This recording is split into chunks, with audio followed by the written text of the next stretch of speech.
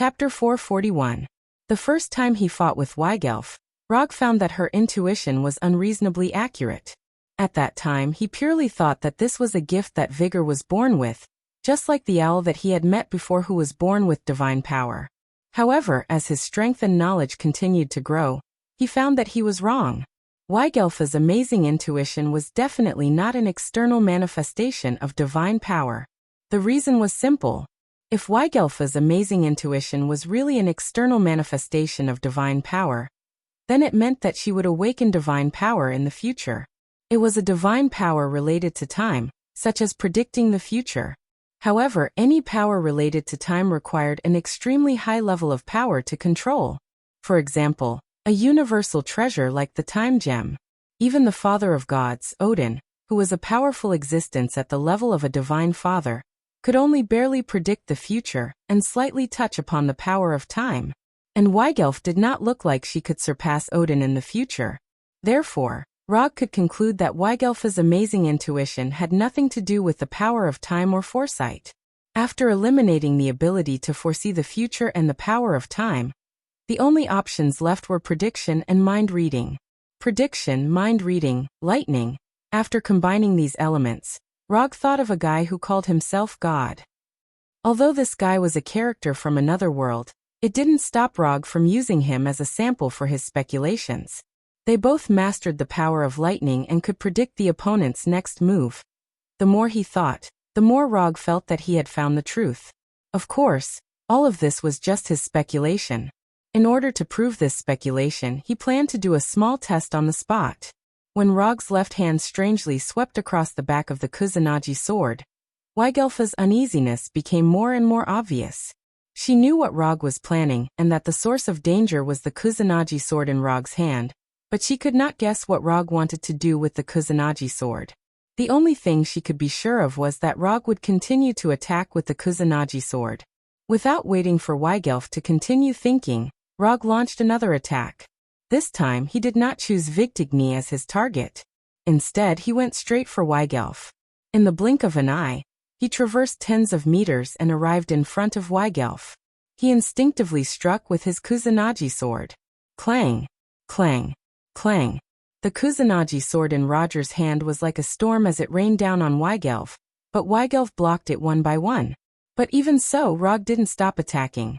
Even when Vigtigny attacked him with her Wrath of the Hurricane, he only dodged slightly before attacking Weigelf again. It wasn't the first time that Weigelf and Vigtigny fought with Rog, but they had never seen Rog like this.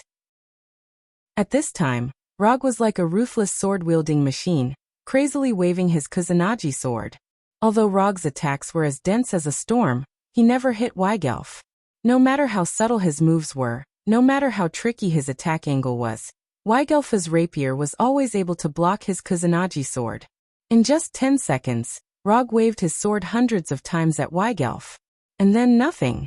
When Vigtigny couldn't help but use a large-scale lightning attack to force Rog back and prevent him from continuing to attack Weigelf, Rog took the initiative to give up the attack and quickly retreated, once again increasing the distance between them. After putting enough distance between them, Rog didn't do anything. Instead, he started counting down silently. 2, 1. At the moment when his countdown ended, Weigelf's rapier suddenly burst out a weak electric current, directly hitting Weigelf's right hand that was holding the rapier. It actually worked. For Weigelf, who has mastered the power of lightning, this sudden burst of electric current was nothing. It didn't even leave an obvious mark on her skin. But after being hit by this electric current, Weigelf's face showed a look of disbelief. How is this possible? When did he leave this electric current? Are you surprised to find that the intuition you are so proud of has failed? Unlike the shocked Weigelf, Rog was a bit calm at this time. When did you do it? Why didn't I notice it at all? Weigelf asked with a dignified face. It's normal that you didn't notice it, because I didn't know when this electric current was passed. Rog was telling the truth. He really didn't know when this electric current appeared on Weigelf's rapier. When his left hand swept the Kusanagi rapier, he wrapped the blade of the Kusanagi rapier with chakra. In this chakra, he deliberately left a thunder attribute chakra that will turn into electric current after 15 seconds. Every time the Kusanagi rapier collides with the rapier, A part of the chakra will be transmitted to the rapier. Whether the thunder attribute chakra will be transmitted to Weigelf's rapier, or when it will be transmitted, Rog himself didn't know. So before the 15 seconds were up, he took the initiative to end the attack, in order to see if the thunder attribute chakra was transmitted. It turned out that after he swung the rapier hundreds of times, the thunder attribute chakra was transmitted to the rapier. Whether the electric current could hurt Weigelf or not was not the main point. The main point was whether Weigelf could discover this move that even he himself didn't know if it worked or not. If Weigelf didn't discover it, then it meant that his guess was correct. Weigelf was the same as the guy who called himself God. She could only predict the enemy's conscious attack. As for how to defeat an enemy who could predict his own attack, the other guy who could freely stretch and rebound his body gave the answer with his own experience. Unconscious attack. As long as you don't know how you will attack, then of course, others can't predict it. This is the so-called king's prediction meets bronze's movement. Even if you are a peak king, you can't predict the bronze's movement. To a certain extent, this could be considered as a manifestation of the mutual promotion and suppression of all things in the world. Okay, the test is over, let's get to the point. Although Rog wasn't a bronze, this didn't stop him from imitating the bronze's movement. No, it can't be an imitation. Imitation is conscious, and the bronze's movement is a kind of unconscious behavior that even the user doesn't know the reason for. Chapter 442. It was extremely difficult for a bronze player to perform a king-level maneuver. Similarly, it was not easy for a king-level player to perform a bronze-level maneuver. Anyone who could reach the king level would not have any obvious shortcomings in terms of awareness, skills, experience, mentality, and other aspects. But bronze-level players were different. In terms of these basic skills, bronze-level players did not have any shortcomings, but all of them were shortcomings. Therefore, in order to perform a bronze-level maneuver, attack that Weigelf could not intuitively detect, Rog had to do something he had never done in a battle before. To put it nicely, it was called emptying the mind and giving control of the body to instinct, allowing the body to perform an attack that was completely out of the control of the mind. To put it bluntly, it was a dazed and absent-minded. Because the mind was already in a dazed and absent-minded state, the attack that the body would perform was something that even the person himself could not determine. When Rog completely emptied his mind, he fell into a philosophical state. Who am I? Where did I come from? Where am I going? At this moment, Rog seemed to have been possessed by the ancient Greek philosopher Plato. He began to think about the three ultimate philosophical questions in idealism that still had no answers. Of course, feeling that he was possessed by the ancient Greek philosopher Plato was just Rog's own opinion. As a member of the Warner Protoss, Vigtigny and Weigelf certainly did not know who Plato was. Therefore, from their point of view, Rog seemed to have been struck by a powerful mental retardation spell. He had turned from an invincible warrior to a village idiot who only knew how to chase after chickens and dogs. What's wrong with him? Looking at Rog, whose aura had undergone a drastic change in an instant, Vigtigny asked Wild, who was beside her. I don't know, it looks like he was hit by a mental retardation spell. But with his strength, even if he was hit by a mental retardation spell, he shouldn't have become like this. Weigelf couldn't understand how Rog could suddenly become such a fool. The Vigtigny sisters were worried that Rog was plotting something, so they didn't take the initiative to attack at all. They carefully guarded against his attacks. They did not take the initiative to attack, and Rog, who had already considered the three ultimate philosophical questions, could not take the initiative to attack. Thus, a slightly strange confrontation was born. Time slowly passed. When the Warner Protoss warriors in the camp couldn't help but whisper to each other, Vigtigny and Weigelf finally couldn't take it anymore. At this time, nearly 10 minutes had passed since Rog started thinking about philosophical questions. Vigtigny and Weigelf didn't know that Rog came alone, so they began to suspect that Rog was deliberately stalling for time to buy time for the troops behind. In the end, after looking at each other, Vigtigny and Weigelf made the decision to attack. Whether Rog really lost his mind or not, they didn't plan to continue the confrontation. In the blink of an eye, they arrived in front of Rog with lightning wrapped around their bodies. The weapons in their hands attacked Rog one after the other, However, just as Victigny's Hurricane Fury and Weigelf's rapier were about to hit Rog's body, he suddenly moved like a fool. Lightning body blink. Rog, who was expressionless as if he was in a daze, suddenly disappeared. The Hurricane Fury and rapier lost their target at the same time. When Rog's figure disappeared again, Victigny and Weigelf were even more convinced that he was stalling for time. Without any hesitation, Victigny and Weigelf retracted their weapons and began to sense Rog's whereabouts. But at this time, Rog flashed behind Victigny like a ghost. Clang!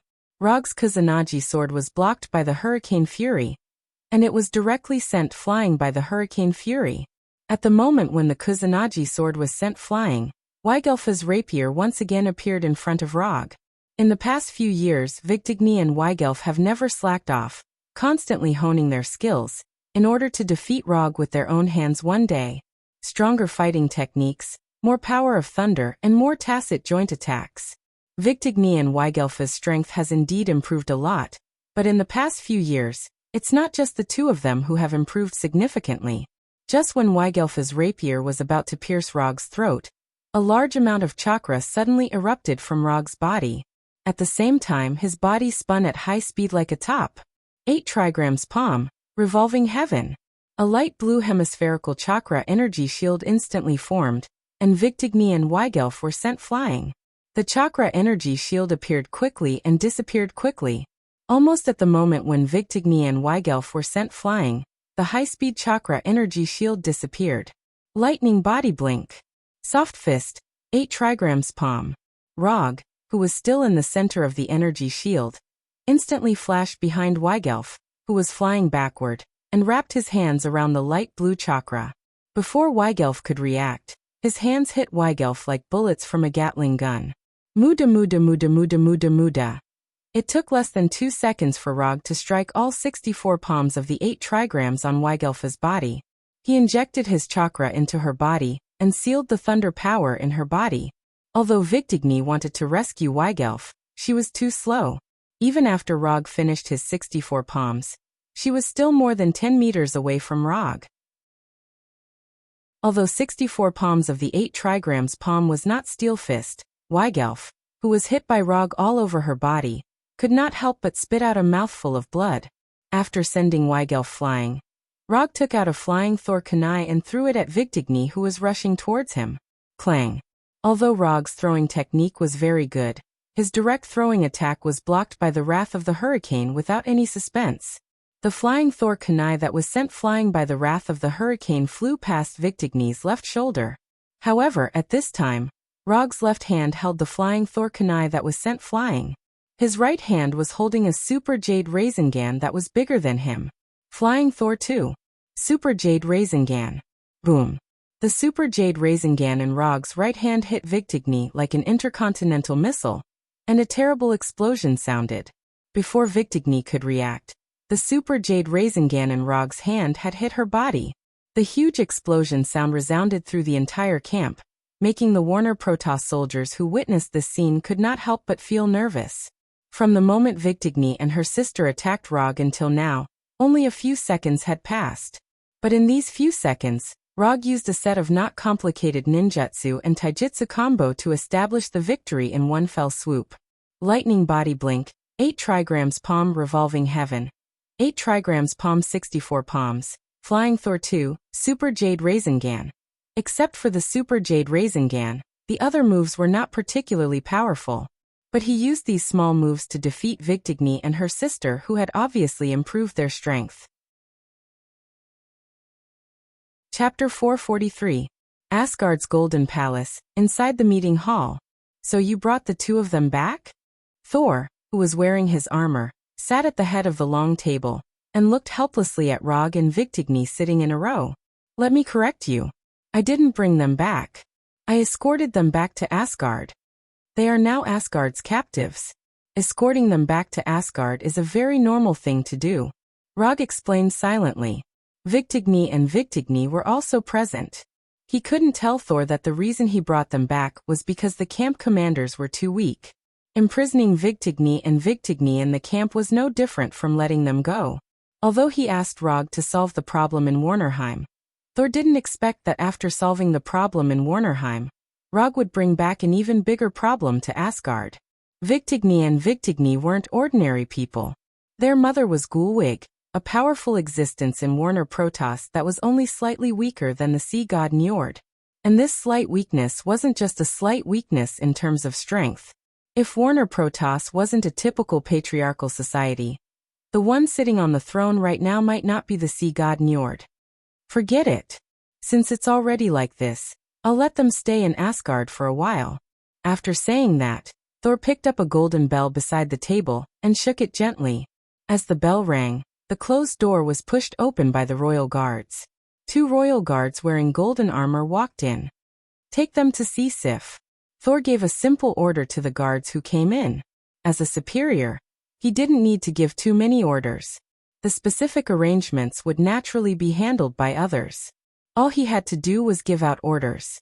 After the guards led Vigtigni and Roland away, Thor continued to question Rog. How did you come up with the idea of bringing them back as captives? I thought you were just going to go on a killing spree, and then simply deal with the Warner Protoss provocation. They surrendered. Rog explained briefly. However, after seeing Thor's dissatisfied expression, he roughly explained what had happened. When he defeated Vigtigni and Vigtigni with his unconscious battle instincts, the 2 sisters immediately chose to surrender. At that time, the problem in front of him changed from defeating the army of Warner Protoss to how to deal with the tens of thousands of surrendered soldiers. After a minute of serious consideration, he decided to be a friendly pacifist. He let go of this army that was basically undamaged. Then he took away the 2 main generals of the army. Although there were tens of thousands of people on one side and only 2 on the other, he was still clear on which was more important. As long as Vigtigni and Roland were still in Asgard's hands, the Warner Protoss wouldn't dare to act rashly. Unlike Njord, who had many descendants, Gulwig only had 2 daughters, Vigtigni and Wygelf. Therefore, even if some Warner Protoss had thoughts that they shouldn't have, Gulwig would make them completely calm down. After explaining to Thor what had happened and the situation of the 3 attacked camps, Rog left the meeting hall and returned to the room he had been staying in. The small episode in Warnerheim was over, so the only thing left was the matter of the goddess of death, Hel. He couldn't help much in the search for Hel's whereabouts for the time being. Therefore, before Hel's whereabouts were discovered, he would have a little leisure time. As for how long this leisure time would be, it would depend on how capable Heimdall, the guardian of Bifrost, and Asgard's intelligence personnel were. Time passed in the blink of an eye, and Rog had unknowingly stayed in Asgard for an entire week. Thor mobilized all of Asgard's intelligence forces, but in the past week, they had found nothing. Not only that, Odin's situation was getting worse and worse, and his divine power was collapsing to the point where he couldn't maintain his form. The news of Odin's impending death couldn't be hidden in the end. At the same time, the news of the goddess of death, Hel, was leaked by someone, causing the entire Asgard to be filled with the aura of a storm. Even Tani, a tourist who had just arrived at Asgard for a few days, noticed this unusual atmosphere. Normally, even if Odin was about to die, Asgard wouldn't be in such a state of panic. The old king had left, and the new king had ascended to the throne. This wasn't the first time in Asgard's history that something like this had happened. However, the appearance of the goddess of death, Hel, made the originally normal process become abnormal. Hel was the eldest princess of Asgard, although Odin tried his best to hide her existence. However, what had happened in the past wouldn't disappear completely just because it was hidden. Hel had once conquered the 9 realms with Odin, and was imprisoned by Odin because of her ambition. All kinds of hidden past were dug up one by one. Even the fact that Hel was the former owner of Thor's hammer, that the name of the weapon was Sword of the Night Sky, and that she had a giant wolf mount named Fenrir were spread out. After knowing that these news suddenly spread outside, Rog first suspected Loki. However, it turned out that this matter had nothing to do with Loki at all. After careful investigation, they found that the news originally came from Jotunheim, the kingdom of the frost giants, and Muspelheim, the kingdom of the flame giants. Like Warner Protoss, after knowing that Odin was about to die, these frost giants and flame giants became a little restless. Although the news was leaked by the frost giants and flame giants, They didn't take the initiative to start a war like Warner Protoss. Instead, they stayed in their homes. At least on the surface, that was the case. Golden Palace in the banquet hall. I've seen the design of the destroyer's armor. The operating principle is very unscientific, and there are also many problems with the performance design. Tani took a sip of Asgard's unique liquor and said with disdain, "The destroyer's armor uses magic and divine power, not science. You can't look at this armor with the scientific and technological eyes of Earth." Thor swallowed the barbecue in his mouth and answered silently. After hearing the conversation between Thor and Tani, Rog and Loki shook their heads helplessly. Since 3 days ago, Thor and Tani had similar conversations every night at dinner. The reason for these conversations was because of a commission from Thor.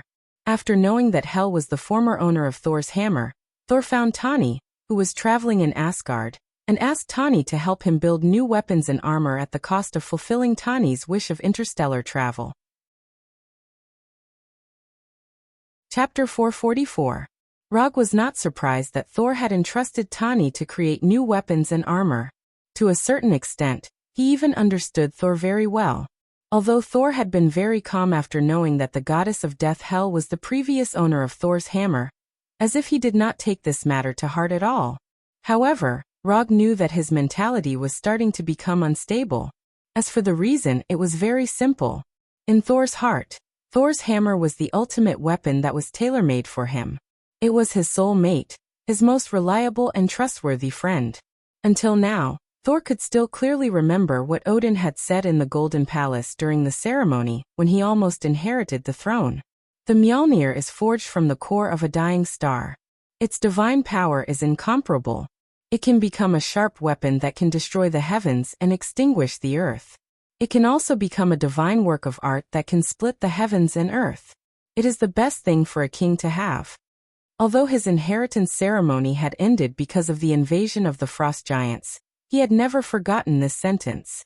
Therefore, in his opinion, Thor's hammer was not only a weapon that Odin had prepared for the next king, but also a test that Odin had for the next king. Whoever could lift Thor's hammer would become the king of Asgard. Note 2. Odin was the king of Asgard, so Odin could lift Thor's hammer. Other than Odin, he was the only one who could lift Thor's hammer, so he was the most suitable person to become the king of Asgard. Although Rog had barely moved Thor's hammer in front of him once, he did not think that it was lifting, so he directly eliminated Rog. However, Hel was different from Rog. Firstly, Hela was Odin's eldest daughter and a member of the royal family of Asgard. Secondly, Hel was the former owner of Thor's hammer.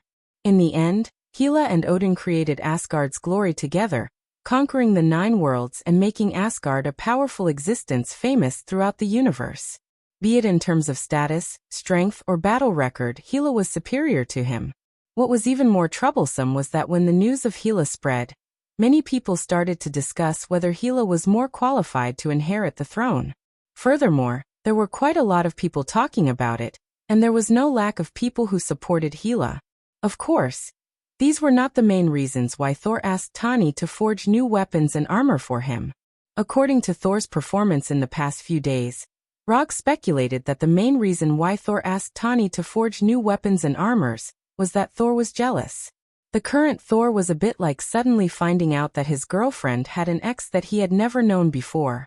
Not only that, this ex was taller, more handsome, richer, and more talented than him. It could be said that he crushed him in all aspects. Furthermore, this ex that he had never known before had taken the initiative to come knocking on his door. No matter which world a man was from, he would have a strong desire to possess the things he liked. This desire to possess was an instinct that was deeply imprinted in a man's DNA. It was an existence that transcended rationality. When they were young, this desire was reflected in the monopolization of toys. When they grew up, this desire was reflected in the desire for money and power. At this moment, Thor was deeply provoked by the ex of Thor's hammer, Hela. He would not give Thor's hammer to Hela, nor would he give Asgard to Hela, nor would he give Loki to Hela. Therefore, he had to do everything he could to increase his strength. For example, let Tani create powerful weapons and armor that Hela had never seen before. As the first princess of Asgard and a former criminal official, Hela's understanding of dwarven weapons was not inferior to his, and might even be better than his. This was also why he did not go to the dwarf king Aitsue, but went to Tani instead. After all, before he was born, Hela had already completed the honor of conquering the 9 realms with Odin. While trying his best to increase his own strength, Thor did not forget to strengthen his teammates. He picked out a few magic letters from the top secret library that only the king was qualified to enter, and handed them to Loki, who was more like an assassin than a mage. At the same time, he also handed the corpse of the giant wolf Fenrir to Rog. As for why Rog made this request, he did not ask too much. After dinner, Rog did not participate in the discussion between Thor and Tani about the new weapons and armor. Instead, he went directly to the laboratory that Thor had specially arranged for him. In this laboratory of nearly 500 square meters, there were all kinds of Asgard's research instruments. In the corner of the laboratory, there was also a heavy ancient wooden desk.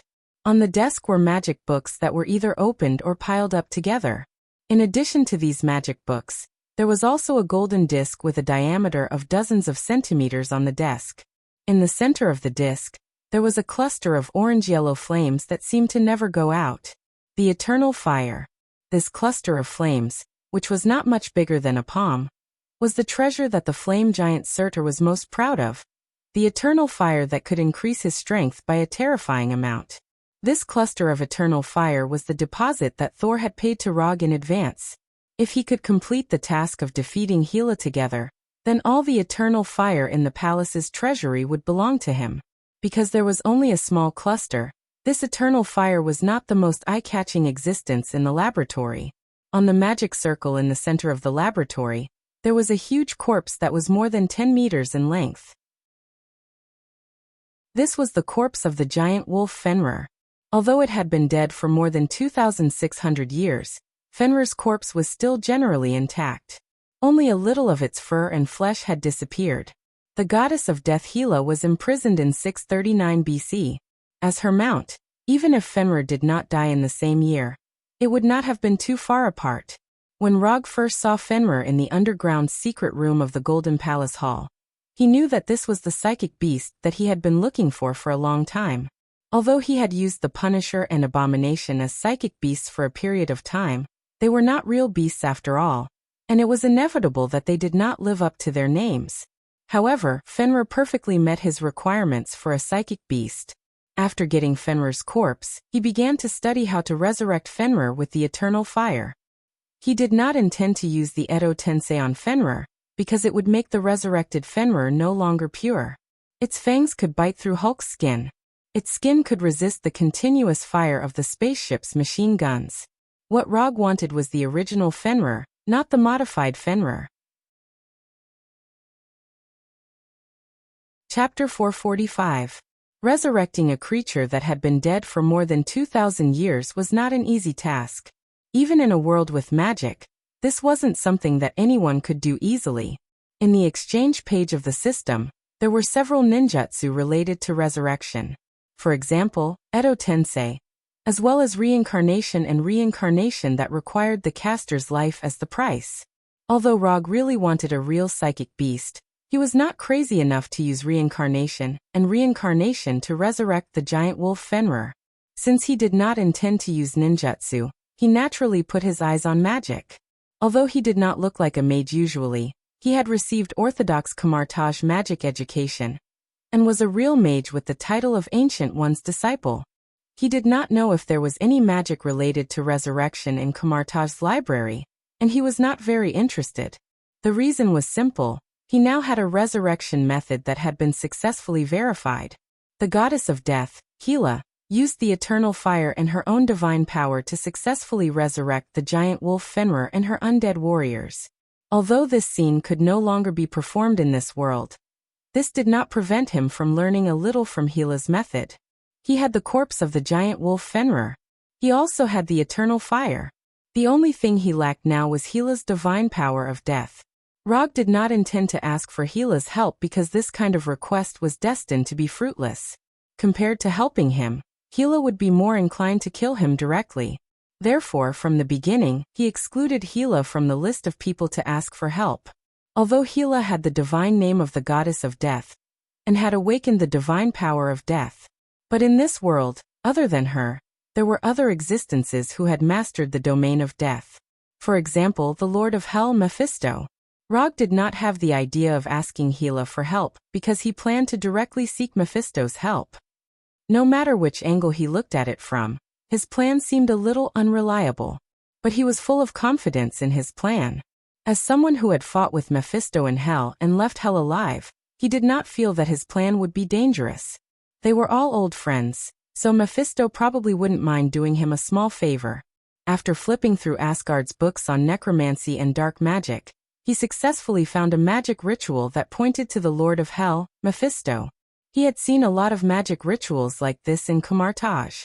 However, most of Kamartaj's magic rituals were directed at the Weshan Emperor, not an evil existence like Mephisto. It wasn't difficult to set up a magic ritual that pointed to Mephisto. According to the records, there were many mages who had set up a magic ritual and successfully contacted Mephisto. However, there were not many mages who could successfully obtain Mephisto's help. However, he was confident that he could move Mephisto. After checking the magic ritual that had already been set up, Rog guided the eternal fire on the golden disc to his left hand. Then he came to Fenrir's body. After taking a deep breath for a few seconds, he raised his right hand and summoned the hellfire that he had plundered from Ghost Rider Johnny. When the orange-red hellfire completely enveloped his right hand, he did not hesitate as he slammed his right hand on the floor of the laboratory and used the hellfire to activate the magic ritual. Activating a magic ritual did not necessarily require the use of hellfire. Other types of energy could be used as well. However, in order to attract Mephisto's attention faster, he chose to use the hellfire to activate the magic ritual. When the hellfire flowed across the ground and ignited the magic array carved on the ground, a temporary spatial passage connecting to Hell was constructed. This temporary spatial passage was different from Ghost Rider Johnny's Hellfire Gate. It could not allow creatures on both sides to pass through freely, and could only barely transmit consciousness and energy. When the spatial passage was completely stabilized, the hellfire burning on the magic array slowly floated into the air and condensed into a demon's head with curved horns. It really is you? Before Rog could say anything, this demon's head formed by the hellfire and larger than his body took the initiative to speak. Mephisto. Although the voice was different from what he remembered, he knew that it was Mephisto himself. That's right, it's me. It's been a long time. Rog replied calmly. I don't think you contacted me just to meet me. Cut the crap and get straight to the point. What exactly do you want from me? Mephisto did not intend to continue chatting with Rog, and asked directly. Of course, if the magic ritual set up by Rog could last longer, he would not mind chatting with Rog about his wonderful past experiences. It's very simple. I hope you can do me a small favor, and add some death and resurrection power to the eternal fire in my hands. I want to resurrect this fellow in front of me. Rog did not waste any time and directly stated his request. So you want to resurrect Fenrir? With the eternal fire, resurrecting Fenrir is indeed not difficult. But why should I help you? You rejected my good intentions the last time. Mephisto was still brooding over Rog's refusal to become his subordinate. Don't be so petty. No matter what, you're a lord of hell. There's no need to make things difficult for a small fry like me. Rog replied nonchalantly, and did not look like he was asking for help at all. Although he did need Mephisto's help now, he did not feel that he needed to act like a beggar. And strictly speaking, he was not here to ask for help, but to make a deal. There's no custom of helping others for free in hell. Show me your sincerity, and I might consider it. Mephisto said in a tone that said, You know everything. Don't you just want a reward? No problem. Within 10 years, I'll take the initiative to go to hell once and spar with you again. How about this reward? Are you interested? Ever since the last time they fought, Rog knew that this old pervert Mephisto had his eyes on his soul. However, as long as he did not take the initiative to go to hell, Mephisto could not do anything to him. Therefore, he intended to give Mephisto a chance to obtain his soul. Of course, going to hell did not mean that he would definitely hand over his soul. If he wanted to obtain his soul, he would need to have some real ability. Deal. Rog had just finished speaking when Mephisto agreed. At the same time, an ancient sheepskin scroll flew out of the skull formed by hellfire. Sign it, and I'll help you resurrect Fenrir. Chapter 446. The brownish-yellow ancient sheepskin scroll slowly floated in front of Rog and unfolded on its own, displaying the contents of the contract in front of him. The contents of the contract were basically the same as the remuneration he had mentioned earlier, written in English that he was familiar with. From the content, there was nothing wrong with the contract at all. There were no misleading words, nor were there any loopholes in the grammar. However, after reading the contents of the contract, Rog sighed helplessly. Although Mephisto seemed very easy to talk to now, he was ultimately a cunning demon who liked to hide loopholes in contracts. I say, can there be any trust between humans and demons? Rog raised his head and looked at the demon's head floating in the air with dissatisfaction. What do you mean by this? The contents of the contract were written according to the remuneration you mentioned. Are you going back on your word? Although the demon's head formed by hellfire was only a projection, it displayed an extremely realistic expression, just like Mephisto himself. Although I've only been to hell once, and rarely interacted with you demons from hell, you can't treat me like an idiot. If I'm not wrong, these decorative patterns on the scroll should be some kind of hell's language. At first glance, there was indeed nothing wrong with the contents of the sheepskin scroll. However, the real contents of the contract were not just what he had said. Those patterns and lines that looked like they were just used to beautify the scroll were also a part of the contract. As expected of the man I've taken a liking to, you're indeed cautious, Mephisto said in an appreciative tone. After that, the patterns and lines on the scroll completely disappeared, leaving only the English parts that Rog could understand. You should be able to relax now, right? No, I'm still worried. Supercilious Eye, activate. Rog ignored Mephisto's gaze and directly activated Supercilious Eye. Using Supercilious Eye's supervision, he scanned the sheepskin scroll with extreme seriousness. There were no words that could not be seen with the naked eye. There were no energy-based languages or spells. There were no hidden traps or structures. Rog carefully observed every part and corner of the sheepskin scroll, as if he was disarming a bomb. Indeed, there's no problem. After confirming that there was nothing wrong with the scroll, he closed Byakugan, raised his right hand and condensed chakra on his index finger. No matter what method was used to sign the name on the scroll, it would not affect the effect of the contract. Ink could do it, blood could do it, and so could chakra. Just as Rog's index finger was about to touch the parchment, he suddenly stopped and said quietly, I'm still a little worried. What are you worried about again? Mephisto's tone became a little displeased. Although the contract clearly states that as long as you resurrect Fenrir, I have to go to hell once within 10 years. However, resurrection for 1 second is still resurrection. That's why I think we need to discuss the time frame for Fenrir's revival. Rog said with a serious face, as if he was really considering this question. You. For the first time, Mephisto realized that Rog wasn't as good as he had imagined. At least, he was more talkative and neurotic than he had imagined. Suppressing the anger in his heart, Mephisto changed the contents of the contract again. The other terms were unchanged, but there was an additional sentence after the sentence about resurrecting Fenrir. Resurrect Fenrir and guarantee that Fenrir would have a natural lifespan of more than 100 years. 100 years of natural lifespan. Can I sign it now? No problem. Thank you for your generosity. Rog thanked him sincerely, raised his right hand again, and condensed chakra on his index finger. However, just as his finger was about to touch the parchment, he stopped again. What's wrong with you again? Although Mephisto's tried his best to control his tone, the demon head floating in the air clearly displayed his dissatisfaction. Well, I thought about it again just now. You're a lord of hell. Logically speaking, I shouldn't doubt your ability. But Fenrir is a special life form after all. It's a little different from humans. So, before signing the contract, can you prove a little that you do have the ability to resurrect Fenrir? Of course, This doesn't require you to really resurrect Fenrir. I just want to confirm that you really have the authority related to death. If you don't mind, you can first add some death domain energy to the eternal fire to prove that you do have the ability to fulfill the contract. He raised his left hand and displayed the eternal fire in front of Mephisto's. That's right, said Rog sincerely as he raised his left hand and displayed the eternal fire in front of Mephisto's. Mephisto didn't expect Rog to be worried about this. To an archdevil of Bator, this was a humiliation. Isn't it just a stronger beast? As long as I want to, I can make this beast jump around at any time. Mephisto didn't say anything. He used his actions to prove his thoughts.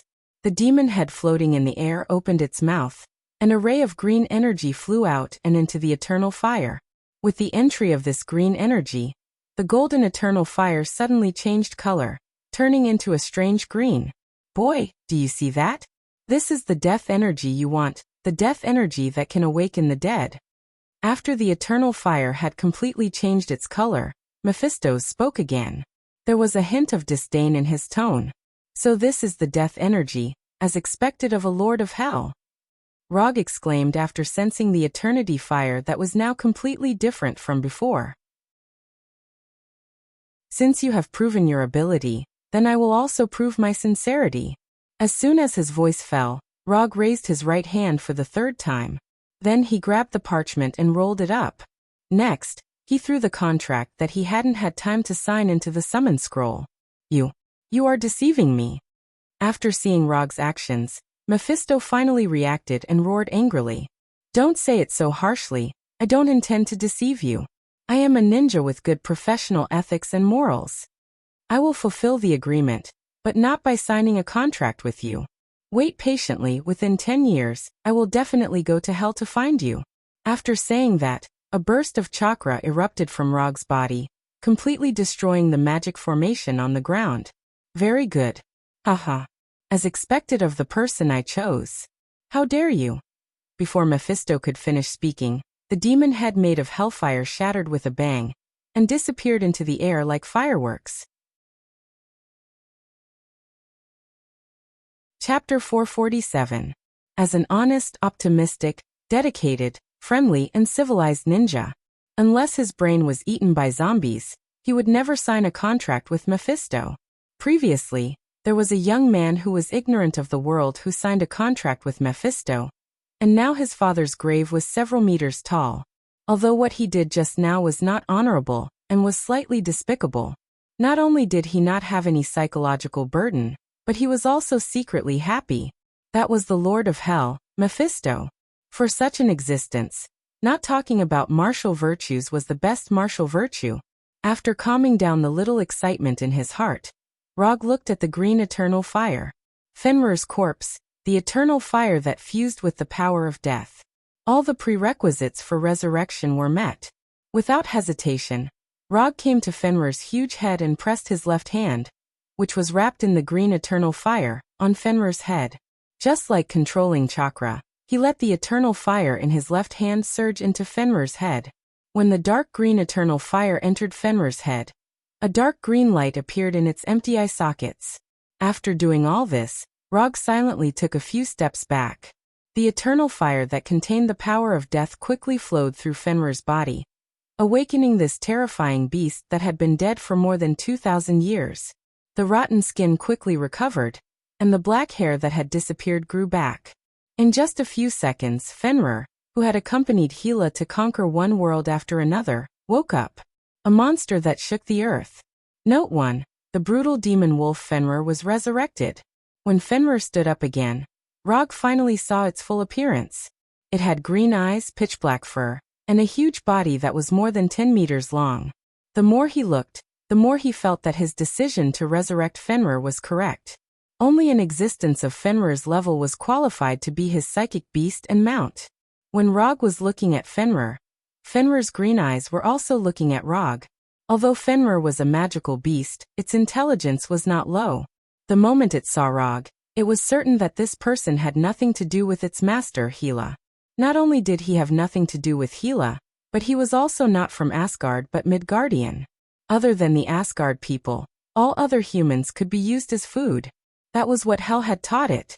Therefore, based on its past experience, it raised its right claw and swatted Rog like a fly. However, Fenrir soon discovered that Rog was completely different from the Midgardians in its memory. Before its sharp and huge right claw could land, Rog jumped onto its body and shone with a brilliant light. Before Fenrir could react, it had disappeared with Rog. Before reviving Fenrir, Rog had considered various possible scenarios. For example, the resurrected Fenrir treated him as food or an enemy. He was prepared for this and found a forest far away from the Golden Palace and the town. As for what this forest was called, he didn't know and wasn't interested, because he would only come to this forest once and only once. After using quantum teleportation to bring Fenrir to the center of the forest, Rog directly left Fenrir's back. Then he used the special ninjutsu to train psychic beasts. Mokutan Jutsu. Mokutan, Wood Dragon Jutsu.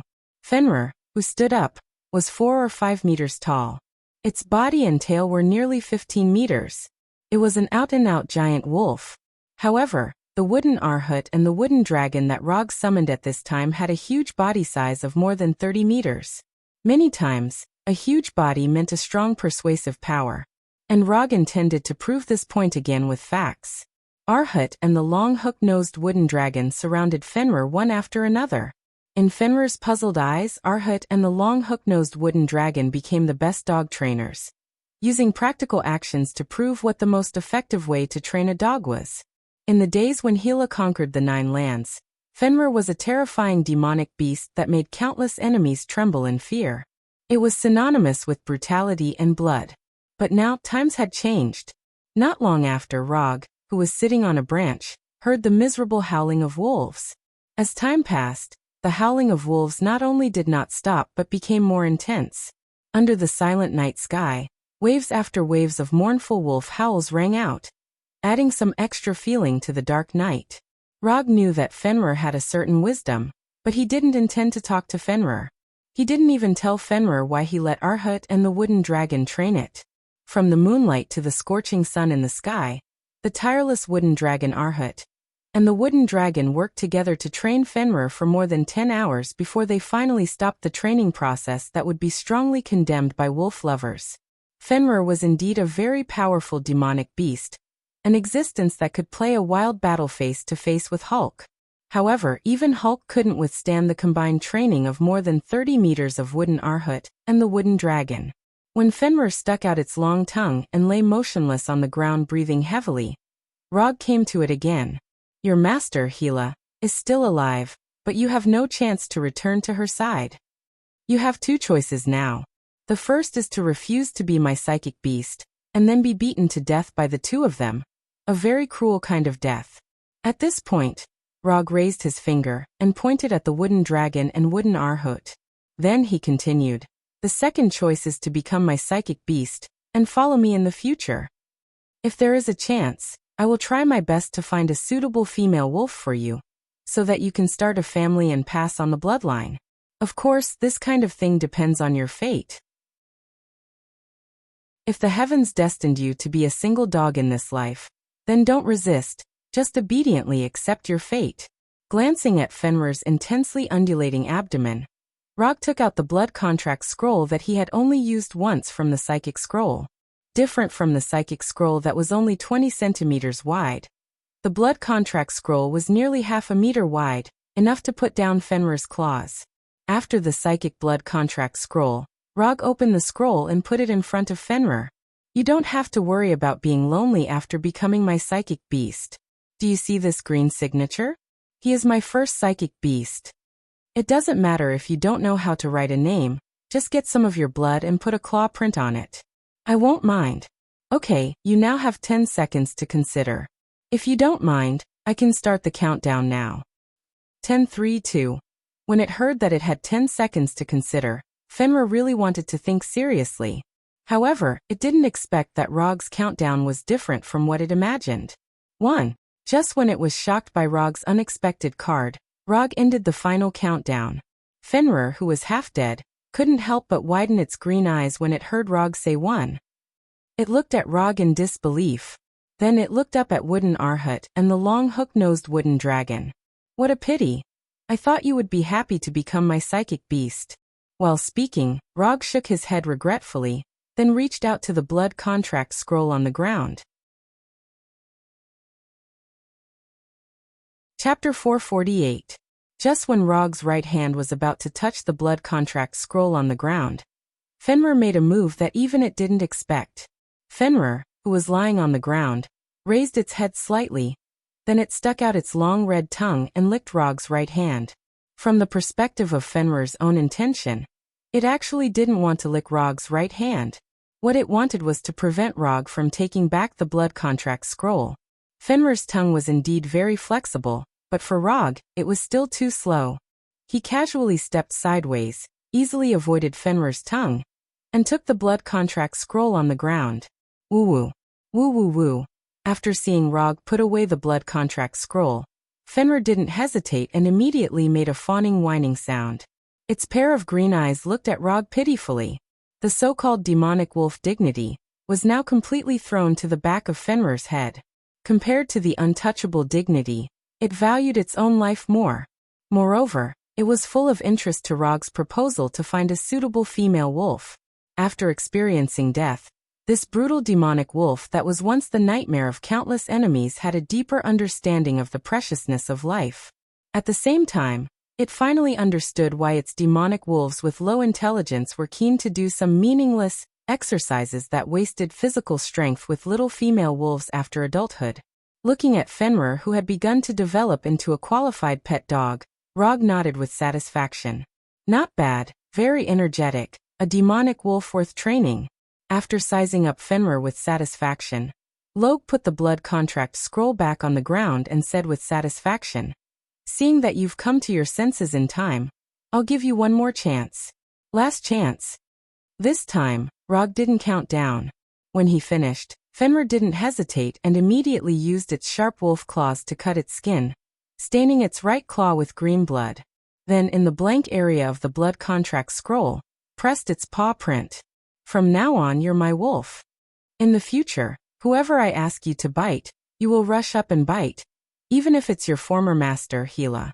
Of course, if you encounter any trouble in the future, I will cover you and never let others bully you. As for the other psychic beast benefits, I'll tell you slowly later." Opening the system's attribute panel, Rog glanced at the psychic beast column. Psychic beast, Punisher Frank, Edo 2 reincarnation. Abomination Bronsky, Giant Wolf Fenrir. The Punisher was the only one among the 3 summoned beasts that didn't have a blood contract. Since it was summoned by the Eddy Earth, it was naturally a summoned beast, so there was no need for it to sign a blood contract. As for Abomination and Fenrir, they had both been trained and voluntarily signed the blood contract scroll, thus becoming Log's psychic beasts. You can rest here for a while to recover. You can go and grab whatever you want to eat. Of course, humans. When I need you, I'll find you again. You can now enjoy your new wolf life. After that, Rog threw the blood contract scroll back into the psychic scroll, then opened the portal back to the laboratory. After coming out of the portal that was shining with golden sparks, he glanced at the slightly empty laboratory. In addition to Fenrir, he actually had another psychic beast that he wanted. Devourer. One of the most terrifying creatures in the universe. Its stomach was connected to a parallel universe, and it could devour almost everything. After he crippled Falker, he had asked Konoha's intelligence department to look for information about the devouring soul beast. He hoped that he could capture this orange cat that would never get fat from eating. But unfortunately, until now, he didn't get any information about Devourer. If he could turn Fenrir and the flapping Yuan beast into his own psychic beasts, then he would be considered a winner in life with both a cat and a dog. After a little fantasy in his mind, he left the laboratory, found the guards stationed near the laboratory, and asked them to send the magic books in the laboratory back to the Golden Palace Library. Those magic books were the collection of the Golden Palace. After reading them, of course, they had to be returned to the original owner. After instructing the guards, he happily walked toward Tani's laboratory. Resurrecting Fenrir was his pre-war preparation plan. After completing his plan smoothly, he couldn't help but be curious about Tani's progress. Although most of the Iron Man armors made by Tani were products of technology, In Rog's memory, Tani also made several sets of magic armors. Kami Assembly Armor, Sword in the Stone Armor, God Slayer Armor, Supreme Warlock Armor. However, Rog only saw these armors in manga. As for whether Tani in this world could still make these armors, he wasn't sure. It didn't take long for him to come to the laboratory that Thor specially prepared for Tani and saw Tani, who was designing a new type of armor. "Why are you here? Did your wolf cub come back to life?"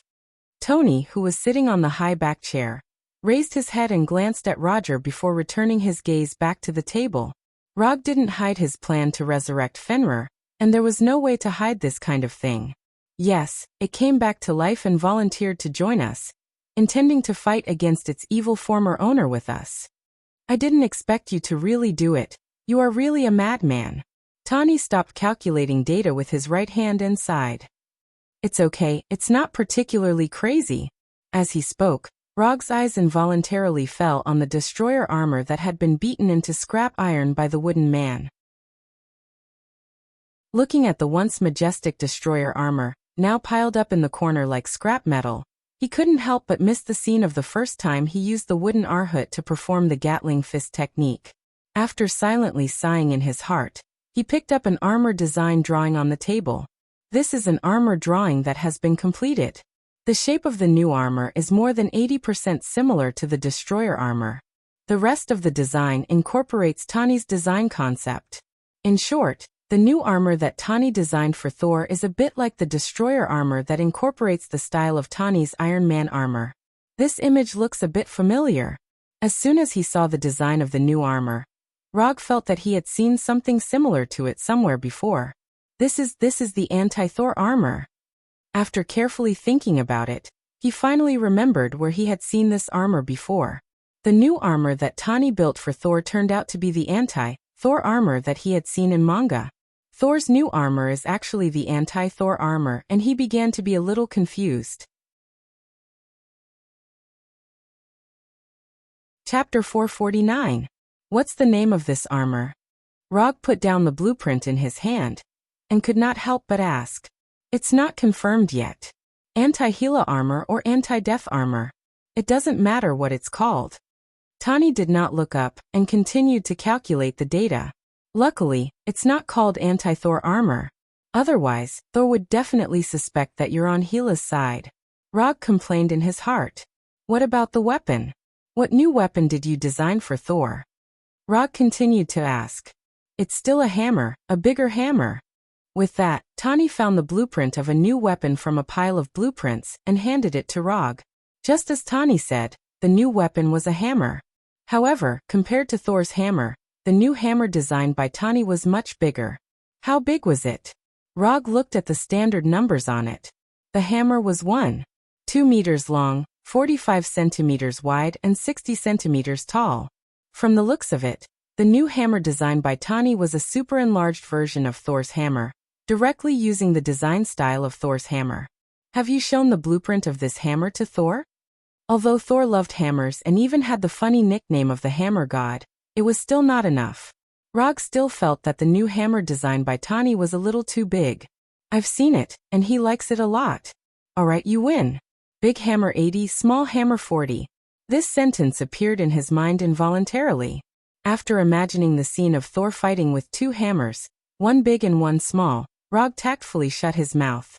Then he left Tani's laboratory and decided to return to his room to have a good sleep. Controlling the wooden arhut and the long beak-nosed wooden dragon for more than 10 hours wasn't enough to exhaust his chakra, but it was still very tiring. Under the service of the maids of the Golden Palace, he enjoyed a relaxing bath service that made him feel both physically and mentally comfortable. This damn feudal society degenerate life. A week later, in the conference hall of the Golden Palace. This is a letter of challenge from Hela. With that, Thor, who was sitting at the head of the table, passed Hela's letter of challenge to Rog, who was sitting at the head of the table. After receiving the letter of challenge, Rog casually glanced at it. The content was very simple. There was only one sentence. 3 days later in Jotunheim, the two armies will face off. The goddess of death did not plan to sneak back to Asgard. Instead, she openly issued a challenge and set a date for the final battle. It had to be said that Hela's method was very domineering. Although her strength would increase significantly after she stepped onto Asgard, she was still a little weak.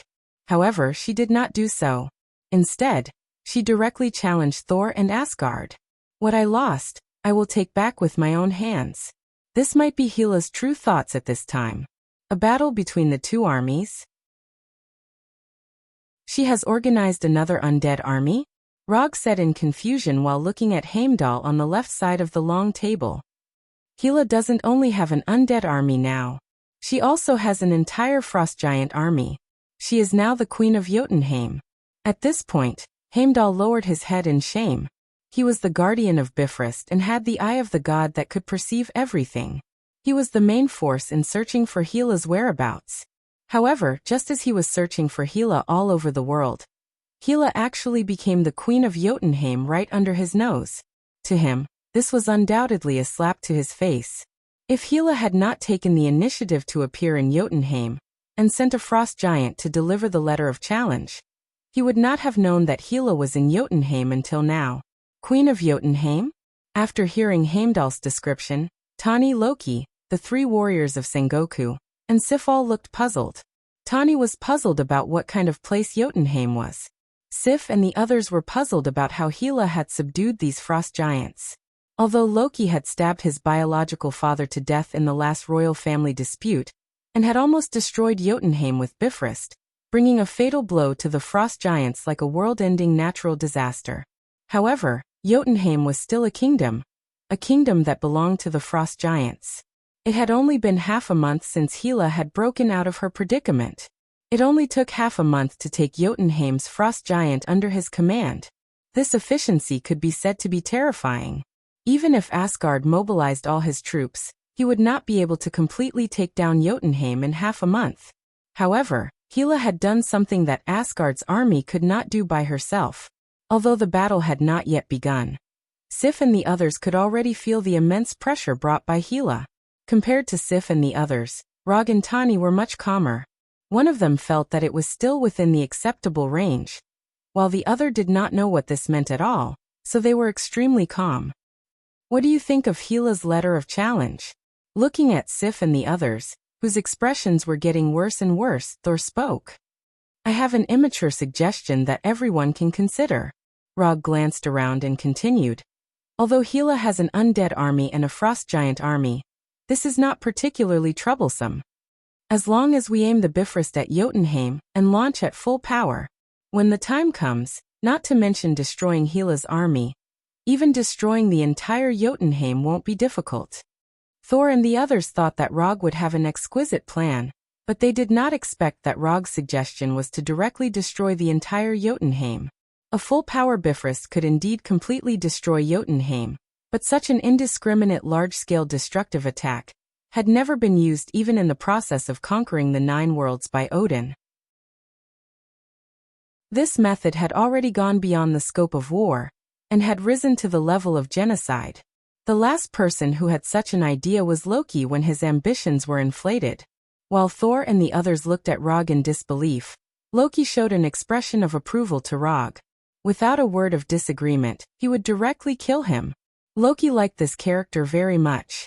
After looking at Rog silently for more than 10 seconds, Thor sighed helplessly, shook his head and said, "No, we can't do this. Even if we destroy Jotunheim, it won't cause much harm to Hela. With her strength, she can leave before Jotunheim is destroyed." In the end, Thor rejected Rog's suggestion. "If we don't do this, then we can only sacrifice the lives of those ordinary soldiers. You and I can entangle Hela, but we can't deal with her army at the same time. You should know this very well." Although Rog's suggestion was crazy, it could prevent the deaths of ordinary soldiers to the greatest extent. Although using the Bifrost to attack Jotunheim was a very unfair thing for the Frost Giants, the Frost Giants still had the advantage. But war was never fair. Since they stood in the wrong position, of course they had to pay the corresponding price. No, Asgard won't do this, and Father won't want to see this. Thor did not want to sacrifice the lives of ordinary soldiers, but he still could not accept the suggestion of using Bifrost to launch an indiscriminate destructive attack.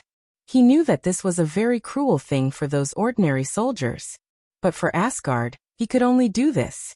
Asgard must not be synonymous with tyrant and destruction. Absolutely not. Chapter 450. Asgard Golden Palace Hall. Thor was wearing a silver-white anti-Hera armor as he sat on the throne in the Golden Palace Hall, with a serious expression. On the left and right of the throne, there were two warhammers, one big and one small. The small one was Thor's hammer. The big one was the new weapon that Tani had created for Thor, the Thunder Titan's hammer. On the stairs on the side of Thor's hammer stood the Rainbow Bridge Guardian Heimdall, Sif, and the three warriors of Sengoku. On the side of the Thunder Titan's hammer stood Loki, Rog, Tani, and Hulk. Hulk was not originally on the list, and Thor did not specifically summon Hulk.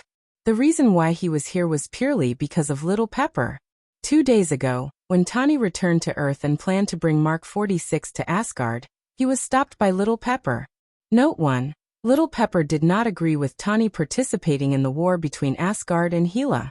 According to Tani, he used a strong attitude to reject Little Pepper because he did not want to abandon Thor and Rog.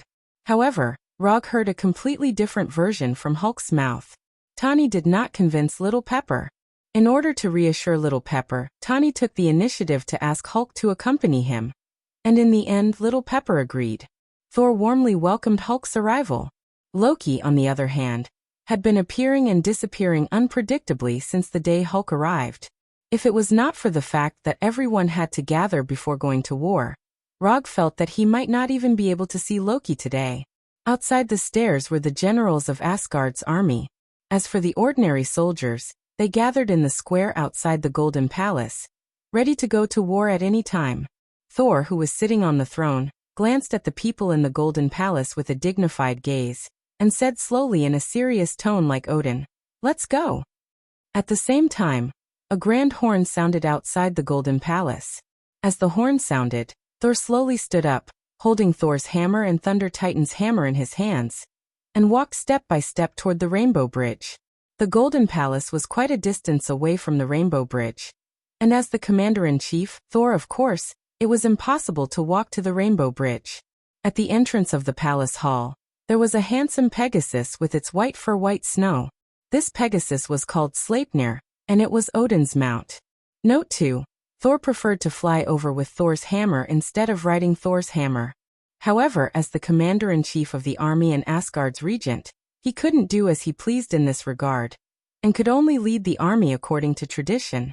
When Thor rode the handsome Pegasus that originally belonged to Odin, except for Rog and Hulk, everyone else rode the Pegasus that had already been prepared and slowly walked toward the Rainbow Bridge Hall. Rog didn't ride a Pegasus because he had a better mount, Fenrir. Hulk didn't ride a Pegasus because he didn't know how to ride one at all, and those Pegasus were instinctively afraid of him. As long as Hulk touched these Pegasus would instantly go crazy, as if they had been touched by their natural enemy. Under the leadership of Thor, Asgard's army started from the Golden Palace Square, and marched all the way to the Rainbow Bridge Hall. Then, like dumplings, they walked into the entrance of the Rainbow Bridge one batch after another. The Rainbow Bridge was worthy of being a strategic weapon of war. It only took a few seconds for Thor, Rog, and others to arrive at the bone-chilling Jotunheim. Behind them were teams of Asgard's army.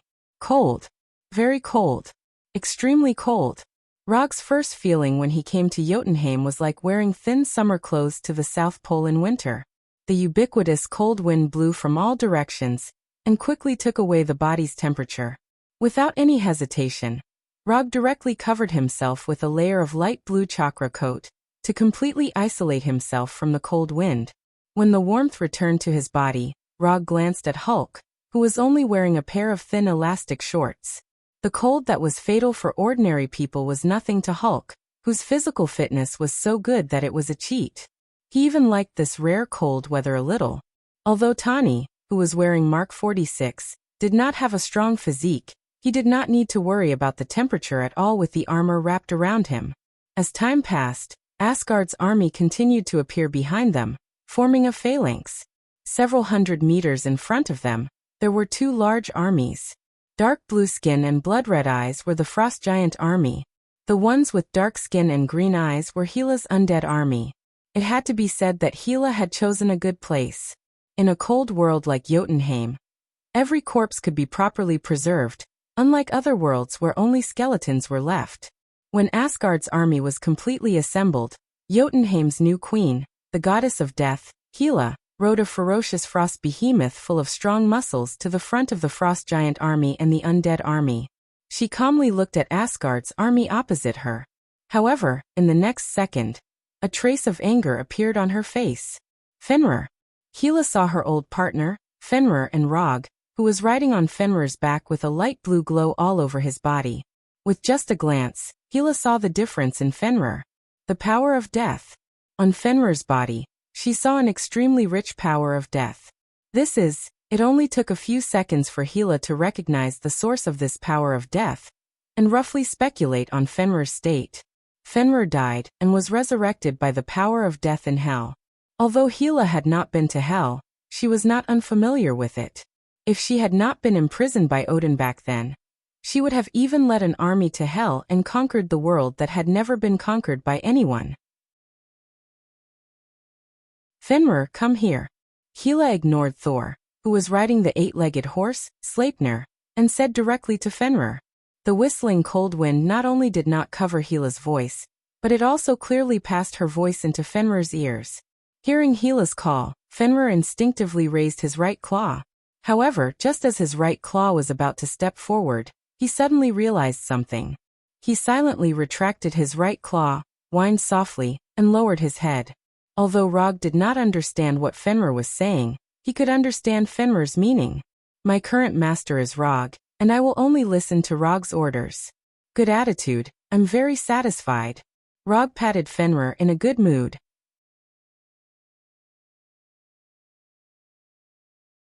Chapter 451. Although Asgard was a universal civilization with a long history, Asgard's war culture was not much different from medieval Europe. To put it simply, both sides of the war would gather their respective armies, then choose a battlefield where no one had any objections, set up a formation, and finally, charge directly. Yes, Asgard's war culture was so simple, just like a street gang fight. The only difference was that the number of people fighting was a little more, the weapons were more powerful, and the individual combat power was a little stronger. When Fenrir refused Gila's summon, Thor, who was riding on the eight-legged Thor's hammer, directly raised the hammer of Thor in his right hand, and summoned a huge lightning bolt that cut through the cold wind.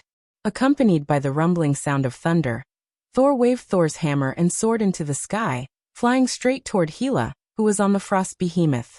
Without any orders, when Thor took the lead and flew toward the goddess of death, Asgard's army also rushed toward the frost giant army, and the undead army on the opposite side like a torrent.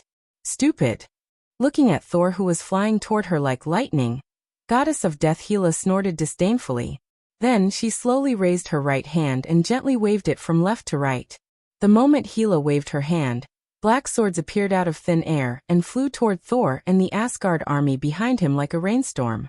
However, just as these black swords flew out, a Rasengan wrapped in lightning took the lead and flew into the frost giant's army. Raidun. Spiral electromagnetic gun. Rog, who was riding on Fenrir's back, did not charge with Thor, but directly used ninjutsu. Since Thor didn't want Asgard to be known as bloody and cruel, then this bad name will be carried by me. Unlike Thor, Rog didn't care what others would think of him. Even on Earth, he dared to let Konoha maintain a strong and domineering style, and he didn't care what others would say about him and Konoha.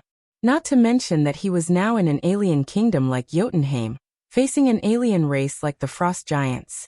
Although the spiral electromagnetic cannon was not big, its speed and power were not small at all. Before the black sword that Gila shot out could reach Thor, the light blue spiral railgun had already landed in the middle of the Frost Giant army. Boom! A terrifying explosion that caused the earth to tremble resounded. A huge light blue ball of light soared into the sky, and a powerful energy storm and shockwave swept out in all directions like a hurricane, instantly engulfing everything. The terrifying shockwave produced by the explosion blew away the raging cold wind, causing the harsh cold weather to temporarily disappear. No one thought that Rog's first shot would be a large-scale attack ninjutsu. However, what surprised them even more was what he did next.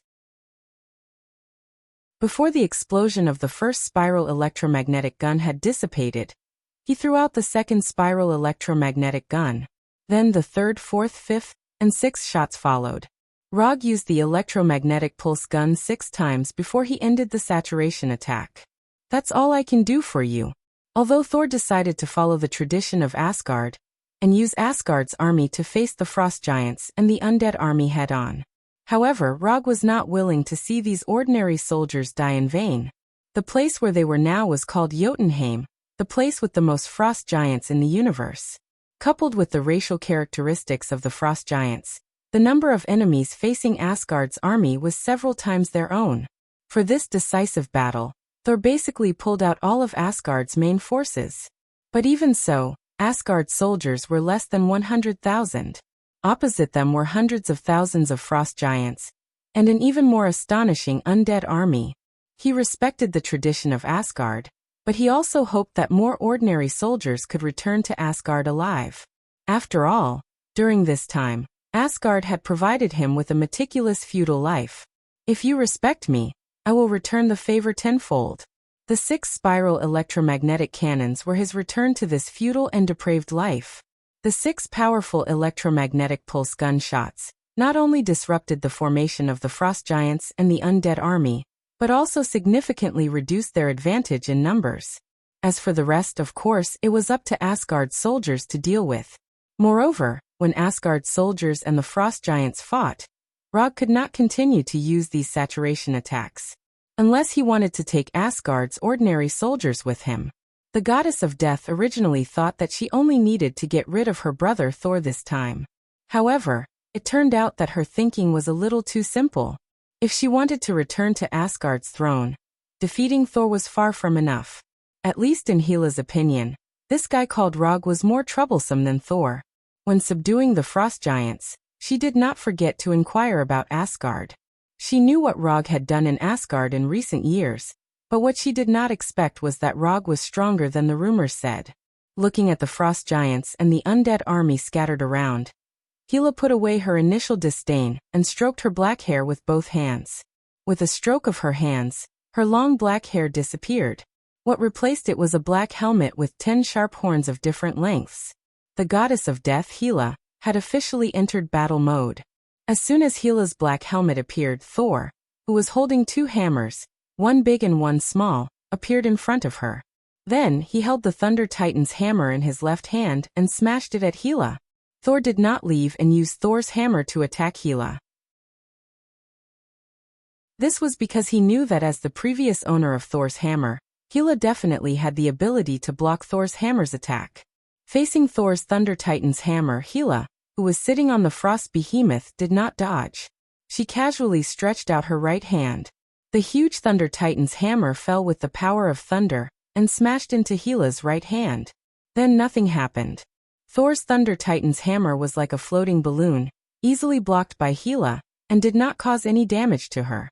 Not only that, when Thor tried to pull back the Thunder Titan's hammer, he suddenly realized that he could not. With Thor's hammer as a sample, the Thunder Titan's hammer, which Tani had painstakingly created, seemed to be nailed to Hela's hand. No matter how hard Thor tried, the Thunder Titan's hammer did not move at all. Thor had seen this scene before when others tried to lift Thor's hammer. Kneel. Hela, who was holding the Thunder Titan's hammer, looked at Thor calmly and said like a queen.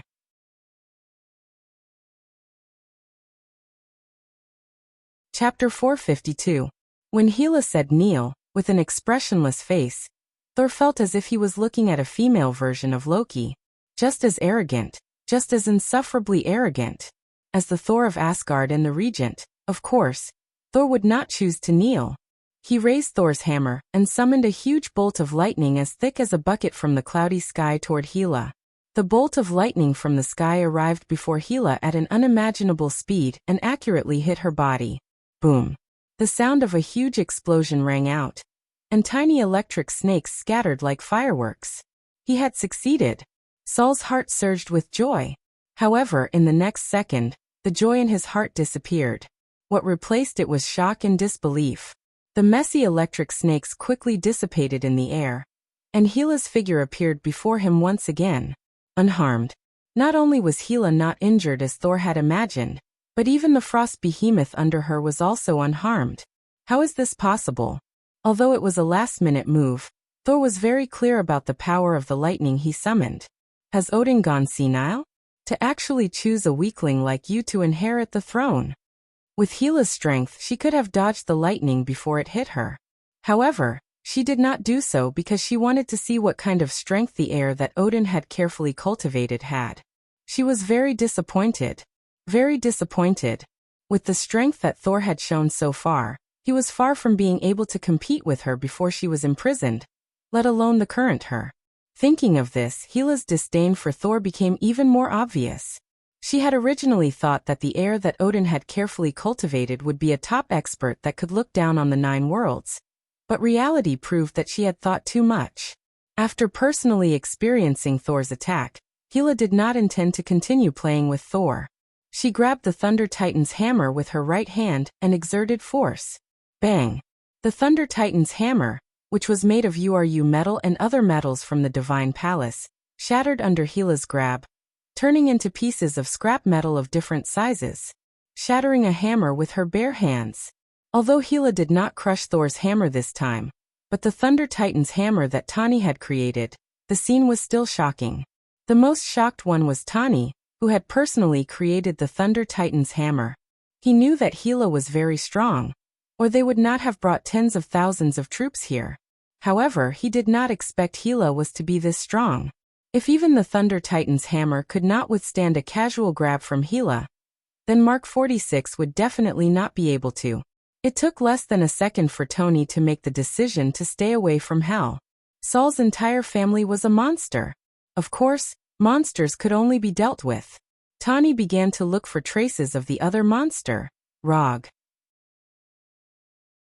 After using 6 spiral electromagnetic cannons, Rog used super light rock to leave Fenrir's back, allowing Fenrir to freely attack the frost giants and the undead army.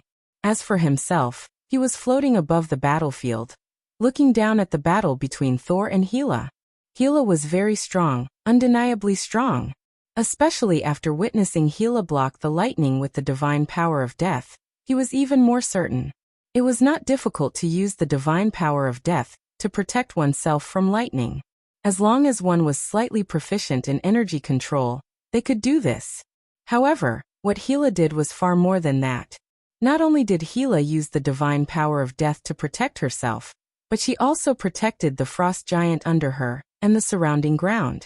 What was even rarer was that Gila controlled the output of the divine power of death to an extremely precise degree, making the divine power of death just enough to offset the power of the lightning, creating a scene as if nothing had happened.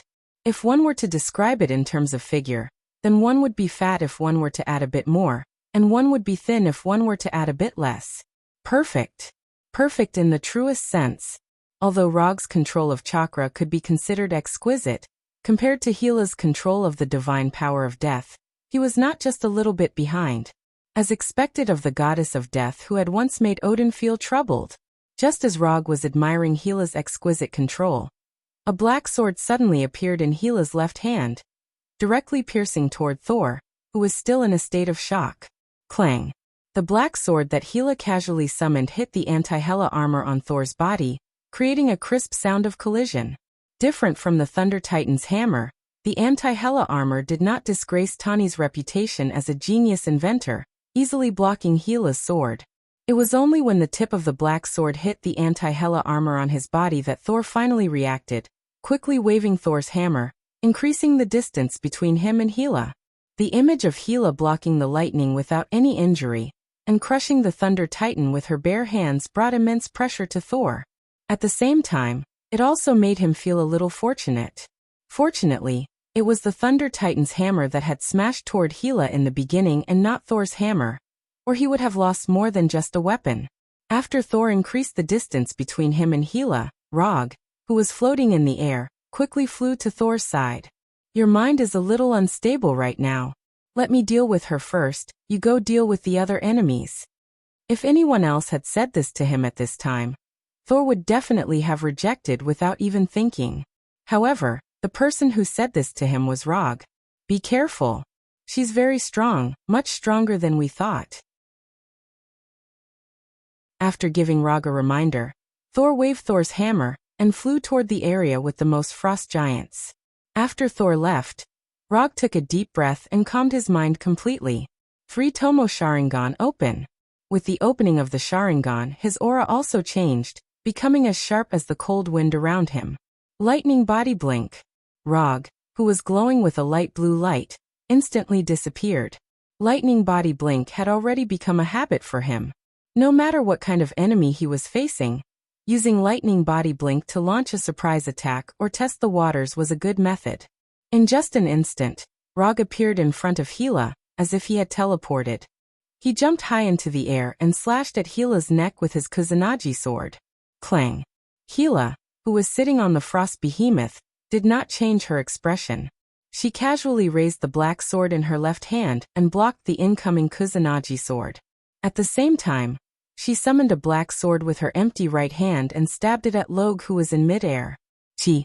The black sword in Hela's right hand instantly pierced through Rog's body.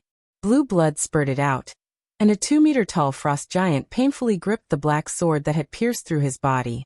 Substitution technique.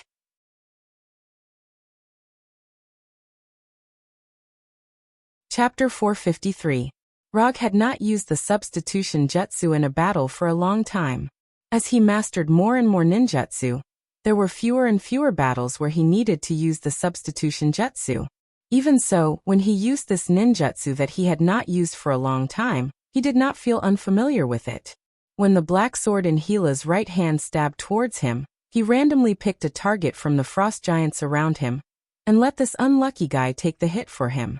In Naruto's world, the substitution jutsu was one of the 3 entry-level ninjutsu.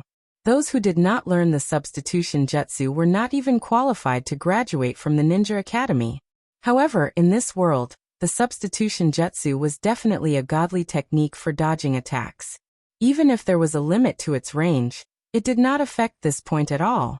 Compared to when he first learned the substitution jutsu, Rog's range was now several times larger, enough to allow him to dodge most attacks except for large-scale ones.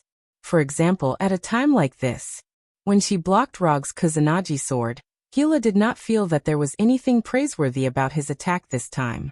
However, when Rog used the substitution jutsu that she had never seen before and could not even see through, Hela's expression appeared as if she had seen a new prey. In an instant, he replaced her position with the frost giants and let them take the hit that should have been taken by her. Interesting. Hela did not pay attention to the frost giants that were still struggling in pain. She released her right hand and directly abandoned the black sword. For Hela, this black sword was a consumable that she did not need to care about at all. However, when she released her right hand and threw away the black sword, Rog, who had disappeared, once again appeared in her sight.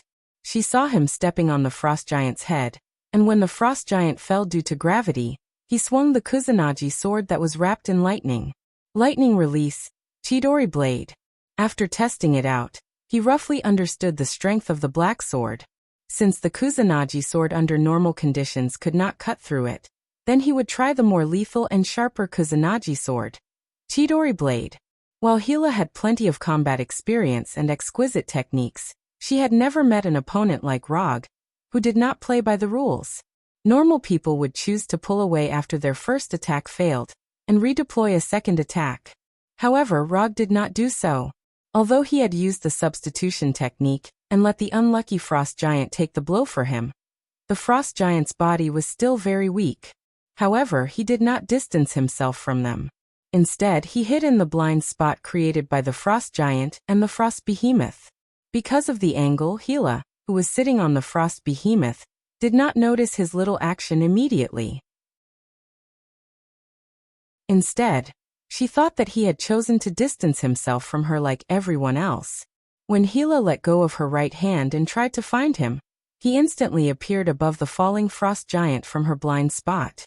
When she saw Rog stepping on the frost giant's head, Hela's right hand once again summoned the black sword, and the black sword in her left hand immediately attacked him.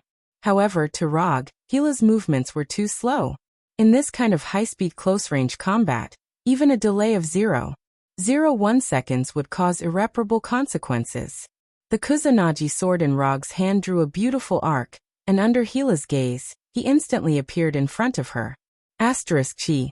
The Kusanagi sword with lightning wrapped around it slashed through Gila, cutting off one of the sharp horns on her helmet. It was not that Rog did not want to directly cut off Gila's head, but he did not have such a chance. While the black swords in Gila's hands could not stop him in time, her strangely shaped black helmet with 10 sharp horns managed to block his unexpected attack. At the start, Rog was still curious as to why the goddess of death would choose such a strange helmet. Now he knew. This black helmet was not only a decoration that made Gila look more domineering, but it was also a protective equipment with good defensive effects. At the very least, when Gila was wearing this helmet, Rog would definitely not choose to attack her head with his bare hands. Lightning blink. While the final result was a little different from what he had imagined, he did not hesitate and directly used lightning blink to leave the frost giant's head.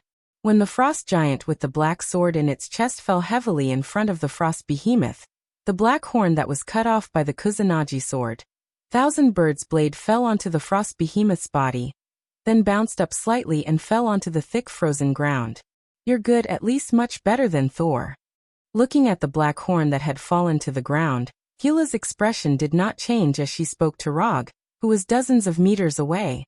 Then, under Rog's gaze, Gila raised her right hand and gently touched the horn that had been cut off by Rog. When Gila's right hand touched the smooth surface of the cut, a ghostly green light lit up, and the black horn that had been cut off quickly returned to its original state. At the same time, the black horn on the ground turned into a bundle of black hair. It's actually hair. Seeing this scene, Rog revealed a look of doubt. All this time, he had thought that Gila was wearing a strange helmet. However, now it seemed that it was not a helmet at all, but hair that had been changed by the god of death. This way of using energy was very imaginative. Using energy to strengthen parts of the body was a relatively common and orthodox method. For example, Rog often used chakra to strengthen his body, giving him more strength and speed in battle. However, Gila's method was completely different. She used the god of death's power on her hair, turning it into a strange helmet.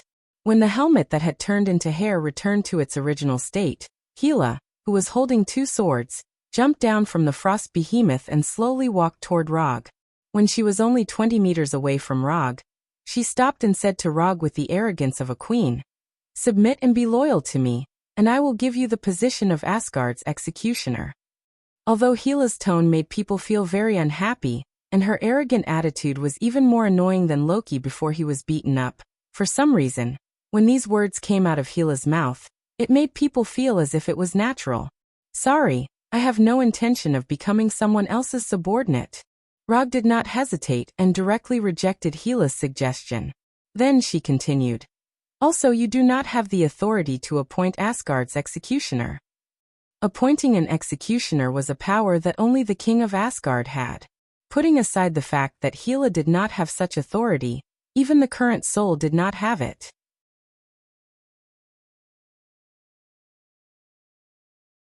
Chapter 454. After being rejected by Rog, Gila did not say anything else and only looked at him coldly. Then, she threw the black sword in her hand directly at Rog. Clang! Clang! Gila's throwing attack was no threat to Rog, who had activated his 3-tomo Sharingan. He casually raised the Kusanagi sword in his hand, and deflected the 2 black swords that were flying at him like bullets. Throwing attacks in front of me, who has activated his Sharingan. Aren't you looking down on me a little too much? Just as Rog looked at Gila with dissatisfaction, Gila suddenly disappeared from his sight. In just an instant, Gila had crossed the distance of 20 meters, and was directly in front of him. So fast. Gila's sudden burst of speed gave Rog a slight shock. The speed that Gila displayed at this moment was not any slower than Rog, who had used lightning body blink. Before he had time to marvel at Gila's speed, Gila's hands once again summoned the black swords. Rog did not know if these black swords that Gila summoned were the so-called swords of the night sky, but he was certain that the quality of these black swords was not low at all. From a certain perspective, they could even be called high-quality weapons. The weapons that Asgard's Golden Palace guards carried with them were clearly inferior to these black swords. Clang clang clang. After summoning the black swords with both hands again, Hela did not hesitate and launched a barrage of attacks at Rog. Hela's swordsmanship was very good. It was sharp, deadly, and extremely fast. If Hela's opponent was not Rog, who was using the Kusanagi sword, but Thor, who was using Thor's hammer. With just this superb swordsmanship, Hela could easily control the rhythm of the battle in her hands. However, it was a pity that she was facing Rog, who was also skilled in swordsmanship. In terms of swordsmanship, he had never been afraid of anyone. Hela, who held the sword with both hands, attacked like a machine that would not tire, and the sharp blade continuously attacked Rog's vital parts. Heart, throat, head, even Log's lower body was one of Hela's targets. Log did not dare to be careless in the face of Hela's attacks, which could severely injure him even if he did not die. He had no intention of dying in Jotunheim, nor of risking the happiness of the rest of his life. With his 3 Tomo Sharingan he was able to block all of Hela's attacks with his Kusanagi sword. At this time, although Hela and Rog did not use any powerful attacks, the surrounding frost giants and Asgard's warriors all silently distanced themselves from the two of them. It wasn't that they didn't want to help, but they couldn't help at all. While Hela and Rog were only competing in swordsmanship, their competition had already exceeded the scope of what ordinary people could understand. Simply put, it could be described with one word: fast. It was faster than the limit of what the naked eye could capture. In the eyes of others, Rog and Hela seemed to be shrouded in endless black and white sword shadows. Not only could they not see the black sword and the Kusanagi sword, but even the figures of Rog and Hela were blurry. On the other side of the battlefield, when Tani saw Rog and Hela competing in swordsmanship, he tried to ask Friday on Mark 46 to analyze their fighting style. However, within a few seconds, Friday gave a reply that exceeded the system's capture and analysis. Monsters. They're all monsters. Although Tani knew that Rog was a monster, every battle with Rog would refresh his understanding of monsters. In addition to Tani, Hulk, who was beating up the frost giants, also had the intention of helping Rog. However, after seeing their dazzling attacks, Hulk wisely gave up the idea. Although Hulk was not as smart as Dr. Banner, his combat IQ was much higher than Dr. Banner's. With just a casual glance, Hulk knew that he could not keep up with the rhythm and speed of Rog and Hela's battle, let alone intervene. While the people around them were shocked by their rapid attack and defense, Rog became calmer and calmer. In the past few years, he had fought many opponents. However, he had never met an enemy like Hela. Hela's melee fighting style was extremely similar to his, and it could even be said that they came from the same philosophy. That was, in the world of martial arts, there was nothing that could not be defeated, only speed could not be defeated. Both of them were the kind of people who gave up on fancy moves and focused on speed. Faster attack speed, faster attack speed, faster reaction speed. Although this method of attack seemed simple and crude, in a real battle, it could play an unbelievable effect. As time passed by, Hela and Rog's rapid attack and defense did not show any signs of slowing down. Instead, it began to develop in an even more extreme direction. They both knew very well that once one of them could not hold on, it would be a one-sided crushing situation. If they were slower by one sword, they would completely lose the initiative. Because he was holding the sword with one hand, Rog began to slowly fall into a situation where he was more defensive than offensive. The attack frequency of the one-sword style was naturally slower than that of the two-sword style. Damn it. As Hela's attacks became more and more intense, Rog finally took out the flying Thor kunai from his ninja bag and held it in his left hand. He originally thought that his one-sword style would be enough to resist Hela's two-sword style attack. However, it turned out that he had overestimated himself and underestimated Hela. When the flying Thor kunai also joined the battle, the tilted balance became balanced again, and Rog and Hela fell into a situation where neither could do anything to the other. Double sword style Rog versus double sword style Hela. Just as the battle was about to reach a stalemate, Rog suddenly made a move that Hela did not expect. After blocking a wave of attacks from Hela, Rog threw the flying Thor kunai in his left hand up and took the initiative to end the two-sword style.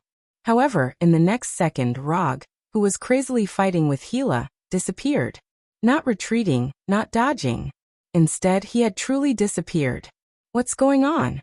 Hila's attention had always been on Rog, so she was very sure that Rog definitely did not have the time to play any tricks. Just as Hila subconsciously stopped attacking with both hands, Rog, who had disappeared, appeared in front of her again. Flying Thor. A normal blink would not be able to make him disappear in this situation. However, the Flying Thor could. Rog, who had reappeared, bit the handle of the Flying Thor kunai that had been thrown away, and his left hand had also grabbed a Flying Thor kunai. Three-sword style. Rog enter.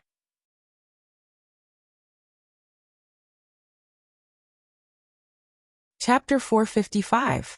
Whether it was using his mouth to bite the kunai or fighting with three weapons at the same time, none of them were Rog's original ideas. However, this did not stop him from using these techniques in battle. When it came to imitating physical techniques, the Sharingan could be said to be omnipotent. Taking advantage of the moment when Hila stopped attacking, Rog, who had returned from the Flying Thunder God, quickly entered a berserk state. Previously, Hila had initiated the attack, so she had a certain advantage. Now this advantage was in Rog's hands. In his right hand was the Kusanagi sword, in his left hand was the Flying Thor kunai, and in his mouth was a Flying Thor kunai. This was Rog's three-sword style. He did not hesitate at all when he reappeared and immediately attacked Hila. Clang clang clang clang clang. The sound of weapons clashing rang out like a Gatling gun, playing the prelude to Rog's battle. In terms of swordsmanship, Hila was definitely the strongest among Asgard's people. Even Fandral, who was also famous for his swordsmanship among the three warriors of Sengoku, was far inferior to Hila in this aspect. However, now Rog had shown Hila what a swordsman from Earth was like. Hila, who was originally on par with Rog in swordsmanship, was quickly forced into a defensive situation when Rog suddenly used the three-sword style that no one had ever used before. The Flying Thor kunai was far shorter than the Black Sword and the Kusanagi sword. However, under Rog's ingenious attacks, the Flying Thor kunai was useless. This proved what it meant to be an inch shorter, an inch more dangerous. Hila did not expect that Rog would use the factor of disappearing as a factor to win the battle. When the enemy disappeared, anyone would stop immediately. No one liked to fight with the air. This was especially true for those who were good at close combat and could control their own attacks at will. However, Rog used this combat mentality to negate Hila's advantage and completed the transition from two-sword style to three-sword style. This was a beautiful move. Even though they were enemies, Hila still felt that Rog had played this move beautifully and could not help but praise him in her heart. If it weren't for the fact that they were on different sides, this guy named Rog would be a good opponent to spar with. After confirming that she could no longer turn the situation around, Hila's thoughts became more and more scattered. Even though she was unwilling, she had to admit that she had lost in this battle of swordsmanship. Although her defense was still impenetrable, she could clearly feel that she was losing the rhythm of the battle. At this rate, it wouldn't be long before Rog would be able to completely break through her defense and cut her with his Kusanagi sword and Flying Thor kunai. She was not someone who could not afford to lose. After confirming that she had no chance of winning, she decisively mobilized the divine power of death in her body. The moment she activated her divine power, Rog, who was in the midst of his frenzied attacks, immediately sensed that something was wrong. Lightning body flicker. Without any hesitation, he decisively used a ninjutsu, and his entire body disappeared in an instant. The moment he left his original spot, black blades that were several meters long surged out from the ground like the spikes of a hedgehog, covering an area of more than 10 meters. F***ck. Hila, you don't have any morals. Seeing this, Rog cursed in his heart. Even when the first and second sword style was more defensive than offensive, he did not choose to use fire extinguisher or water wave breaker on Hila. That was because he did not want to destroy the purity of this swordsmanship competition. However, he did not expect that just as he saw the hope of winning with his three-sword style, Hila would start to disregard her morals and use an area of effect attack. If not for the fact that he was more sensitive to the flow of energy, he might have already become a human skewer on those black blades. We agreed to have a pleasant swordsmanship competition, but you secretly used an area of effect attack. Even though he cursed in his heart, Rog did not take this matter to heart. After all, he and Hila were fighting with their lives on the line, and this was not a friendly exchange between swordsmanship enthusiasts. Would release. Descent of the Tree World. When Hila took the initiative to use an area of effect attack, Rog did not hold back and directly used a super large area of effect ninjutsu that could change the terrain. On the barren frozen plains, huge trees grew rapidly, adding a touch of green to this monotonous ice field. If it was just to attack Hila, Rog did not need to use such a large area of effect ninjutsu. In addition to attacking Hila, Descent of the Tree World had other uses. It increased the home field advantage, and to guard against Hila's Heavenly Maiden scattering flowers. Until now, Rog still had not figured out how Hila was able to summon weapons out of thin air without any restrictions. However, he did not want to have to pay attention to the rain of swords that Hila casually threw out in the following battle. The dense forest formed by Descent of the Tree World covered most of the plains. In this dense forest, the rain of swords thrown by Hila would be blocked to the greatest extent. Unless Hila was like Rog, throwing out the incomprehensible Uchiha Jutsu. The moment Descent of the Tree World took shape, Hila saw through Rog's intentions. This also caused her to have a doubt. For some reason, she felt that Rog seemed to be very clear about her fighting style and what kind of ability she had, as if he was an opponent who had fought with her before. However, Hila was very sure that today was the first time she had met Rog. Did he see the battle footage I saved in Asgard? Other than that, Hila did not understand how Rog could be so clear about her fighting style and be able to make arrangements to counter it. On this point, Hila was completely wrong. Not to mention her battle footage, even her name was considered a top secret in Asgard. If not for Odin's impending death, news about her would not have appeared in Asgard at all. The fact that Rog knew her fighting style was purely due to his prophetic aura as a transmigrator. Just as Hila was thinking about how Rog knew about her fighting style, Rog put away the flying Thor kunai and Kusanagi sword and summoned 4 wood clones. These 4 wood clones were not used to attack Hila, but to create an undisturbed battlefield. Without any arrangements, these 4 shadow clones rushed to the north, south, east, and west respectively. Then they used the same ninjutsu. 4 purple flame formation. A rectangular purple barrier rose into the sky, creating a small battlefield separated from the main battlefield.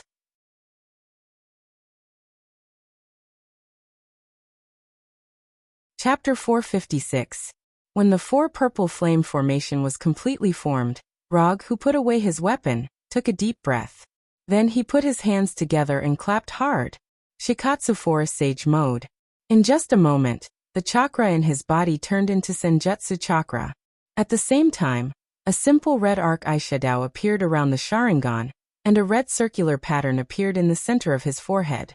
Although the intensity of natural energy in Jotunheim was not as strong as Asgard and Warnerheim, it was much stronger than Earth.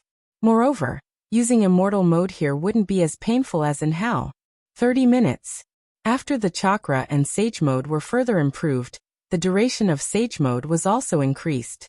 Although 30 minutes was not particularly long, it was enough for Rog to solve most of the battles. As for those that he couldn't solve, he would give up. Of course, this was just a joke. In addition to sage mode, he now had a lot of trump cards. For example, Susanoo and Tailed Beast.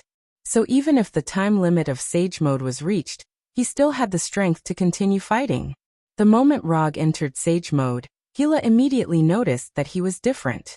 Previously, Log barely had the qualifications to challenge her, but now, Log was no match for her. Then the current Rog was an opponent of the same level that she needed to go all out and take seriously. As an Asgard and the goddess of death who had awakened the divine power of death, Hila's perception of energy was not weak. If she couldn't even sense this energy, she wouldn't be able to operate the divine power of death so exquisitely.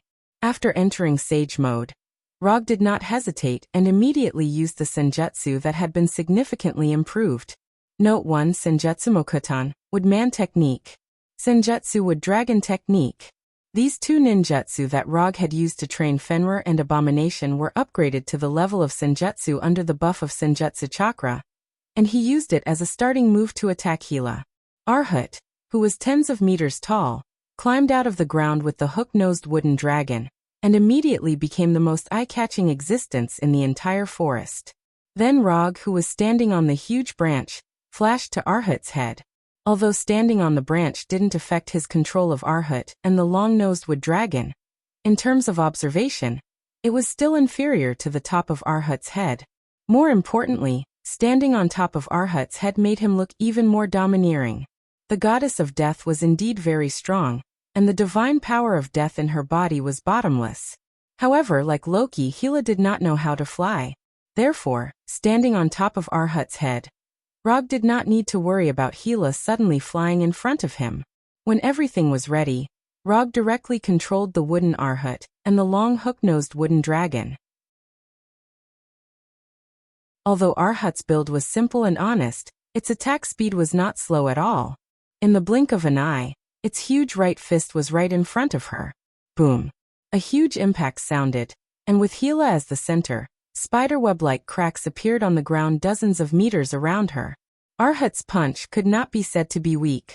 However, this titan-like punch did not land on Gila's body as expected.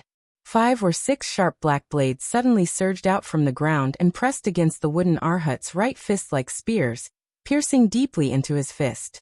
Before Rog could control Arhut to retract his right fist, Gila waved her right hand, and 3 black swords 6 to 7 meters long appeared out of thin air, attacking him like ground-to-air missiles. With the flying speed of the black swords, it would take less than 1 or 2 seconds to reach Rog.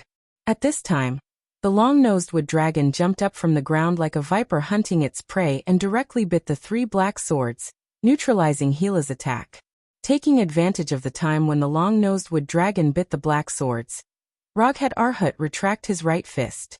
Then he punched with both fists. Yula yula yula yula yula. Since one fist was not enough, he would add one more. The praised Namo Gatling Bodhisattva fist technique, which had once destroyed the immortal Palace Guardian Destroyer and Mephisto's demon puppet, was performed once again. 3,600 revolutions per breath. Save the world with great compassion and compassion. Although Rog had used the 4 purple flame formation to isolate himself and Gila from the main battlefield, the terrifying momentum caused by Arhut's Gatling fist still shocked both sides. Looking at Wood Arhut's fists that were about to turn into afterimages, the frost giant who witnessed this scene couldn't help but feel a chill. The frost giants had an extremely high resistance to cold, but for some reason, when they saw the wooden Arhut, who looked like an ancient titan, frantically throwing punches, they felt a chill that originated from their biological instincts. From the start, the frost giant had not taken the initiative to stand on Gila's side. Although they hated Asgard, they also knew that Asgard was not an existence they could easily provoke. Even when the previous frost giant king, Laufey, was still in power, they could only do some sneaky tricks. Not to mention that they hadn't even chosen a new frost giant king yet. If Gila hadn't forced them to join this war with unrivaled strength, they wouldn't have appeared here at all. After seeing Wood Arhut's frightening and violent attacks, they felt more and more that they shouldn't have joined this war. This was the family affair of Asgard's royal family, and it had nothing to do with them, the frost giants. The last time they intervened in Odin's family affairs, their king died, and the whole family was almost wiped out by Bifrost. After such a painful experience, they had planned to live a peaceful life in Jotunheim. They didn't expect that Gila, the goddess of death, would come.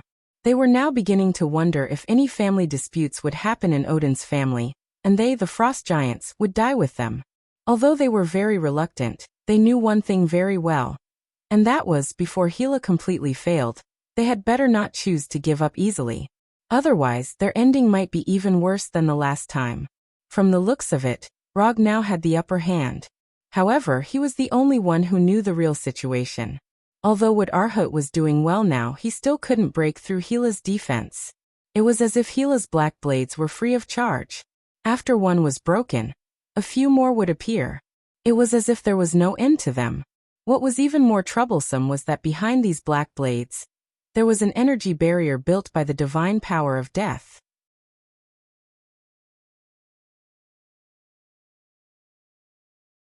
Chapter 457. Compared to Thor, who could only summon lightning to attack, Hela's use of divine power was clearly several levels higher. Strengthening the body, creating weapons out of thin air, awakening the dead, energy barrier. This was only the ability that Hela had displayed so far. As for whether she had any other hidden methods, only she knew. When Wood Arhut broke the black longsword that Hela summoned again, Rog stopped this seemingly powerful praise of Namo Gatling Bodhisattva fist technique that did not hurt Hela at all. Without his control, the huge Wood Arhut quickly returned to the form that Wood should have, turning into a huge wooden sculpture that was dozens of meters tall. The moment Wood Arhut stopped moving, 4 or 5 black blades that were dozens of meters long shot out from the ground where Hela was, piercing through the motionless Wood Arhut. Rog did not care that Wood Arhut was pierced. When the black blades shot out of the ground, he flashed from the top of Wood Arhut's head to the head of the long hook-nosed wood dragon. At the same time, he controlled the wood dragon to fly directly toward Hela on the ground. Although the wood dragon's size was not as shocking as Wood Arhut's, the slimmer long hook-nosed wood dragon had a speed that far exceeded Wood Arhut's. Almost at the same time that Wood Arhut was pierced, the wood dragon had already arrived in front of Hela. Looking at the wood dragon and Rog that were only 10 meters away from her, Hela's expression did not change at all. She waved her right hand gently from left to right. The moment Hela waved her hand, dozens of black swords of different sizes quickly appeared in the originally empty air. These black swords were like bullets, shooting towards the wood dragon and Log at lightning speed. Although the wood dragon was larger and easier to hit, Hela's attack was not limited to Hela. Under Hela's invisible control, most of these black swords attacked Rog, who was standing on the wood dragon's head. To catch bandits, first catch the king. As a commander who had led Asgard's army to conquer the 9 worlds, Hela was not unaware of this. In the blink of an eye, these dozens of black swords from different directions arrived in front of Rog. Then they completely pierced through his body. No, this is not Rog's original body. As soon as the black swords hit Rog, Hela felt that something was wrong. Although she did not understand Rog's fighting style, she knew one thing. That was that Rog, who had almost defeated her in swordsmanship, would definitely not be so easy to hit. Just as Hela expected. The moment the black sword pierced through Rog's body, Rog, who looked no different from a real person, suddenly turned into a 3-legged giant black crow with 3 black magatama in its red eyes. It screeched and flew in all directions. Sharingan reality illusion. 8 crow clone. Normal illusions would not work on her at all.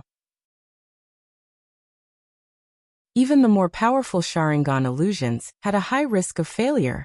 Unless you use Manjikyu Sharingan to cast Genjutsu, or break the boundary between reality and illusion, and use Genjutsu that is similar to reality. Sharingan reality illusion. This was not a part of the Sharingan illusion system, but a brand new illusion that combined the Sharingan illusion and the reality gem.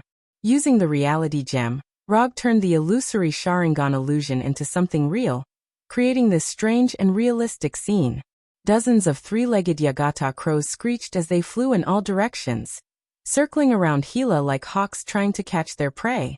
At the same time, the wood dragon that had been hit in the eyes and face by the black swords crossed the last 10 meters, opened its huge mouth full of sharp teeth, and swallowed Hela on the ground.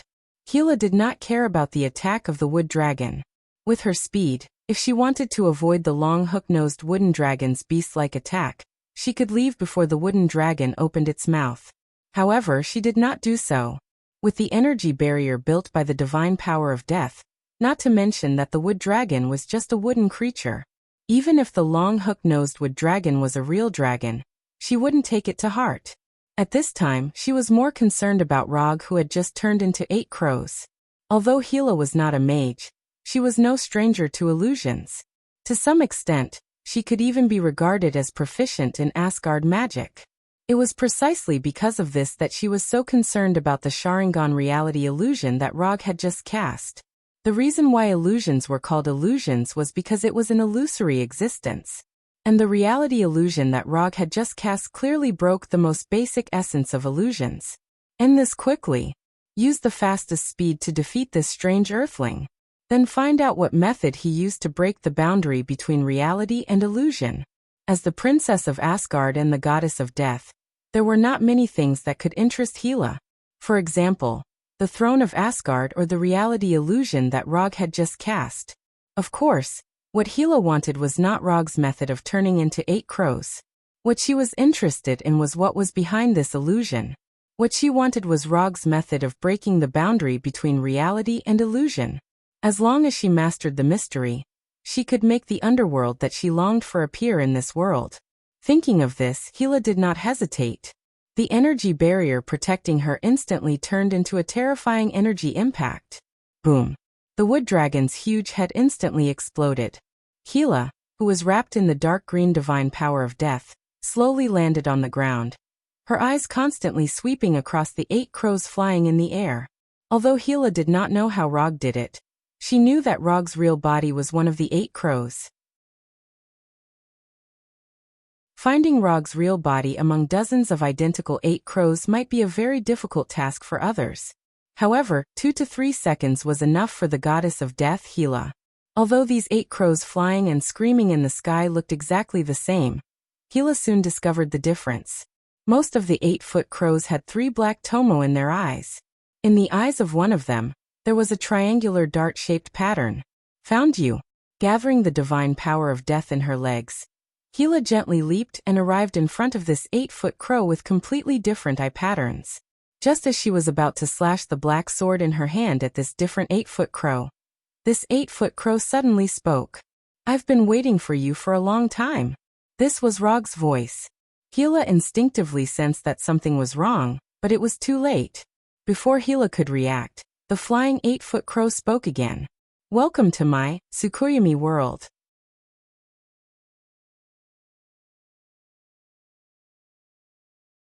Chapter 458. A huge crimson moon hung in the deep night sky. Other than the occasional crow screams in the distance, this place was as quiet as a dead world without any life. Hela immediately realized the abnormality of this world. However, just as she was about to mobilize the divine power of death in her body, she was shocked to find that she could not feel any divine power of death. At the same time, she realized that she had been tied to a cross more than 2 meters tall. Looking at the hemp rope tying her hands and feet, she snorted disdainfully. "You want to tie me up completely with these hemp ropes?" Without any hesitation, Hela's limbs suddenly exerted force. After that, nothing changed. This is impossible?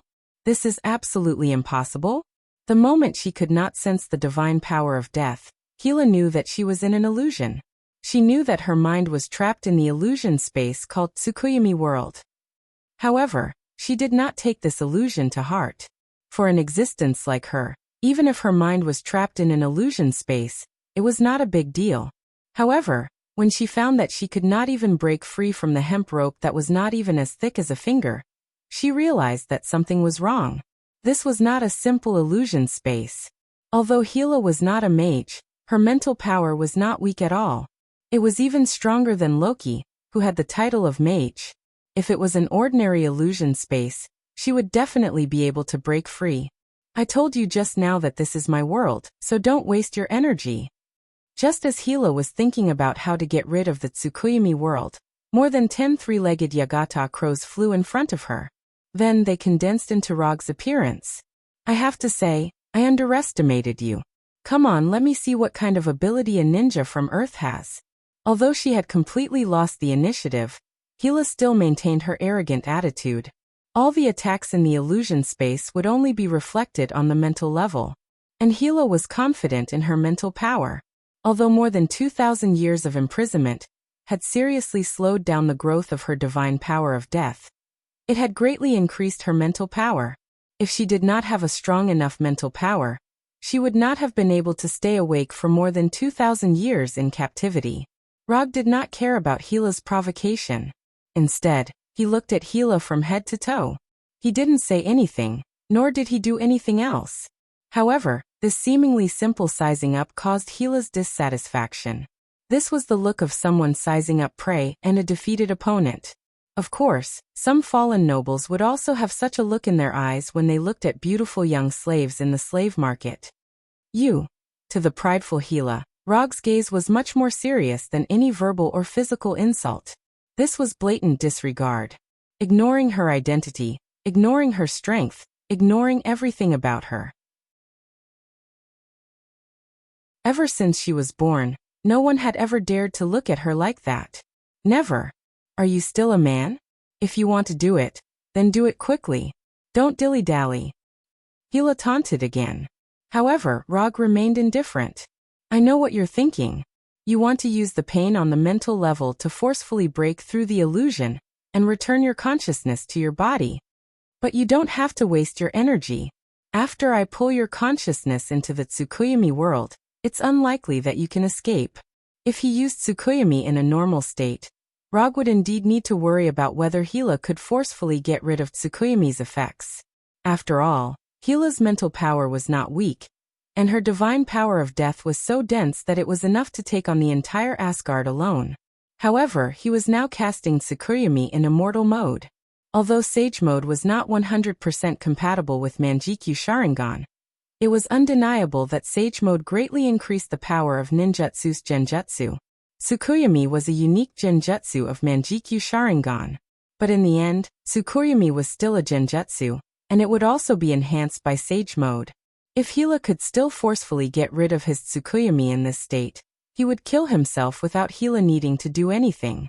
He didn't want to continue embarrassing Tsukuyomi and Shikatsu Forest's Sage mode, who had the strongest mental attacks. Not to mention, he had made so many arrangements to get Hila into Tsukuyomi.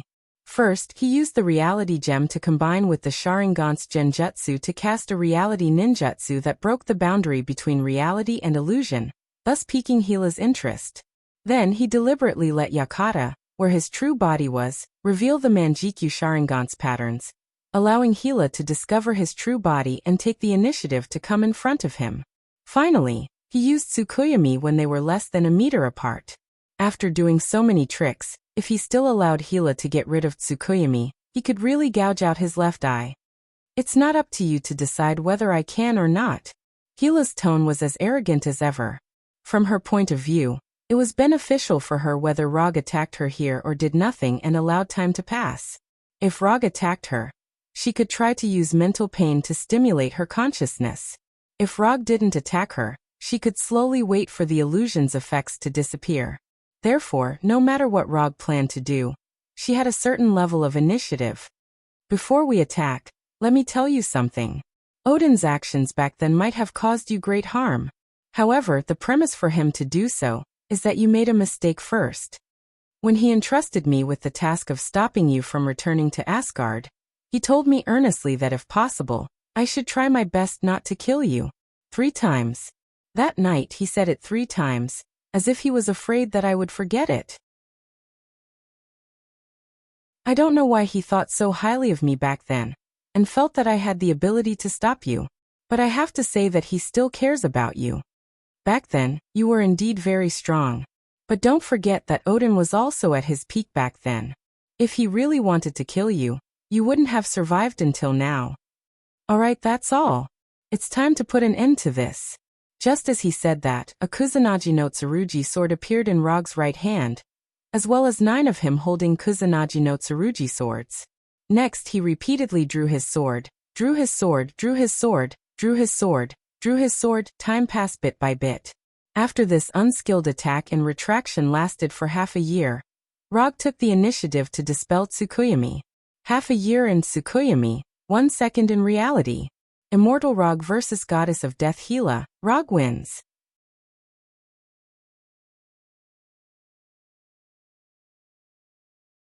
Chapter 459. Although the battle on the main battlefield was not over yet, the second family dispute in Odin's family had already come to an end. Whether the Frost Giants and the Undead Army chose to resist to the end, this war would end with Asgard's victory. Hela had lost.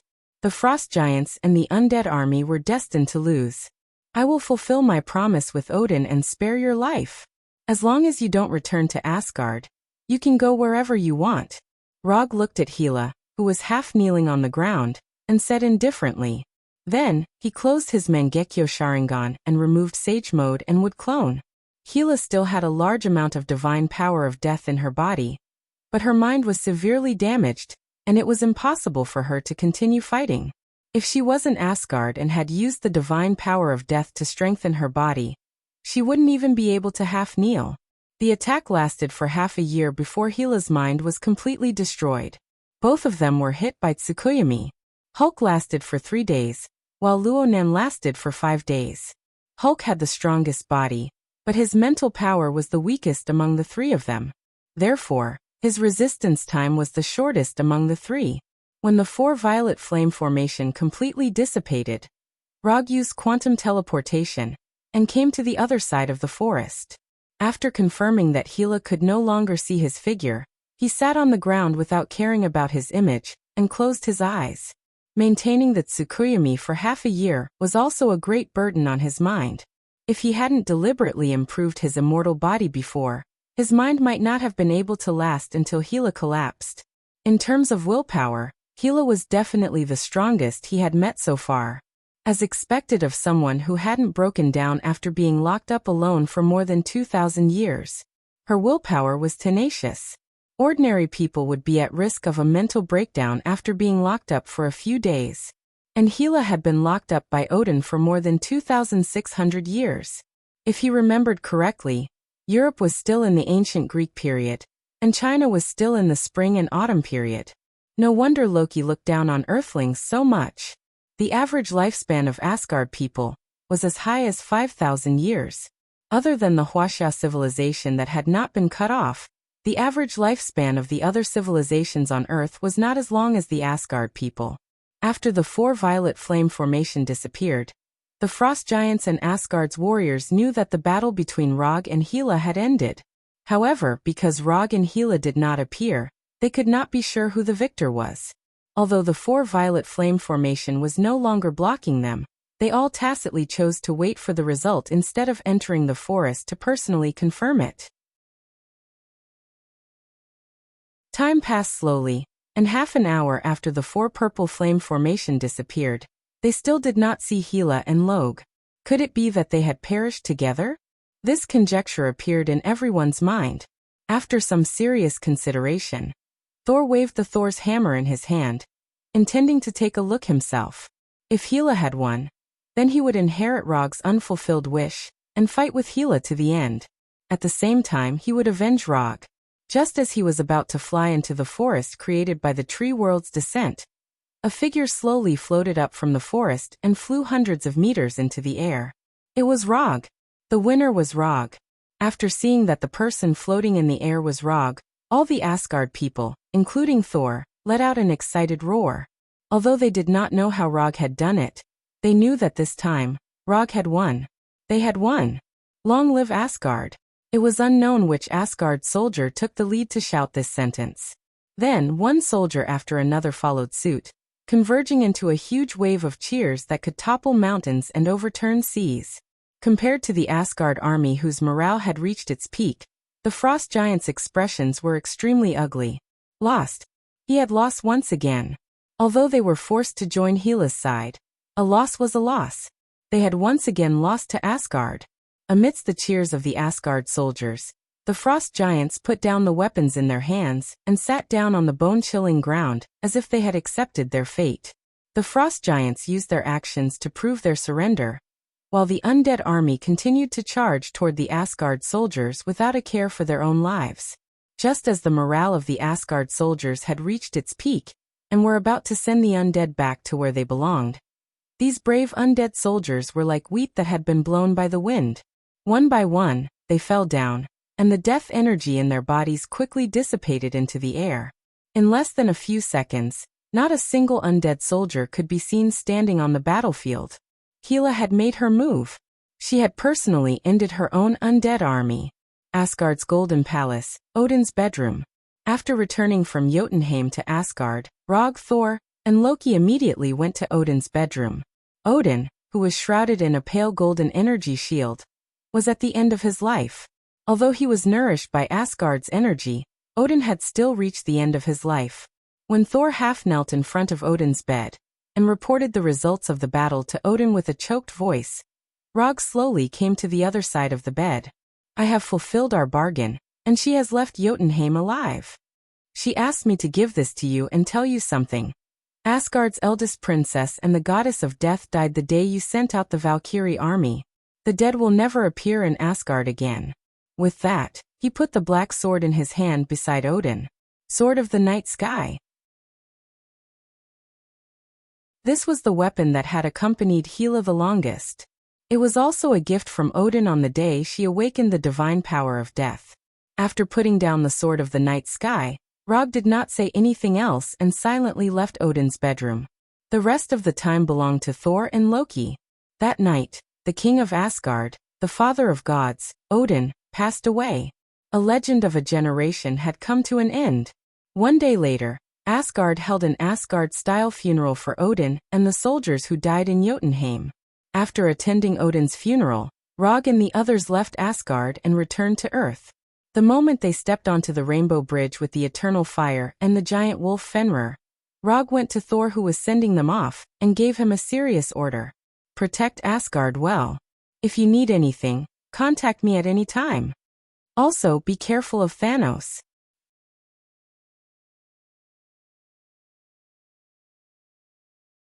Chapter 460. Although the current timeline was becoming more and more different from what he remembered, and even began to develop in a direction that no one knew.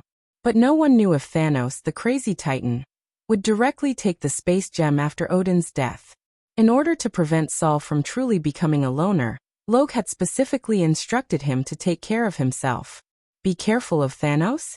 However, Thor did not understand Rog's meaning at all. Although Asgard was a universal civilization, it was different from the Kerry Empire and Xander. Asgard was the kind of existence that did not like to deal with the outside world. Except for the 9 lands, Asgard did not care about other things that happened in the universe. Yes, be careful of Thanos. If you meet him, remember to contact me immediately. Don't try to be brave. Because of himself, the current Thor was weaker than Rog's memory. According to the original timeline, Thor should have completely awakened the power of thunder, instead of still foolishly thinking that he could only control lightning through Thor's hammer. What's more, even if Thor was truly awakened, there was still a long way to go before Thanos. Without relying on foreign objects, Thor after awakening was still not as good as Thanos with his bare hands. Although this comparison was a bit cruel, it was true. Okay. I know. Thor did not continue to ask. After knowing Rog for so long, he knew that Rog had many unknown secrets. Since Rog did not take the initiative to mention it, he would not continue to ask. After instructing Thor, Rog walked into the Bifrost with the giant wolf Fenrir, and left Asgard. Although Asgard rarely dealt with the cosmic civilizations outside the 9 lands, the news of the death of Odin, the father of all gods, would soon spread throughout the universe. At that time, who knew how many ambitious guys would target Asgard? Although he had a good relationship with Thor, Rog could not replace Thor to protect Asgard. Protecting Asgard was the duty of the king of Asgard. It was also the first test after Thor inherited the throne. Hulk and Tawny returned directly to the headquarters in the suburbs of New York through the Bifrost, while Rog returned to Konoha's headquarters in Washington with Fenrir. When Fenrir, with a shoulder height of 4 or 5 meters and a body length of more than 10 meters, walked out of the transmission beam of the Bifrost, a harsh alarm immediately sounded in the Konoha headquarters. However, this alarm only sounded for a few seconds before it was turned off by Hinata. This was because Rog had also walked out of the Rainbow Bridge. Although Fenrir was larger in size, it walked out of the Bifrost earlier than Rog. The reason was simple. When it knew that it was going to the Earth, it became like a husky going to the wild and entered a state of excitement. Even in the fully automatic transmission beam of the Bifrost, it couldn't help but run forward for a distance, trying to reach the Earth earlier. However, when it really walked out of the transmission beam, its excitement immediately disappeared. In Fenrir's memory, the Earth was a country full of food. However, the scene in front of it was completely different from what it remembered. There was no grassland, no forest, no food. The air was also filled with an unpleasant smell. What are you doing? Let's go. Looking at the motionless Fenrir, Rog turned his head and urged. Woo! After letting out a disappointed whimper, Fenrir lowered its head and followed behind Loge listlessly. Although Fenrir didn't look like a creature from the earth, since it was a pet brought back by Rog, The people of Konoha were not surprised. In the hearts of the people of Konoha, Rog was not only a synonym for strength, but also a synonym for mystery. Even if he said one day that he was a god from ancient times, or an alien from other planets, they wouldn't think he was joking. Because of its huge size, there was no room suitable for Fenrir to live in Konoha. Therefore, Rog took Fenrir directly to a fighter hangar in the headquarters of Konoha. You live here for the time being. I will ask people to transform the environment here later to make it slightly more in line with your taste. In the headquarters of Konoha, as long as you can get in, you can go. In addition, I will ask Hinata to introduce you to the people in the headquarters of Konoha. The guy called Abomination is your spiritual beast senpai. If there is anything you don't understand, you can. At this point, Rog finally realized what was going on. Although Fenrir could hear them, they couldn't understand Fenrir's wolf language. Well, I will try to make you speak as much as possible so that you can communicate with them in the future. Remember, without my permission, you can't leave the headquarters of Konoha, understand? After Rog finished, Fenrir nodded weakly, and then directly lay on the concrete floor of the hangar. Looking at the disappointed look on Fenrir's face, Rog also sighed helplessly. It was indeed not appropriate to let Fenrir live in the hangar. But this was also something that couldn't be helped. Although summoning jutsu can ignore the distance to a certain extent, and directly summon the beast to the caster's side. But summoning jutsu is not omnipotent. It is impossible to really ignore the distance and summon the beast from anywhere. If Fenrir stays in Asgard, it is basically no different from completely abandoning it. Although there is no rigorous calculation, the limit of summoning jutsu should be almost the distance of a planet. As long as it is on the same planet, it will not fail. But as long as it exceeds this distance, the probability of failure is greatly increased.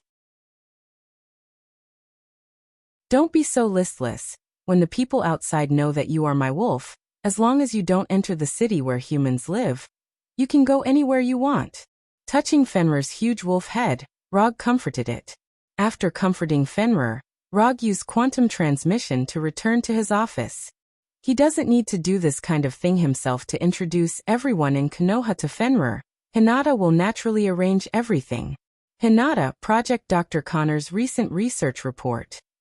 As soon as the voice fell, a virtual display screen appeared in front of Rog, which recorded the latest research progress of Dr. Connors. Before he left the Earth, Dr. Connors had already begun his research on Super Skrull. Counting the time, more than half a month has passed. After browsing Dr. Connors' recent research report in detail, Rog frowned. Although Dr. Connors is the most proficient expert in the field of biology in Konoha, it is a pity that he is still a long way from the super geniuses like Tani and Banner. Even with 3 living Super Skrulls, Dr. Connors' progress is still not optimistic.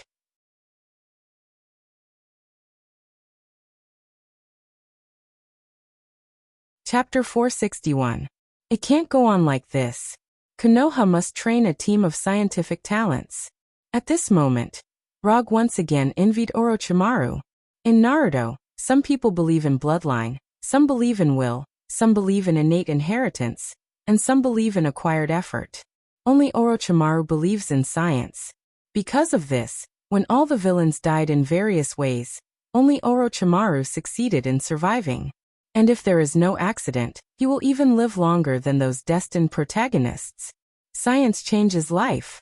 Science changes fate. Orochimaru is a living example. Hinata, help me search for a scientist. His name is Reed Richards. By the way, where are Susan Stone, Johnny Stone, and Ben Graham and his team? In this world, there are many genius scientists, but there are very few who can really reach the level of Tani and Banner. And Reed Richards happens to be one of them. Reed Richards is currently conducting experimental research on the effects of high-energy cosmic storms caused by the coronal solar wind on the evolution of early planetary life on the space station in outer space. Susan Stone and the other 2 are also in the research team. Within a few seconds, Hinata projected the relevant information on the display screen. The effects of high-energy cosmic storms on the evolution of early planetary life? Rog was not surprised that Hinata could find Reed's whereabouts. What he wondered was how Hinata knew that Reed was working on this project. This kind of project is a research project that needs to be strictly confidential at first glance. How do you know about their research project in the space station? Rog asked curiously. A week ago, Reed Richards submitted a related project application to Konoha, hoping to get financial support and equipment support from Konoha. Hinata quickly explained. At the same time, she displayed Reed's application report. Glancing at Reed's application report, Rog had more and more questions in his mind. This kind of research has always been the research scope of biological research institutions and NASA. Why did he apply to Konoha? If Rog remembered correctly, Konoha should be a military group, not a scientific research institution. Half a year ago, when you were practicing in Konoha, I synchronized the research data of number 2. From the second database, I integrated the contents of weapons research, biological research, civilian technology, and so on. Combined with Dr. Connor's research results, I established a research institute affiliated with Konoha. While Hinata was explaining, an institution named Konoha Science and Technology Laboratory appeared on the screen. Konoha Science and Technology Laboratory? Looking at this familiar name, Rog remembered something that he had neglected. When he was training in Konoha's hidden village, Hinata mentioned to him the proposal to establish a laboratory to improve the research and development level of Konoha's technology. At that time, he agreed to the proposal, but he quickly put this matter to the back of his mind. Show me the current research projects in the laboratory. Then the display in front of him changed again. There were many ongoing projects in the laboratory, covering mechanical engineering, quantum physics, new energy, artificial intelligence, biology, genetic engineering, medicine, and many other fields. In addition to the research carried out with the data and equipment he brought back from the Carey Empire and Xander, the laboratory also sponsored a lot of private research. After quickly browsing through the dozens of research projects being carried out in the laboratory, Rog sighed. Then he said in a serious tone, "Hinata, you are playing with fire." Hinata, who had always answered his questions, suddenly became quiet at this time.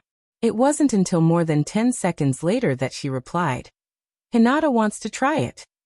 What Rog said about playing with fire was not referring to Hinata's further research on the alien technology and data, but the research that Hinata was conducting in secret. On the surface, there was nothing wrong with the research being carried out in the laboratory, but from these studies, Rog saw some unabashedly related projects. And after all these related projects were integrated, it was a taboo research that challenged the laws of nature. Androids. The project that Hinata was secretly researching was androids. Not clones, nor artificial intelligence robots like Ultron, but androids in the true sense. Rog thought that Hinata should be the most obedient of all his subordinates. However, he didn't expect that Hinata's madness was far beyond that of others. After 2 or 3 minutes of silence, he spoke again. "And these research projects?" "Rog-sama." Hinata's electronic synthetic voice, which had always been emotionless, showed obvious fluctuations. "These things can't be studied on Earth. All of them will be transferred to Konoha's hidden village. I will give you the highest authorization authority. You can mobilize all of Konoha's resources." The calculation matrix data of Genjutsu, Dr. Banner's plan to implant artificial intelligence into organic creatures, Dr. Zhao Hailuan's Cradle of Regeneration project data. I will find a way to get these materials to you. Since you want your own body, then I will help you. In terms of madness, Rog was the craziest one in Konoha. "Thank you, Sama." Hinata replied immediately. "Don't thank me. Whether you can study the results you want depends on you. I only have one requirement. Your new body can only be the same as the holographic image. As for which one to choose, you choose." After instructing Hinata, Rog put his thoughts back on Reed. Reed just went to the space station to study the space storm, so there is a high probability that he hasn't mutated yet. Of course, it is not ruled out that he won't become Mr. Miracle at all in this world. Whether he becomes Mr. Miracle or not, it won't affect Rog's plan. What he wants is just Reed's brain that is so smart that it seems to have been turned on. As for whether he mutates or not, whether he can become Mr. Miracle or not, it doesn't matter. Compared with Mr. Miracle, Rog cared more about the man named Doom.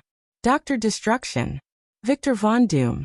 In this world where superheroes either relied on superpowers or advanced technology, Deity Doomu was the only man who believed in science and practiced magic. He has no superpowers, but he used his super smart brain to invent various high-tech equipment and learn magic. He was born in the poor and backward small Eastern European country of Ladovinia, but he overthrew the feudal rule here with his own ability and turned the small agricultural country of Ladovinia into a high-tech modern country. Doom may not be a good person in the conventional sense, but he is definitely a very charismatic person.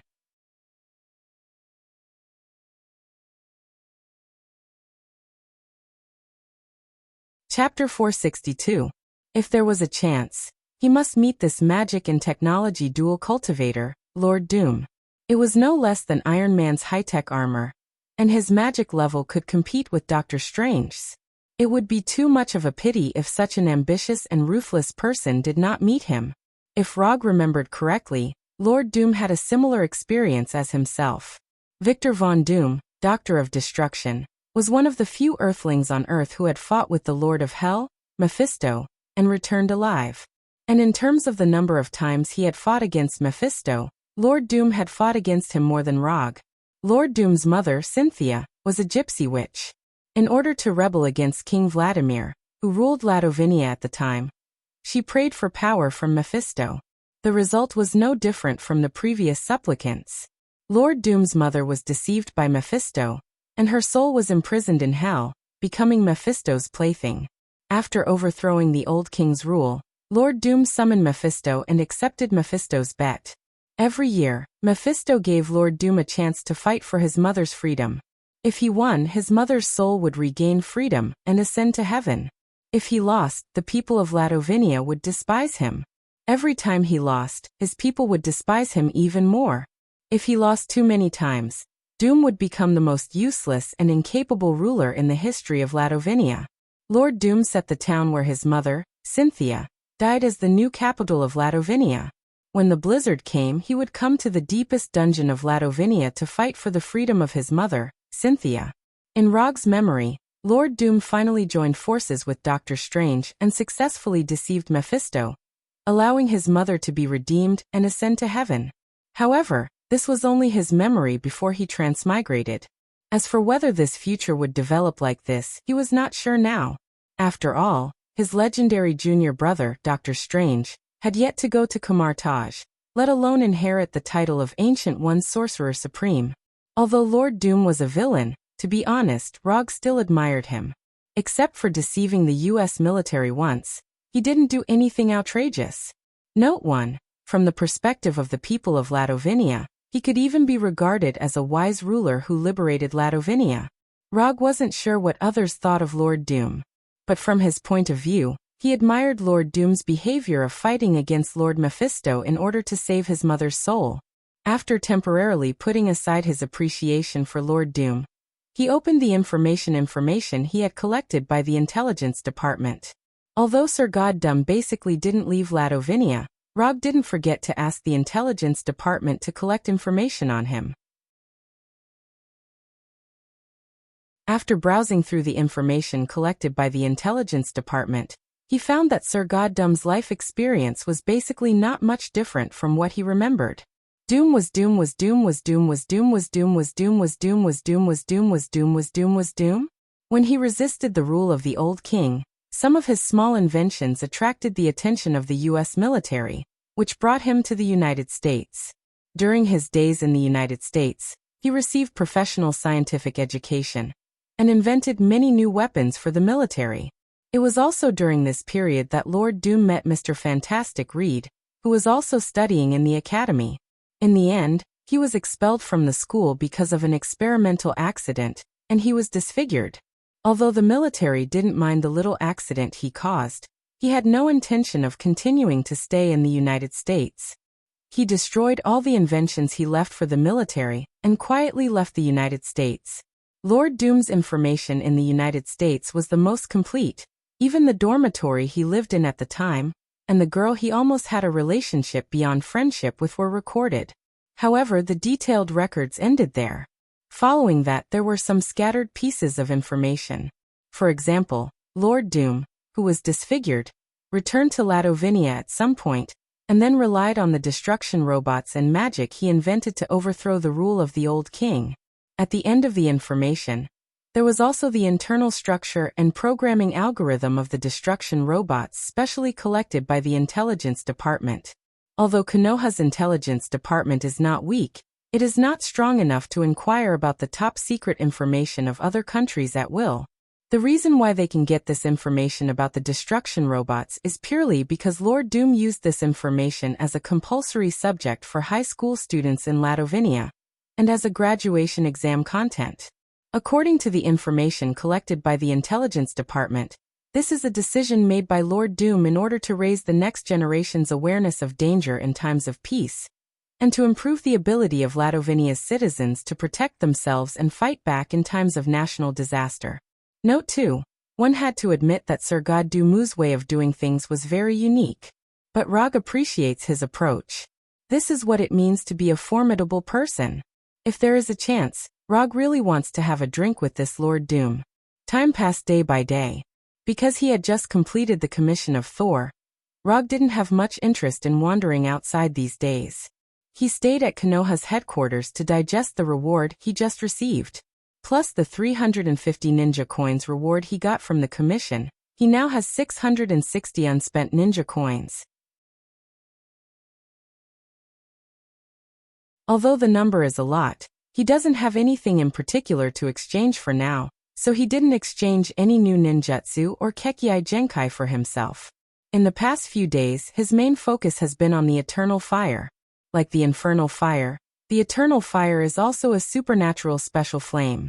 And in terms of energy level, the Eternal Fire is a little higher than the Infernal Fire. However, unlike the Infernal Fire that can perfectly match humans, the Eternal Fire's compatibility with humans is not high.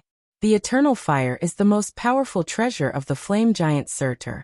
After combining with his crown, it can grow to the point where he can destroy Asgard with a single sword strike. Although Rog got the Eternal Fire that Surtur dreamed of getting back, now there is an awkward problem in front of him. He is not the flame giant Surtur. He can't perfectly match the Eternal Fire. It's not difficult for him to simply use the Eternal Fire. But if it's just simple use, it will undoubtedly be a great waste of the Eternal Fire. As a careful ninja, he absolutely can't tolerate this kind of wasteful behavior. After studying it carefully for 3 days and confirming that he can't exert the power of the Eternal Fire to the maximum by relying on his own ability, he remembered his cheap teacher, Sorcerer Supreme Ancient One. The strongest sorcerer on Earth, no one can compare to him. Even if the scope is expanded to the entire universe, Sorcerer Supreme Ancient One is one of the strongest peak existences in the magic domain. At this time, Rog once again understood why his fellow travelers were keen to bring an old man with them. If you have difficulties, find your teacher. Without further ado, Rog used quantum teleportation to come to Fenrir's new home, and woke it up from its afternoon nap. Get up and come with me to see my teacher. Before Fenrir was completely awake, he opened the portal to Kamartaj, and then rushed the confused Fenrir into the portal. If it's just to see Ancient One, Rog can go by himself. In order to avoid Fenrir being attacked by Kamartaj's sorcerers as a different world's magical beast in the future, it's necessary to introduce Fenrir to Kamartaj's people in advance. Although most of the sorcerers in Kamartaj can't be Fenrir's opponent, the process still has to be followed. At least after doing this, Kamartaj's people will know that Fenrir is his wolf and enjoys his protection. Of course, if Fenrir causes any trouble, he will also take full responsibility. It's a very irresponsible practice to only enjoy the pleasure brought by pets and not be responsible for the behavior of pets. Before crossing, he was extremely disgusted with those irresponsible poop picker. Just like when he returned to Konoha headquarters, when Fenrir appeared in Kamartaj, it immediately put Kamartaj into a state of alert. But when they saw Rog riding on Fenrir's back, these sorcerers quickly calmed down as if nothing had happened. You stay here and don't go anywhere. If someone wants to come and touch you, you have to bear with it first. After that, Rog left Fenrir alone in the square and quickly disappeared in front of him. It didn't take long for him to come to the familiar reception hall and saw Ancient One, who was still making tea. He didn't know if it was his own illusion, but when he saw Ancient One again, he felt that his cheap sensei seemed to be different. However, he couldn't pinpoint exactly what was different. It was just a pure intuition. "Sensei," Rog said respectfully, and then sat on the futon opposite Ancient One. "Life and death are one of the basic laws of the world. It's not a good habit to bring a dead life back to the world." Ancient One's tone was as calm as ever, but Rog could hear that she was hinting that his practice was a bit over the line. "Only this time. There won't be a next time." After taking the honey tea handed over by Ancient One, Rog silently explained, "Tell me, what did you encounter this time?" After taking a sip of the freshly brewed honey tea, Ancient One spoke again. "Actually, it's not a big deal. I just want to ask Sensei if you have any information about the eternal fire." As soon as his voice fell, Rog summoned a small cluster of eternal fire to his right hand and displayed the eternal fire in front of Ancient One. After he summoned the eternal fire, Ancient One's eyes suddenly lit up, and then she picked up the folding fan on the table with her left hand and forcibly guided the eternal fire burning in his right hand onto the folding fan. "This works too?" Although he watched Ancient One use the folding fan to guide away the eternal fire in his hand, Rog didn't feel anything strange at all. He couldn't even see what kind of technique Ancient One had used. An expert is an expert.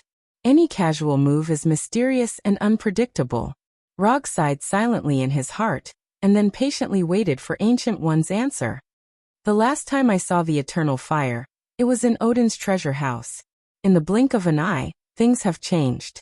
Ancient One, who has always been calm, showed a rare look of regret. "This is the treasure of the flame giant Surtur, which you should know very well. Looking at you, you should want to know how to fully exert the power of the eternal fire." Ancient One glanced at Rog, and then continued. "The eternal fire is a treasure that is bound to Surtur's soul. Except for him, no one can exert the power of the eternal fire to the limit. Odin can't do it, and I can't do it either. To some extent, you can understand the eternal fire as Surtur's exclusive weapon.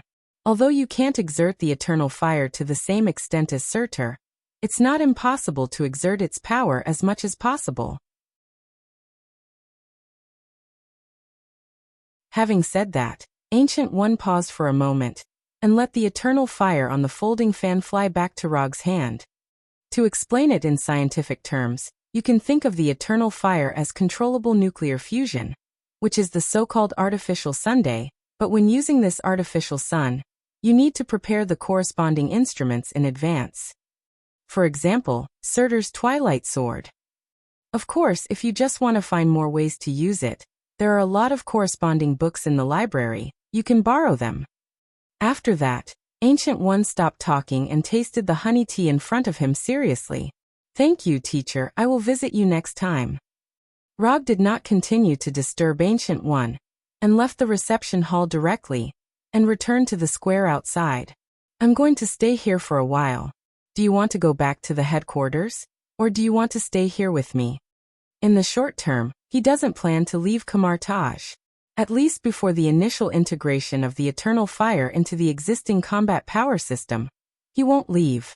"Woo woo woo. Okay, I see. I'll tell the people here that you can go outside and play, but only if you don't hurt anyone. Can you do that?" "Woo woo," Fenrir answered excitedly and tried to shoot out its tongue to lick Rog, but before it had time to stick out its tongue, Rog disappeared in front of it. After talking to the sorcerer, who was in charge of dealing with the creatures from another world, he returned to Fenrir and opened the portal to the Himalayas. Without needing his instructions, when the portal opened, Fenrir ran in like a runaway husky. Looking at Fenrir, who looked like a mad dog, Rog sighed helplessly. While he was talking to Ancient One, Fenrir saw the Himalayas in the distance, and then could no longer suppress its yearning for nature.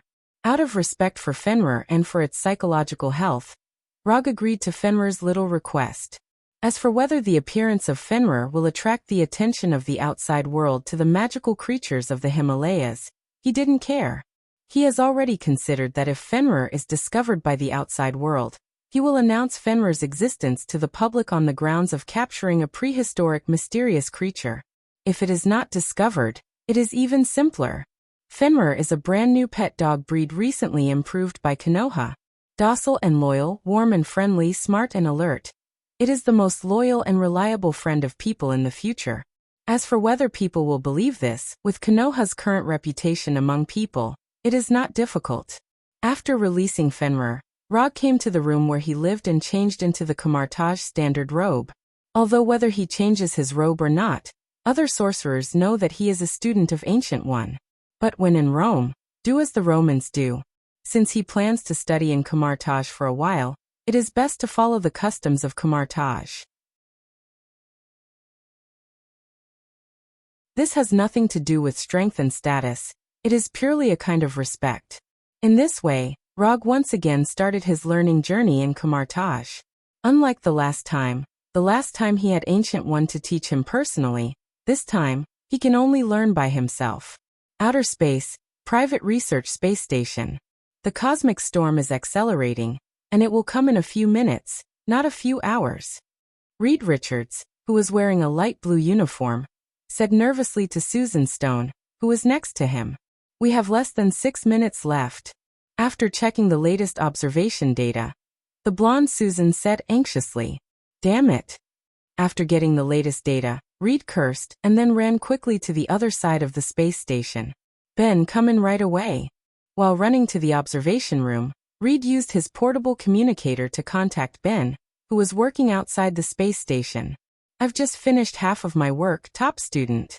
Ben, wearing a spacesuit, turned his head to look at the observation room and replied with a smile. "Ben, come back right away," Reed said again. Ben heard Reed's anxiety. After working with Reed for so many years, it was the first time he heard Reed's anxious tone. Although he didn't know what was going on, Ben decided to follow Reed's reminder and return to the space station. However, at the moment he turned around, he saw a cosmic vision that he had never seen before. In the orange-red cosmic storm, energy beams flashed like golden lightning. This cosmic storm, more gorgeous than the aurora, quickly approached the space station at a terrifying speed. "Brothers, I can't go back," Ben said with a bitter smile in a resigned tone. "Ben, jump over here, this is the only way." At this time, Susan's younger brother, Johnny, gave his own advice. At the same time, Susan in the main control room ignored the reminders of the other staff and ran to the observation room. However, she didn't expect that just as she ran out of the door of the main control room, the staff inside activated the protective shield and completely isolated the main control room. In terms of safety procedures, these staff's approach was not wrong. However, at a time like this, their choice was a little too inhumane. Susan ignored the gradually closing protective shield and continued to run to the observation room. Reed and Ben were Susan's classmates and friends. The real reason why she risked her life to run to the observation room was because of her brother, Johnny. As a sister, she couldn't do nothing when her brother was in danger.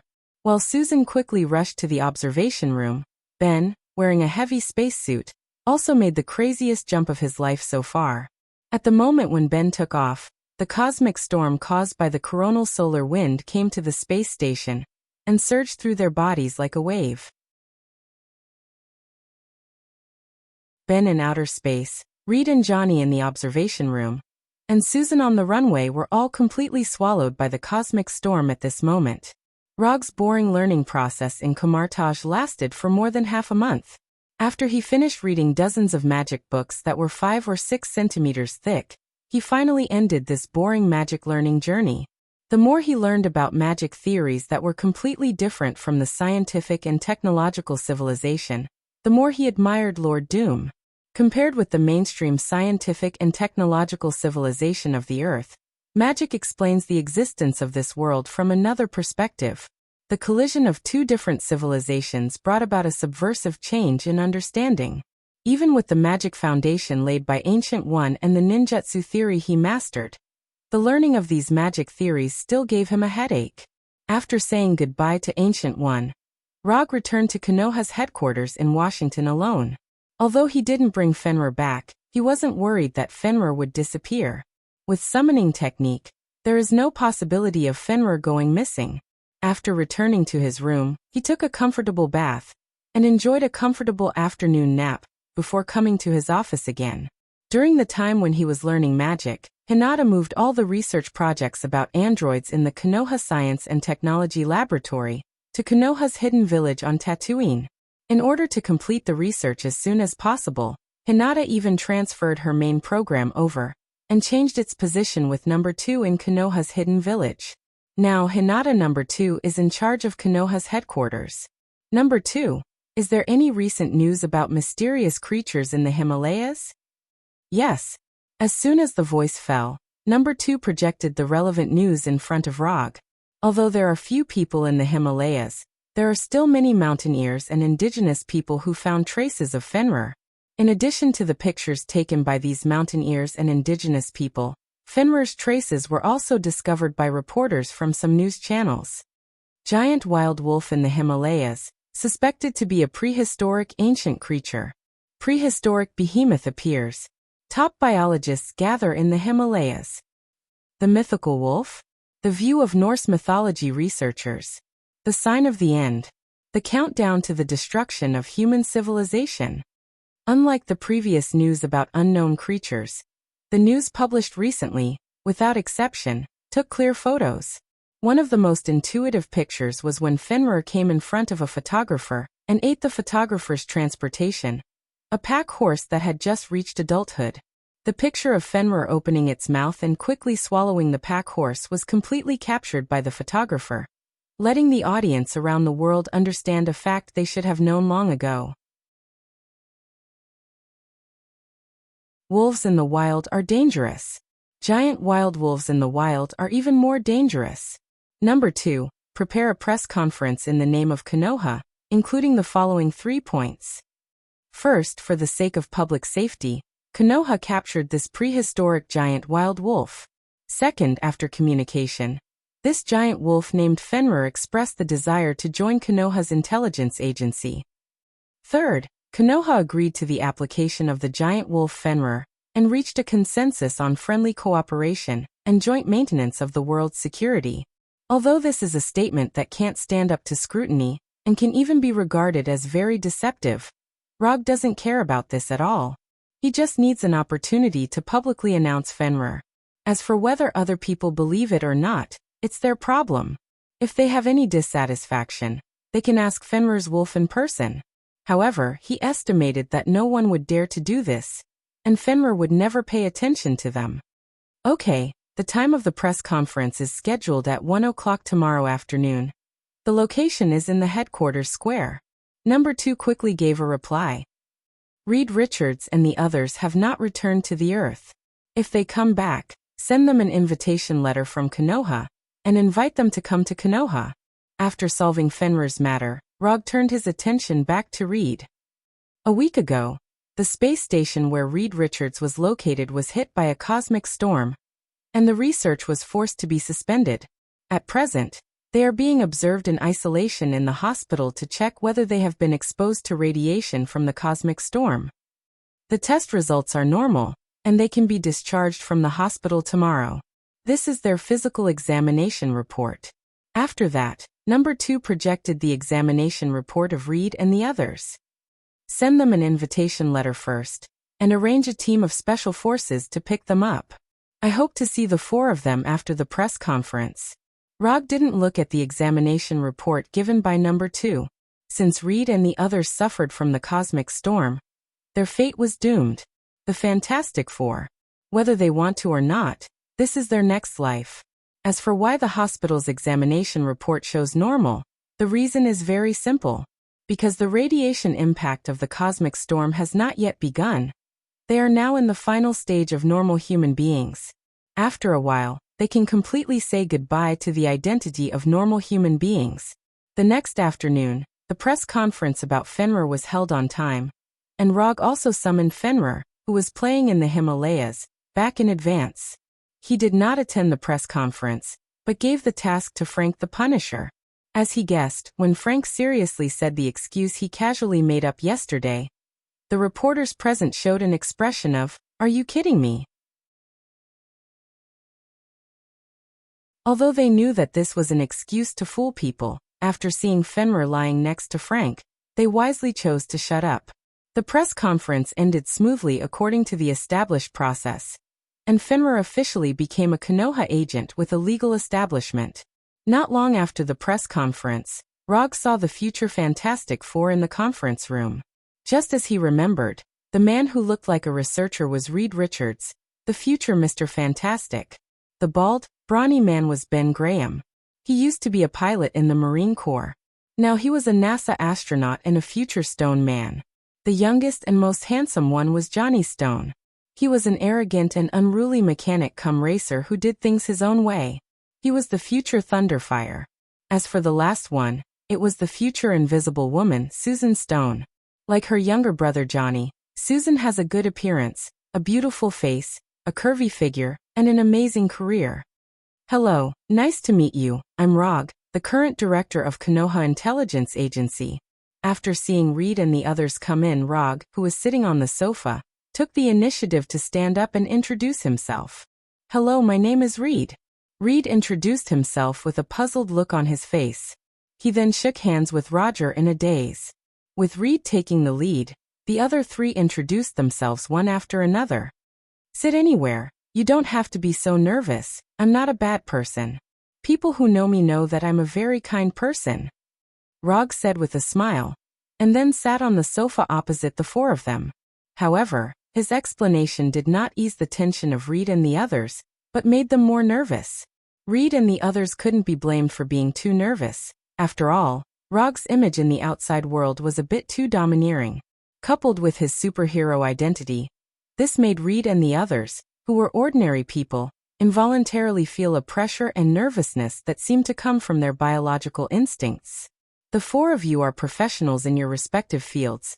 This time I invited you here in the hope that you can join Konoha and help Konoha better maintain world peace. Rog did not tell them about the Super Skrull, but directly invited the four of them to join Konoha. Rog-san, I'm sorry, we all have our own research. It may not be convenient for us to join Konoha. After more than 10 seconds of silence, Reed cautiously expressed his opinion.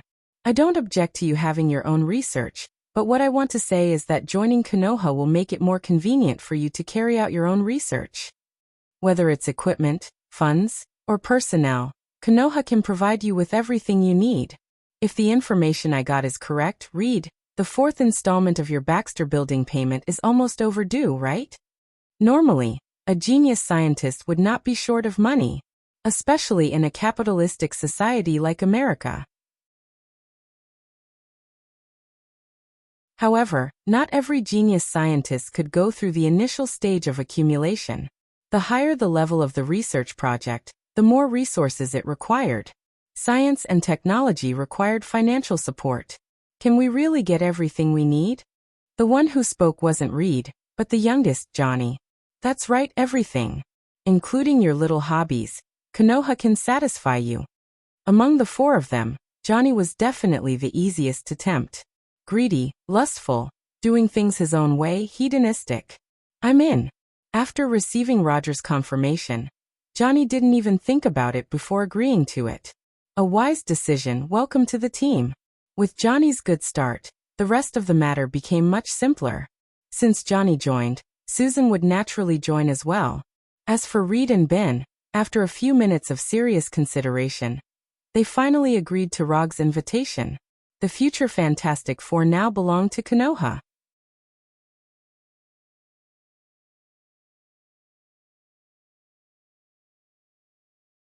Chapter 463. Other than Johnny, the other three didn't seem to be very willing to do so, but Rog didn't take it to heart. Although in web novels, there was never a lack of protagonists who would join in regardless of life and death. But he never felt that this kind of thing would happen to him. You encountered a sudden space storm in the space station last week. Although you have done a detailed examination and received normal test results. But I see something different in you. If you don't mind, you can stay in Konoha for a few days. After you stabilize a little, you can consider whether you want to live in the Konoha headquarters.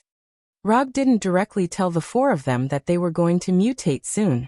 Instead, he said it like a fraud. Something different? If the person who said this wasn't Rog, Reed wouldn't believe a word. As a super genius with a doctorate in engineering, mathematics, physics, and other fields, Reed didn't have any doubts about the results of scientific tests.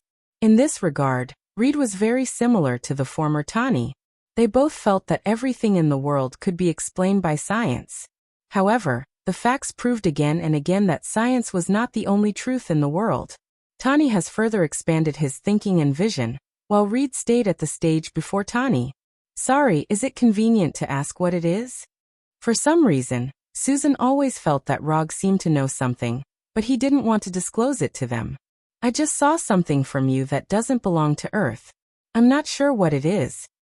Maybe we just need to wait a few days, and we will know the final answer. Rog continued to speak in the tone of a charlatan. There is nothing to be afraid of. Didn't we do a comprehensive physical examination? We are healthy. Unlike Reed and Susan, who had solemn expressions, Johnny had an indifferent look on his face.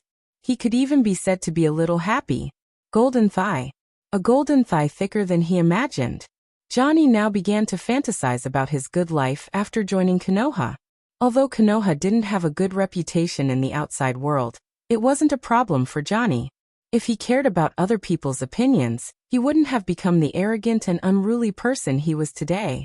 Under the lead of a female assistant with a good figure, Reed and the other three left the reception room and went to the room arranged for them by number 2. When the door of the reception room closed, Rog activated Byakugan. The words just now were purely made up based on his previous memory. He didn't see anything abnormal in Reed and the other three, but with his normal vision just now he couldn't see anything abnormal.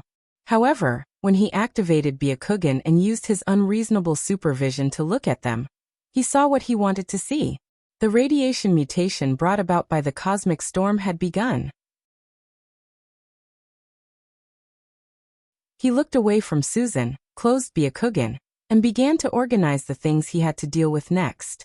First, he had to help the Fantastic to adapt to the superpowers as soon as possible. Even if he did not intervene, the 4 of them would be able to completely adapt to the changes in their bodies. However, this would take a lot more time. And time was the cost. After dealing with the 4 of them, he would take the time to go to Ladovinia, which was ruled by Lord Dumb, to meet this supervillain, who was both good and evil. He also wanted to see if he could cooperate with Lord Doom, such as joining forces to deal with Lord Mephisto. Finally, he had to wait for the results of Dr. Connors and Reed's research on the Super Skrull's cloning ability. Of course, while waiting for the results of the research, he wouldn't be idle. After all, no one knew how long it would take the 2 of them to study the best results. In addition to these things, there were basically some routine activities such as daily training and executing commissions. If everything went well, this should be his next arrangement. If it didn't go well, for example, if Thanos suddenly had the idea of Asgard without Odin, then it was hard to say what would happen next. On the first day of Reed and the others' stay in Konoha, nothing special happened. Although the mutation in their bodies continued, it had not developed to the point where it was obvious. On this day, Rog basically took them around Konoha and introduced them to the people of Konoha, so that they had a preliminary understanding of Konoha. As he guessed, when Reed saw the Super Skrull research being carried out by Dr. Connors, he was completely attracted. The reason why Reed went to the space station for research was to study the impact of the cosmic storm on the early life of a planet. But now, there were 3 Super Skrulls that did not belong to Earth in front of him, showing him another possibility of planetary life. For Reed, this was like a scene that would only appear in his beautiful imagination, suddenly appearing in reality. It was difficult to impress a genius scientist, but it was also easy to say the same thing. As long as you can provide him with a research topic that he is interested in, and do not restrict his research, he will not hesitate to take the bait. Rog did not deny that Reed was a super genius, otherwise he would not have the idea of pulling him into Konoha. But Reed's genius was only reflected in scientific research. If only 1/10 of his genius could be reflected in interpersonal communication, he would not have been unable to get Susan, who he had been secretly in love with since college. Reed was attracted by Dr. Connor's research, and Johnny was completely fascinated by Konoha. There were too many things in Konoha that could impress Johnny. Rog simply agreed to take him out for a ride in a Quinjet, and he had a feeling of meeting a confidant. He almost called Rog a brother directly. Unlike Reed and Johnny, who had a strong preference, Susan and Ben were much calmer. Especially Ben, who had served in the Marine Corps, was as calm as his future superpower. Throughout the day, he was like a tourist visiting Konoha, always keeping calm. As the only woman in the team, Susan was not particularly interested in the existence of research and equipment in Konoha. However, after she met Daisy and Wanda, everything was different. Both women, Susan had a natural sense of intimacy with Daisy and Wanda. More importantly, she was obsessed with Daisy's and Wanda's superpowers as if she was a superstar. It was not only men who had hero worship when they were young, but women also had it. In less than a day, the three of them became best friends who had been together for many years. Daisy and Wanda did not have a happy childhood, and Susan had a good childhood, which happened to be the existence they had fantasized about. For Susan, Daisy and Wanda with superpowers were the future she had fantasized about when she was a child, but she could not have it. Especially after listening to Daisy's story of leading Konoha's special forces to hunt down Hydra and fight the Skrull. Susan had an inexplicable worship for Daisy. The friendship between women was born so quickly. The first day of Reed's group of 4 in Konoha passed peacefully. Except for Ben, the other 3 were well integrated into Konoha's life. Reed went to Dr. Connor's lab early in the morning to study the Super Skrull with Dr. Connors. Johnny, who had just finished driving the Quinjet yesterday, had his eyes on Rog's limited edition sports car in Konoha's garage today. After getting Rog's permission, he drove the sports car out of Konoha's headquarters and began his hunting trip in Washington. As for Susan, Rog did not know where she went today. According to Number 2's report, Daisy, Wanda, and Susan quietly left Konoha's headquarters at dawn. Rog did not ask Number 2 to confirm their whereabouts. With Daisy and Wanda's abilities, even if they encountered trouble, they had enough ability to solve it. The only thing he had to worry about was whether or not Susan would suddenly awaken her superpower outside. However, with Daisy and Wanda, even if Susan really awakened her superpower outside, it would not be a particularly troublesome matter. Both Daisy and Wanda had experienced the awakening of their superpowers and had enough experience to deal with this kind of thing. It was night in an instant. Just when Rog thought that today would be peaceful, Number 2 suddenly took the initiative to project in front of him, interrupting his preparation to fall asleep. At this time, Number 2 projected the image of Hinata after her marriage. And the projected image was the kind that Rog had never seen before. Although Number 2 still looked like Hinata, it was Hinata wearing a classic kimono. Rog clearly remembered that he had never seen Hinata in this image before. Before he could ask no. 2 reported, "Sir, there's an abnormal energy fluctuation in Ben Graham's room. Should we arrange for guards to go over?" Abnormal energy fluctuation? After hearing Number 2's report, Rog did not hesitate and immediately gave the order. Immediately seal his room and inform Reed and the other 2. No need to arrange guards. I'll go there myself. As soon as his voice fell, Rog's body shone with a brilliant aurora-like light, and then completely disappeared from the room. At the same time, Reed and the other 2 also received Number 2's notice, and went to Ben's room. The moment they walked out of the door, they saw Rog already at the door of Ben's room. "What's wrong with Ben?" Reed immediately ran to Rog and asked anxiously. "If I explain it in a way that you're familiar with, then Ben is now mutating. A mutation at the DNA level," Rog explained calmly. At this time, Reed and the other 2 noticed that the veins around Rog's eyes were bulging. This made his white eyes, which were already different from ordinary people's, become even more strange. Mutation? How did he mutate? How did you know? Reed retracted his attention from Rog's Byakugan and asked 3 questions in a row. "I saw it with my eyes. My eyes can see some things that ordinary people can't." Rog did not explain the Byakugan's ability in detail. "Cool. Can I have this kind of eye too?" Johnny would always be the most indecent of the Fantastic Four. "No." Rog looked at the 3 of them, and then turned off the Byakugan. He used the Byakugan to confirm the situation of Johnny and the other two, and found that they had also reached the critical point of complete mutation. Perhaps in a few seconds, they would be like Ben in the room and display their respective superpowers. Then what are we waiting for? We need to. Seeing that Rog had no intention of entering the room to help Ben, Reed's face showed some dissatisfaction. However, before he could finish, there was a series of loud crashing sounds in the room. Dong. Dong dong. Dong. The dull crashing sounds, like rocks hitting the wall, made Reed and the other two involuntarily take a few steps back. They looked at the door that was only a meter away from them with hesitation and panic. This is the reason. Mutation is not eating or sleeping. Changing from one form to another is not an easy process. Of course, if you want to go in and persuade Ben, I can ask number 2 to open the door for you. Just as Rog finished speaking, an even more intense crashing sound came from the room. Boom. Along with the sound of the collision, the automatic metal door in the room also shook violently. Ben began to attack the door. Ben, is he going to be okay? Susan asked Roger with a nervous look on her face. No. It's just a little painful the first time. It won't happen in the future. Rog's expression was as calm as ever. Although Ben made a lot of noise, he was not worried at all. Even if Ben mutated, it was nothing more than turning from a normal human into a stone man. Not to mention Ben, who was less than 2 meters tall. He had even killed 2 stone golems that were 4 or 5 meters tall. Seeing Reed looking at the metal door with a worried face, Rog sighed slightly. Did the 3 of them forget something? Let me ask you a question. What do you think is the reason for Ben's mutation? In the first few seconds, Reed and the others were still seriously thinking about why Ben suddenly mutated.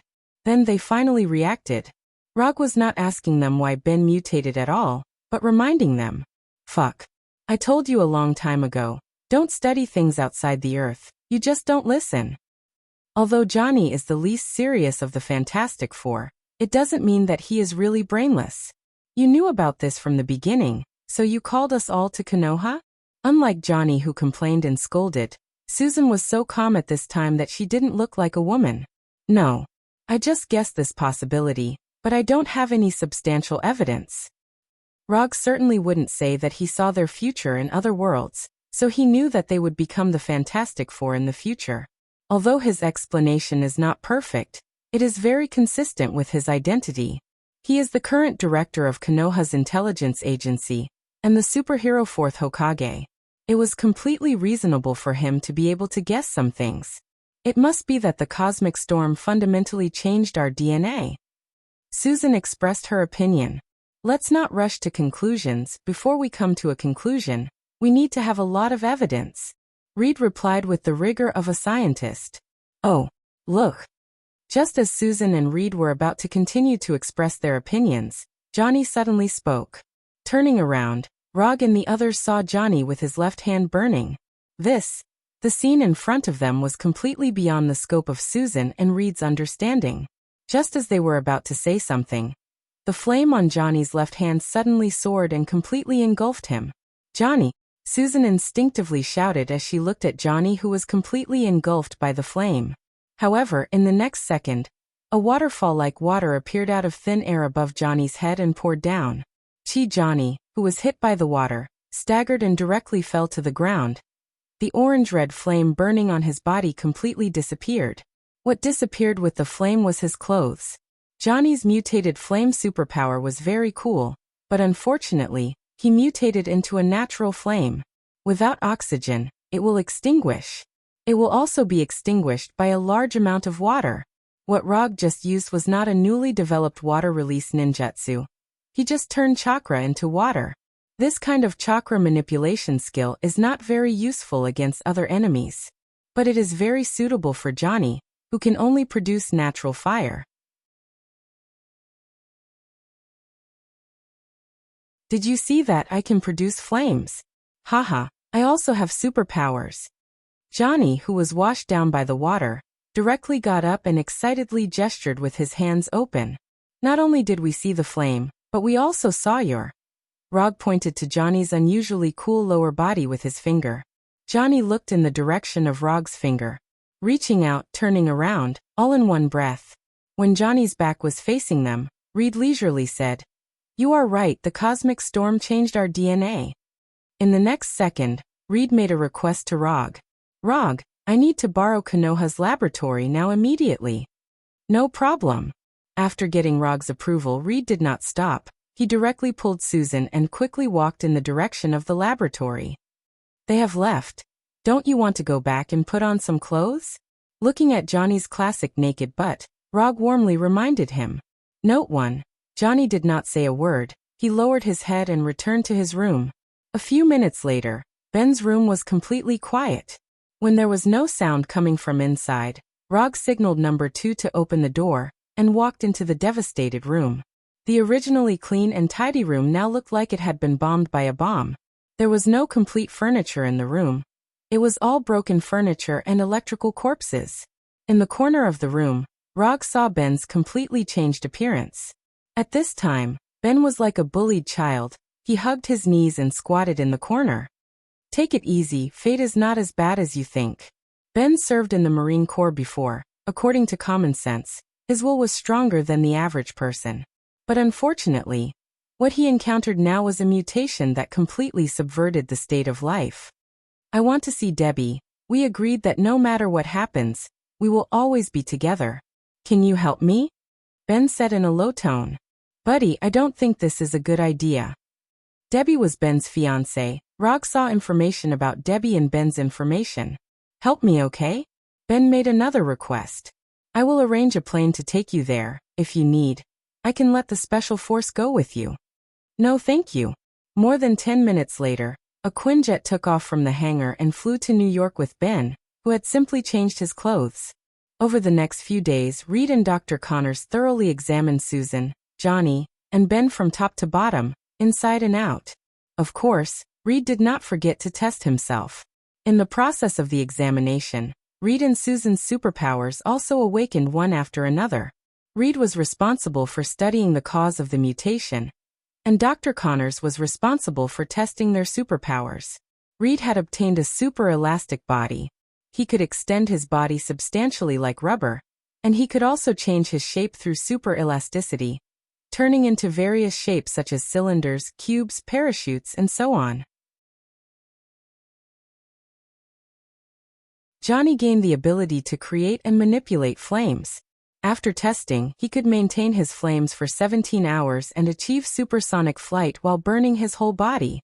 In addition, he could also burst out a flame explosion as high as 550,000 degrees Celsius, like a new star.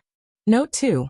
However, this flame explosion would exhaust all his energy and make him lose his superpowers for a short time. Susan could make herself, others, or objects invisible. However, her invisibility ability was not real invisibility, but it blocked the light and created an invisible effect on the naked eye. In addition, she could also create an invisible force field. The superpowers awakened by Reed and the other two did not cause any changes to their appearance. As for Ben, the only one who changed his appearance, he became extremely depressed after seeing Debbie.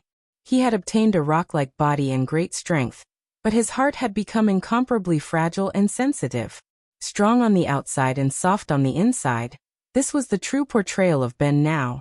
After reading the reports submitted by Reed and Dr. Connors, Rog arranged the hero titles that originally belonged to them. Mr. Fantastic Reed, Susan the Invisible Woman, Johnny the Thunderbolt, Ben the Stone Man. As for their team name, of course it was the Fantastic Four. While Reed and the other three developed and trained their superpowers, Rog did not inform anyone and quietly left Konoha's headquarters. The matter of the Fantastic Four came to an end for the time being. He was now going to see the good and evil Lord Dumb, whom he admired very much. Ladovinia is located in Eastern Europe, between Hungary, Romania, and Serbia. It is a small country with a population of less than 1 million. Although the population is small and the land area is small, with the help of the high-tech invented by Dumb, Ladovinia successfully developed from a backward agricultural country to a developed country without hunger and war. Rog, wearing ordinary clothes, strolled around the capital of Ladovinia like a tourist at this time, enjoying the scenery of Ladovinia. If he didn't see it with his own eyes, It would be hard to believe that this was a backward agricultural country more than 10 years ago. Rog did not pay a visit to Lord Dum immediately. Before meeting this ambitious and ruthless man, he intended to find out what the people of Ladovinia thought of him. In a seemingly casual conversation, he obtained the information he wanted from the mouths of these ordinary people. The ordinary people have two different views on Dum overthrowing the rule of the old king and freeing Ladovinia from war and hunger. They can be simply divided into the young people and the young people. The young people's evaluation of Dum is more of praise and gratitude. They even have a fanatical worship of Dum. The middle-aged people, on the other hand, have a completely different evaluation. In their view, Dum is an out-and-out dictator, a tyrant who controls all the power in Ladovinia. Dum decides everything. His softest breath is also the law. This sentence came from a public speech by the current Prime Minister of Ladovinia. And now, this sentence has become a catchphrase for these middle-aged people to mock Dum. These two completely different evaluations reminded Rog of the secret bet between Dum and Mephisto. These middle-aged people who assisted Dum in overthrowing the old king's rule back then are now his biggest opponents. It has to be said that this is a kind of irony. But then again, even without the help of these people back then, Dum could have overthrown the old king's rule. In a situation where strength is no longer in the same dimension, numbers are meaningless. At this time, Rog was tasting a Ladovinia specialty snack, called the Whole World, and looking at the magnificent castle in the center of the capital from time to time. This is a special skewer made by skewering cooked fish balls, meatballs, bird eggs, as well as fresh green peppers, onion slices, and small tomatoes, and then roasting them for a second time. In general, the taste is moderate, and the cooking method is not particularly rare. It's just that the name The Whole World is a bit interesting. The castle in the center of the city is Dum's residence, and the center of power in Ladovinia. Although Dum has all the rights in Ladovinia, not many people in other countries know about him. He doesn't come out to deal with public affairs. These things that need to be seen are all left to the puppet prime minister. After finishing the Whole World in his hand, Rog didn't continue to waste time. He directly used quantum teleportation to enter the castle. He didn't hide his aura, and with Dum's ability, it wasn't difficult to discover his arrival. Not to mention his magic, just his high-tech inventions were enough to let him discover an uninvited guest who entered the castle without permission. Not long after entering the castle, Rog waited for Dum's guards. A team of guards composed entirely of robots. These robot guards, which didn't look like the style of Ladovinia at all, didn't attack him. Instead, they said unhurriedly in an electronically synthesized voice, "Mr. Rog, Lord Dum is waiting for you in the reception room." Under the guidance of these robots, Rog entered the interior of the castle. In an antique reception room that exuded the aura of nobility everywhere, he saw the legendary Doctor of Destruction, Victor von Dum. He was wearing a green imperial robe, a rough-looking metal mask, and a full body armor of the same color as the mask. The imperial robe that Dum wore was taken from the old king, symbolizing the status of the monarch of Ladovinia. The mask on his face was obtained when he was learning magic in the Himalayas. It could enhance his magic ability. Because he was too eager, he put the mask on his face before it cooled down, which made his already disfigured face even more serious. However, with the mask, others couldn't see his true appearance. Therefore, there was no substantive difference between disfigurement and more serious disfigurement. As for the armor on his body, it was the best proof of his integration of technology and magic. This set of armor can not only absorb and manipulate a variety of energy, giving him complete control of machinery, but also use all the magic he has learned. On the armor, there are even fragments of the true cross, which can resist the attacks of Dracula and other vampires and other undead creatures. Ladovinia has no intersection with Konoha. I can't think of any reason why the fourth Hokage of Konoha would come in person. Although Dum's tone was calm, the aura exuding from his body was not calm at all. It could even be regarded as oppressive. The purpose of my visit has nothing to do with Ladovinia. I came here specifically to find you. After taking a sip of the coffee brought by the robot maid, Rog said slowly, "Find me? If I remember correctly, today is the first time we've met. If it weren't for his scruples about Rog's strength, Dum wouldn't have wasted any time on him at all. With this kind of energy, he might as well study a few more magic spells or research a few more new inventions. We can cooperate even if it's the first time we meet, and I can guarantee that you will be very interested in my next proposal. Looking at Rog's confident look, Dum pondered for more than 10 seconds, and then continued, "Tell me your proposal." "I can rescue your mother, Cynthia, from Mephisto." Rog directly showed his trump card. The moment he finished speaking, Dum, who was sitting across the long table, suddenly stood up, and his body exuded strong magic fluctuations. Along with the magic fluctuations, there was also a murderous intent.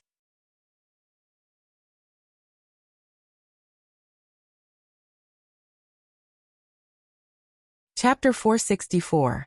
The secret that had never been known by anyone was exposed by Rog, who had just met him. This made Dum, who was used to having everything in his hands, feel an instinctive threat.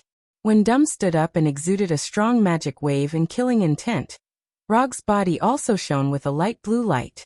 Of course, Rog knew how his words would affect Dum. Although this would make Dum wary of him, it was the only trump card that could move Dum at the moment. In order to get Dum to cooperate with him, he could only choose to take the risk and try. Moreover, even if Dum really wanted to kill him, he had enough power to protect himself. Dum looked coldly at Rog across the long table, as if he was considering his final decision. "Who are you?" Dum spoke again.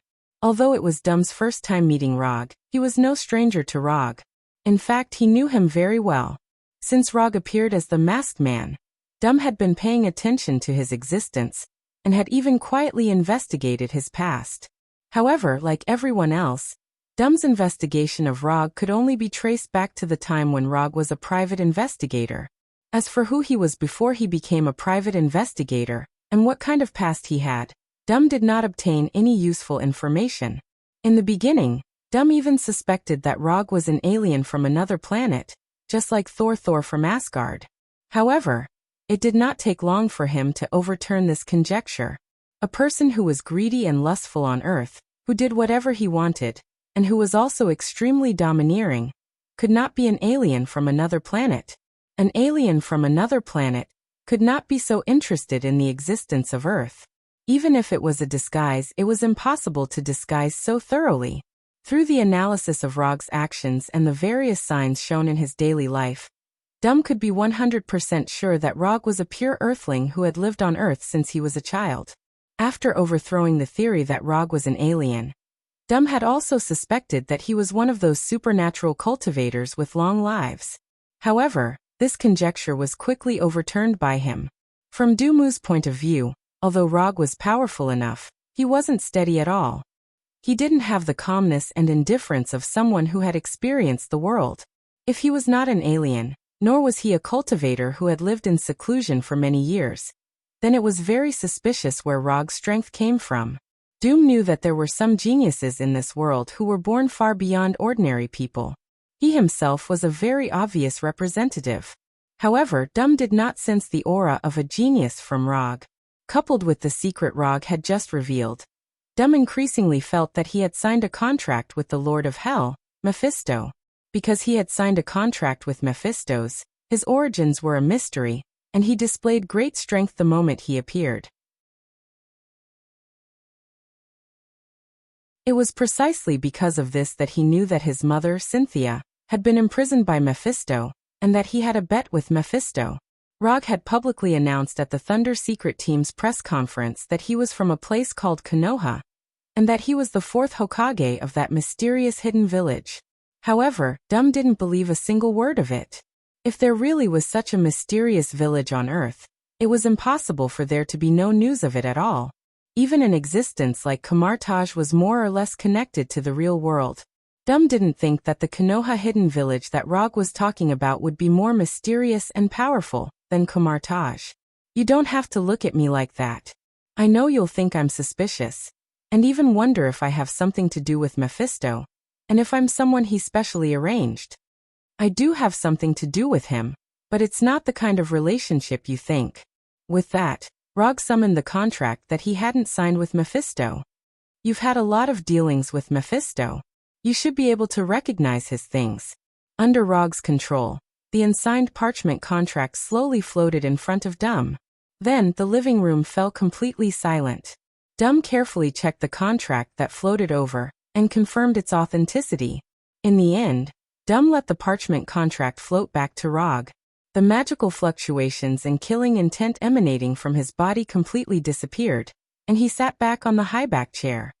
Although I don't know how you did it, you didn't sign a contract with Mephisto. You have no reason to return to hell. Dum said calmly. Of course I have a reason to return to hell. You've also cultivated in the Himalayas, so you should have heard of the term inner demon. I don't want a crack to appear in my cultivation state, so I have to go to hell. Rog explained. He didn't make up the term inner demon. It really existed. Even if it wasn't an extraordinary person like them, it was possible for an ordinary person to have inner demons. Among them, the most common was the so-called eternal second place in sports competitions. The Himalayas? What's your relationship with Kamartaj? As a mage, it was impossible for Dum not to know about Kamartaj's existence. Ancient One is my teacher. With that, Rog stretched out his right hand and opened a small portal that only allowed one's arm to pass through. This portal magic was one of Mage Kamartaj's signature spells. Just like the ninja school's triple body technique, a mage who hadn't learned the portal magic couldn't be considered a real Mage Kamartaj. After hearing that Ancient One was his teacher, and confirming the portal magic with his own eyes, Dum dispelled his suspicion that Rog was Mephisto's subordinate. Although he was still wary of Rog, one thing he could confirm was that Rog was a student of Ancient One, and couldn't be one of Mephisto's men. The name of the Sorcerer Supreme, Ancient One, was still very convincing in the extraordinary world, especially the magic world. Tell me about your plan. If it's reliable, I don't mind going to hell with you once. Dum took the initiative to ask about Rog's plan. Rog didn't hide anything and told him about the plan that originally belonged to Dum and Dr. Strange in his memory. But this time, the person who joined forces with Dr. Destruction Dum was no longer his junior brother, Dr. Strange, but himself. The plan sounds feasible, but the specific implementation steps still need to be carefully thought about. After listening to Rog's plan, Dum suddenly felt like his train of thought had been completely opened. All this time he had only been thinking about how to defeat Mephisto, win the bet, and regain his mother's freedom. However, he didn't expect that there would be such an alternative way to save his mother. I agree to your plan. What do you want in return? Dum had investigated Rog, and of course he knew about Rog's strange commission obsessive-compulsive disorder. It's very simple. I want all your magic cultivation information. In the beginning, Rog intended to get a promise from Dum. For example, he wanted him to promise that when Thanos attacked Earth, he would go all out against Thanos once, so as to achieve the tactical effect of using supervillains to fight supervillains. However, this reward was quickly rejected by him. Although the system will recognize the commission reward of the promise type, the problem is that the promise is a kind of reward with no fixed time. If Thanos never comes to Earth, he won't be able to receive Dum's promise, and he won't be able to get the commission reward given by the system, and he will always occupy the only commission slot. So he directly changed his goal, and changed the reward to Dum's magic cultivation information. Although Kamartaj doesn't lack this content, most of Kamartaj's magic belongs to the category of white magic. But Dum's magic is different. He is the kind of magic that doesn't refuse. Whether it is white magic or black magic, he has a lot of it here. And the commission reward is just a bonus. What he really wants is the ninja coins given by the system. He now has 660 unspent ninja coins. If he completes Dum's commission, he won't be too far away from 1,000 ninja coins. After he saves 1,000 ninja coins, he can exchange the Yin Kyubi in the system, and let Yin and Yang Kyubi reunite as one. You have a big appetite. Aren't you afraid of eating too much? Dum didn't doubt Rog. In his opinion, if Rog's reward was too low, then there would be a problem. He wasn't afraid of Rog's appetite. He was only worried that Rog wouldn't try his best. Although the plan proposed by Rog just now is very feasible, there is only one chance. If it fails this time, Mephisto will never be fooled a second time. A man should have a big appetite and a big dream. Rog replied with a smile. No problem, I agree, signed the scroll. As soon as Dum finished speaking, Rog threw the commission scroll that he had prepared long ago. More than 10 seconds later, a new commission appeared in the system's commission page. Commission content. Assist Professor Dum and let Cynthia's soul regain freedom. Commission status. Incomplete. Commission reward. 250 ninja coins. Dum's commission passed the judgment smoothly, and the system also gave a very reasonable commission reward. In a month, we will set off for hell. Throwing the completed commission scroll back to Rog, Dum set the date of departure. Going to hell is not a trivial matter. Even Dum needs to be prepared in advance. And unlike the previous gambles, Mephisto won't be as easy to talk to as before. No problem. After putting away the commission scroll, Rog opened the portal back to Konoha's headquarters and left Dum's castle. After returning to Konoha, he first went to see the Fantastic Four who were adapting to their superpowers, and then teleported from the headquarters to Konoha's hidden village.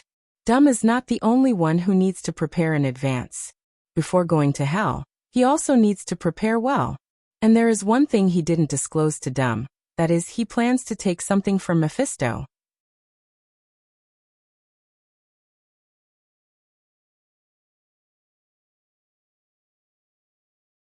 Chapter 465.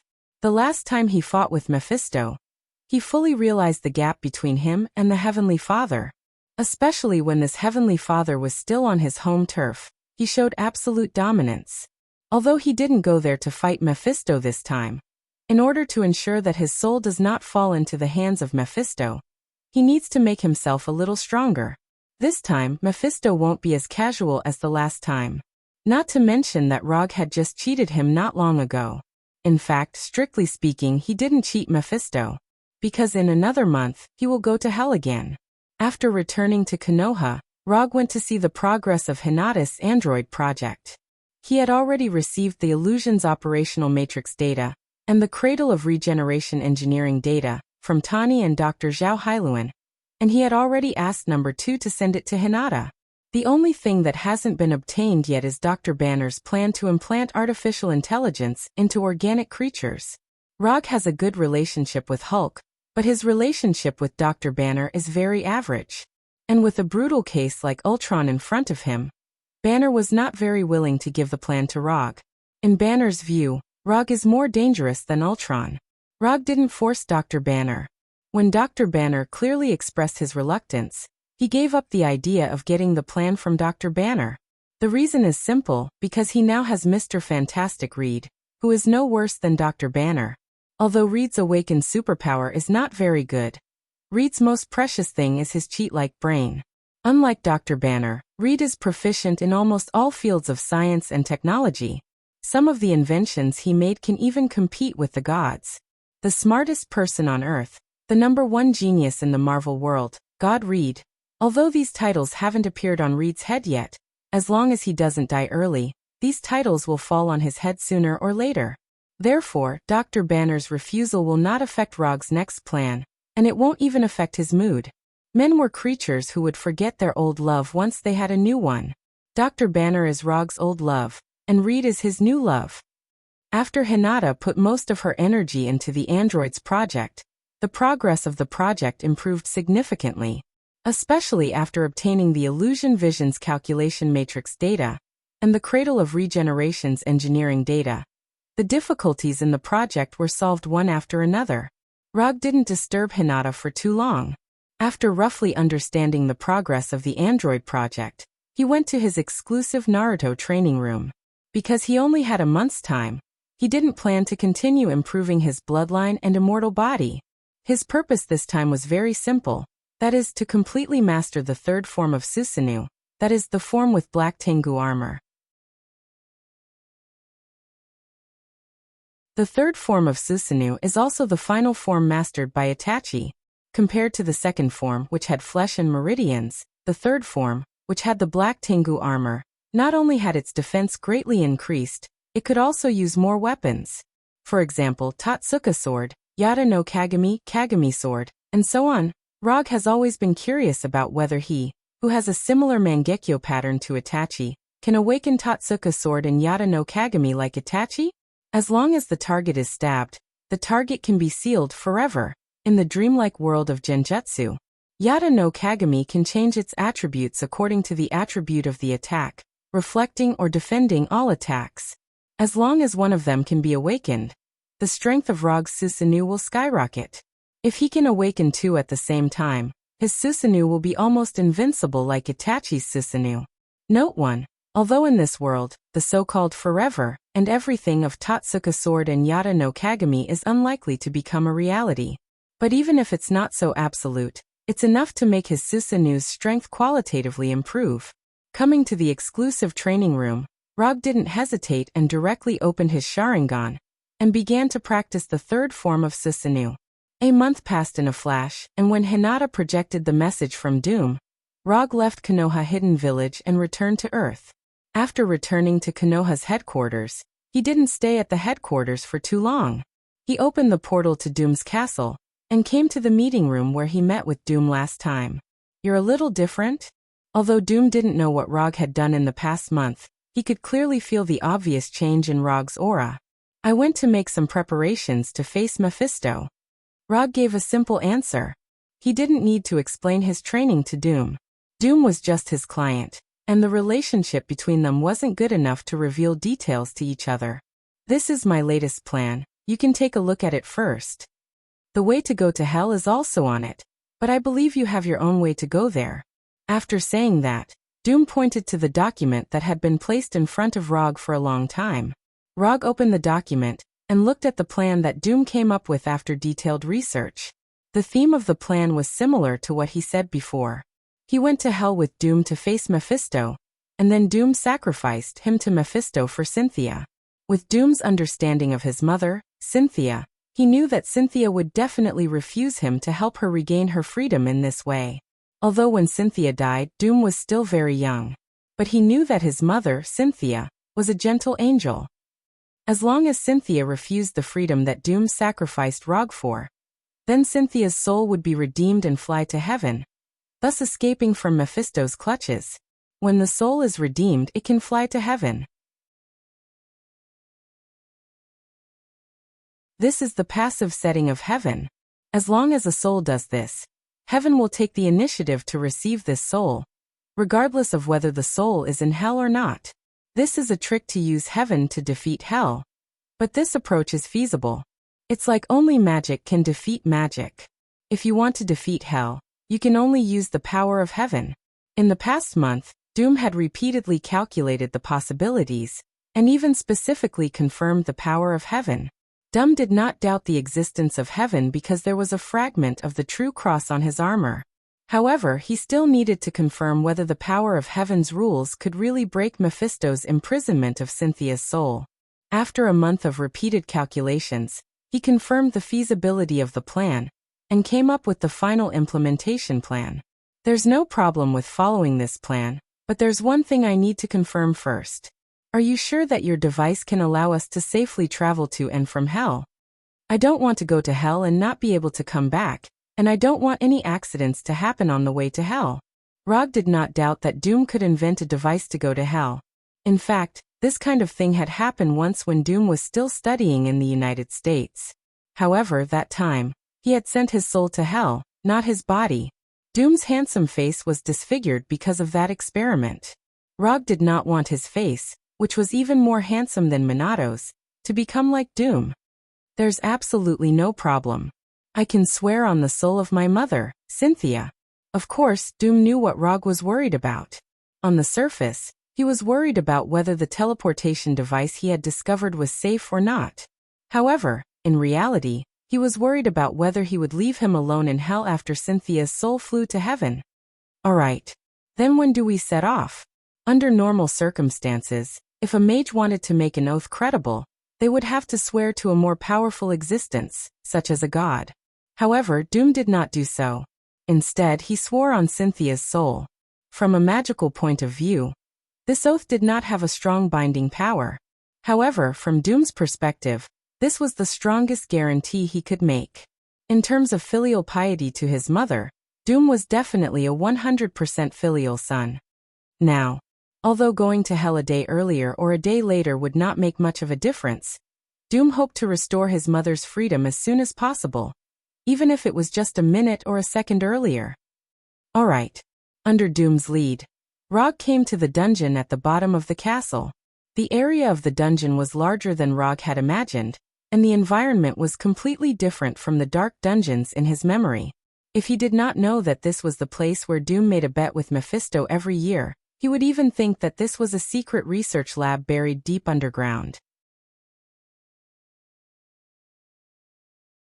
Most of the items in the dungeon had been removed.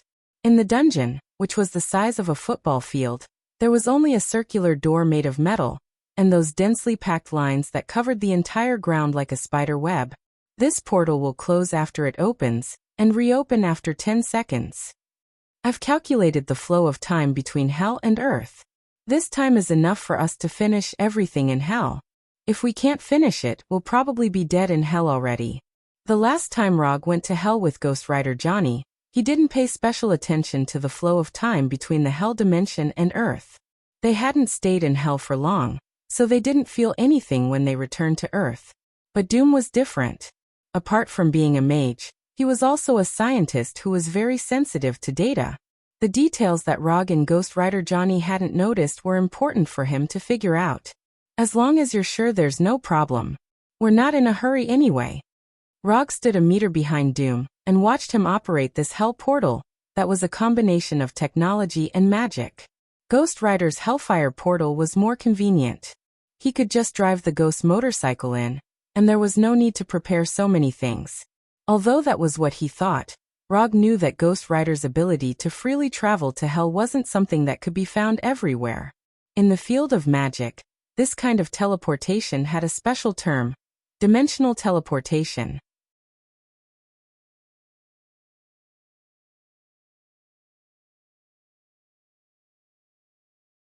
Chapter 466. Dimensional teleportation was different from ordinary teleportation. It was a teleportation that directly crossed worlds. Although dimensional teleportation did not necessarily require more energy than ordinary teleportation, it was definitely several levels more difficult than ordinary teleportation. In order to perform dimensional teleportation, the first problem to deal with was how to break the world wall between the two worlds. The world wall was an invisible and untouchable existence. Not to mention breaking it, even sensing it was not an easy task. Rog stood quietly behind Doom and watched him operate the teleportation device that he could not understand at all. After Doom set all the data, this extraordinary-looking teleportation portal emitted a lava-like red light. As the red light lit up, a glass-like red light curtain appeared in the middle of the teleportation portal. On the other side of the light curtain was a dry yellow desert. Let's go. After activating the teleportation portal, Doom did not look back. He walked straight into the portal and arrived at Hell, which was completely different from Earth. After Doom entered the portal, Rog activated the infinite mode that he had developed and followed him in. Hell was not a place where the living should come. Everything here did not welcome the living, such as the poisonous air and the will of Hell. When Rog also entered Hell, the red teleportation portal behind him immediately closed and disappeared as if it had never appeared. Just like how Rog had added infinite mode to himself, Doom had also added a magic effect that Rog could not understand, giving him the right to move freely in Hell. After arriving at this Hell that was like a death planet, Rog and Doom did not speak, and quietly adjusted their state. They were not rookies who had gone to Hell for the first time, so they both knew that they did not need to look for Mephistos at all. As they had expected, not long after they arrived in Hell, they saw their old friend, the Lord of Hell Mephistos.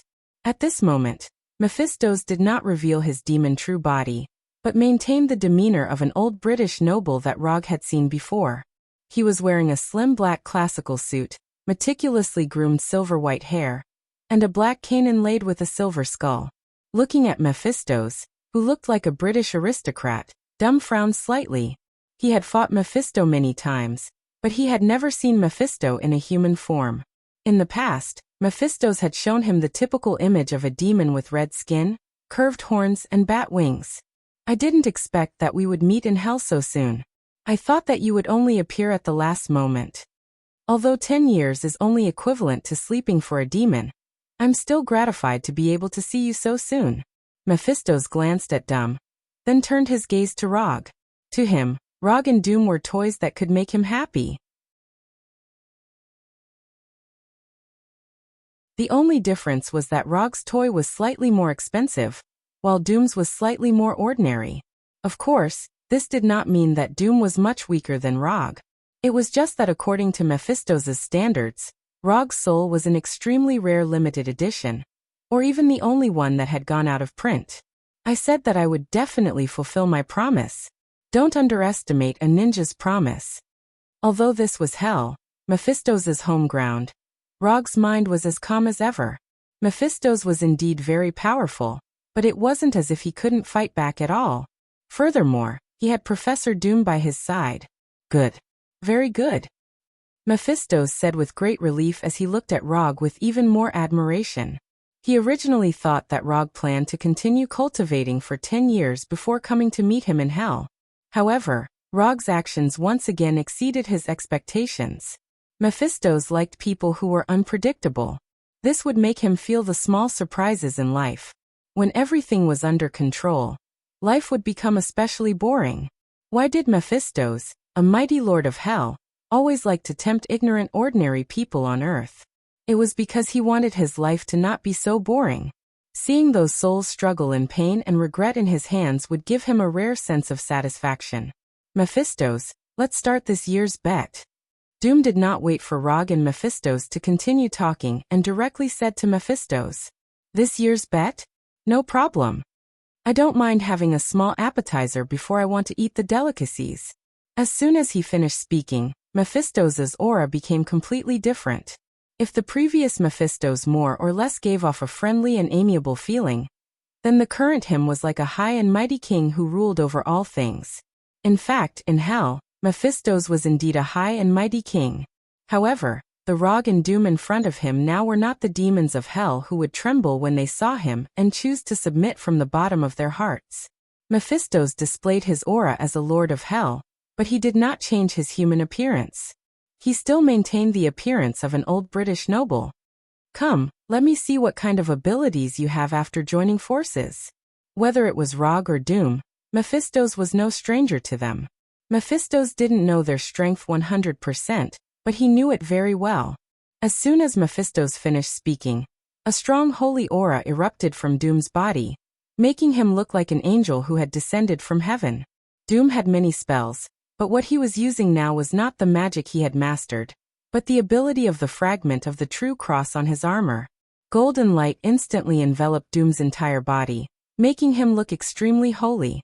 Then, a laser-like holy beam of light descended from the sky and arrived in front of Mephistos like lightning.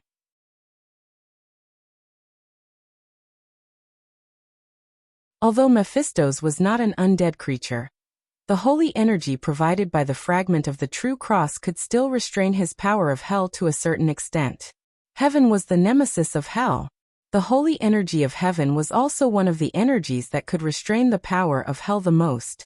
Doom had fought with Mephistos more than 10 times. Of course, he would not overlook this. When Doom summoned the holy beam of light to attack Mephistos, Rog did not hesitate and directly summoned the Kusanagi no Tsurugi sword. The moment the silver-white Kusanagi no Tsurugi sword appeared in his right hand out of thin air, his figure also disappeared. Byakugan open. Lightning release chakra mode. Unlimited mode could only give Rog the ability to move safely in all kinds of environments. It was not a battle-type ninjutsu, so the moment he attacked Mephistos, Rog gave himself the first layer of battle-specific buffs. The moment Rog disappeared like lightning, the holy beam of light summoned by Doom also hit Mephistos, completely devouring the thin and weak Mephistos. To be precise, it devoured the afterimage left behind by Mephistos. Facing the attack of the holy beam of light, Mephistos did not use any magic or energy moves. He dodged the holy beam of light with just his physical strength, and left behind an afterimage. As a lord of hell, Mephisto's physical strength could not be weak. He rarely used melee combat, not because he didn't know how, but because there was no need. Rog and Doom were not surprised that Mephisto's could easily dodge the attack of the holy beam of light. If Mephisto's could not even dodge such an attack, he would not be qualified to be a Lord of Hell. Mephisto's, who had dodged the holy beam of light, appeared more than 10 meters behind him again. At the same time, Rog, who had entered lightning release chakra mode, also appeared in front of him. Lightning release. Thousand Birds Blade. In just an instant, the silver-white Kusanagi no Tsurugi sword was wrapped with light blue lightning as it stabbed directly at Mephisto's chest. Although Mephisto's was a Lord of Hell, he also had a fatal weakness like the other demons of Hell, his heart core. Through the Byakugan, Rog saw the fist-sized heart core in Mephisto's chest that looked like a solidified red sun. Clang. Unlike the previous battle, Mephisto's did not use an energy barrier to block Rog's attack this time. Instead, he raised the black scepter in his hand. The black scepter that looked like it was made of ordinary would block the Kusanagi no Tsurugi sword with great precision, and the crisp sound of metal clashing against metal could be heard. Before Rog could retract his Kusanagi no Tsurugi sword, Mephisto's held the tip of the scepter in his hand and turned it into a sharp sword, stabbing at Rog repeatedly. Clang, clang, clang, clang. At this moment, Mephisto's displayed exquisite swordsmanship.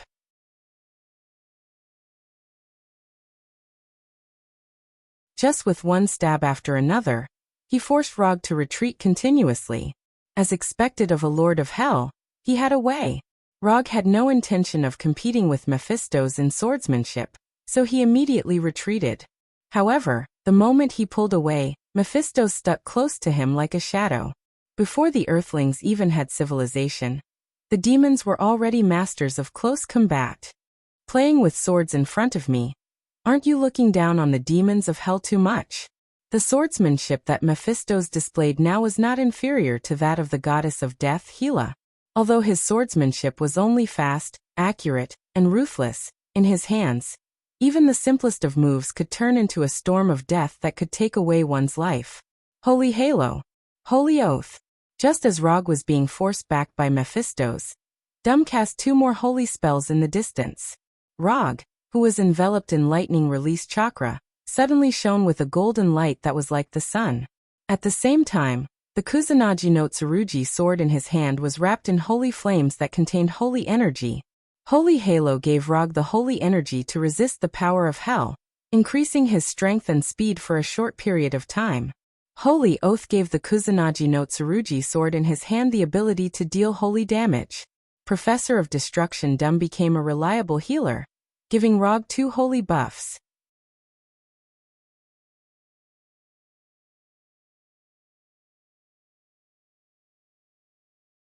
Chapter 467.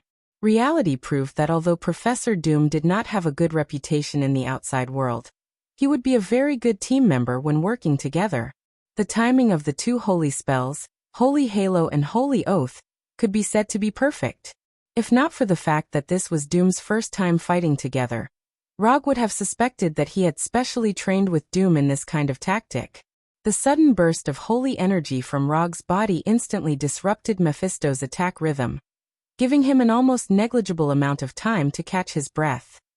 To ordinary people, Mephisto's short delay of a few tenths of a second wasn't an opportunity at all. However, to people like Rog or Hela who were extremely proficient in close-range combat, this delay was enough to turn the tide of the battle. Mephisto's black cane brushed past Rog's face, almost leaving a scar on his handsome face. Rog did not waste the opportunity that Doom had created. The Kusanagi no Tsurugi sword wrapped in light blue lightning and golden holy flame stabbed out at a speed that exceeded the limits of what the naked eye could see. This time, Rog did not stab at Mephisto's heart core in his chest. Instead, he stabbed at his right eye. Even if Mephisto was a Lord of Hell, as long as he was stabbed by this sword, he would definitely have a temporary loss of vision. This had nothing to do with whether Mephisto was a Lord of Hell or not. It was purely determined by his form. If Rog did not have Holy Halo and Holy Oath, Mephisto would not care about this sword at all. Although the Kusanagi no Tsurugi sword was fast, he could completely create an energy barrier before it stabbed him and block Rog's sword. However, Mephisto did not dare to do so now. He could ignore Rog's chakra, but he did not dare to underestimate the holy energy of the true cross fragment. Retreat. Retreat quickly.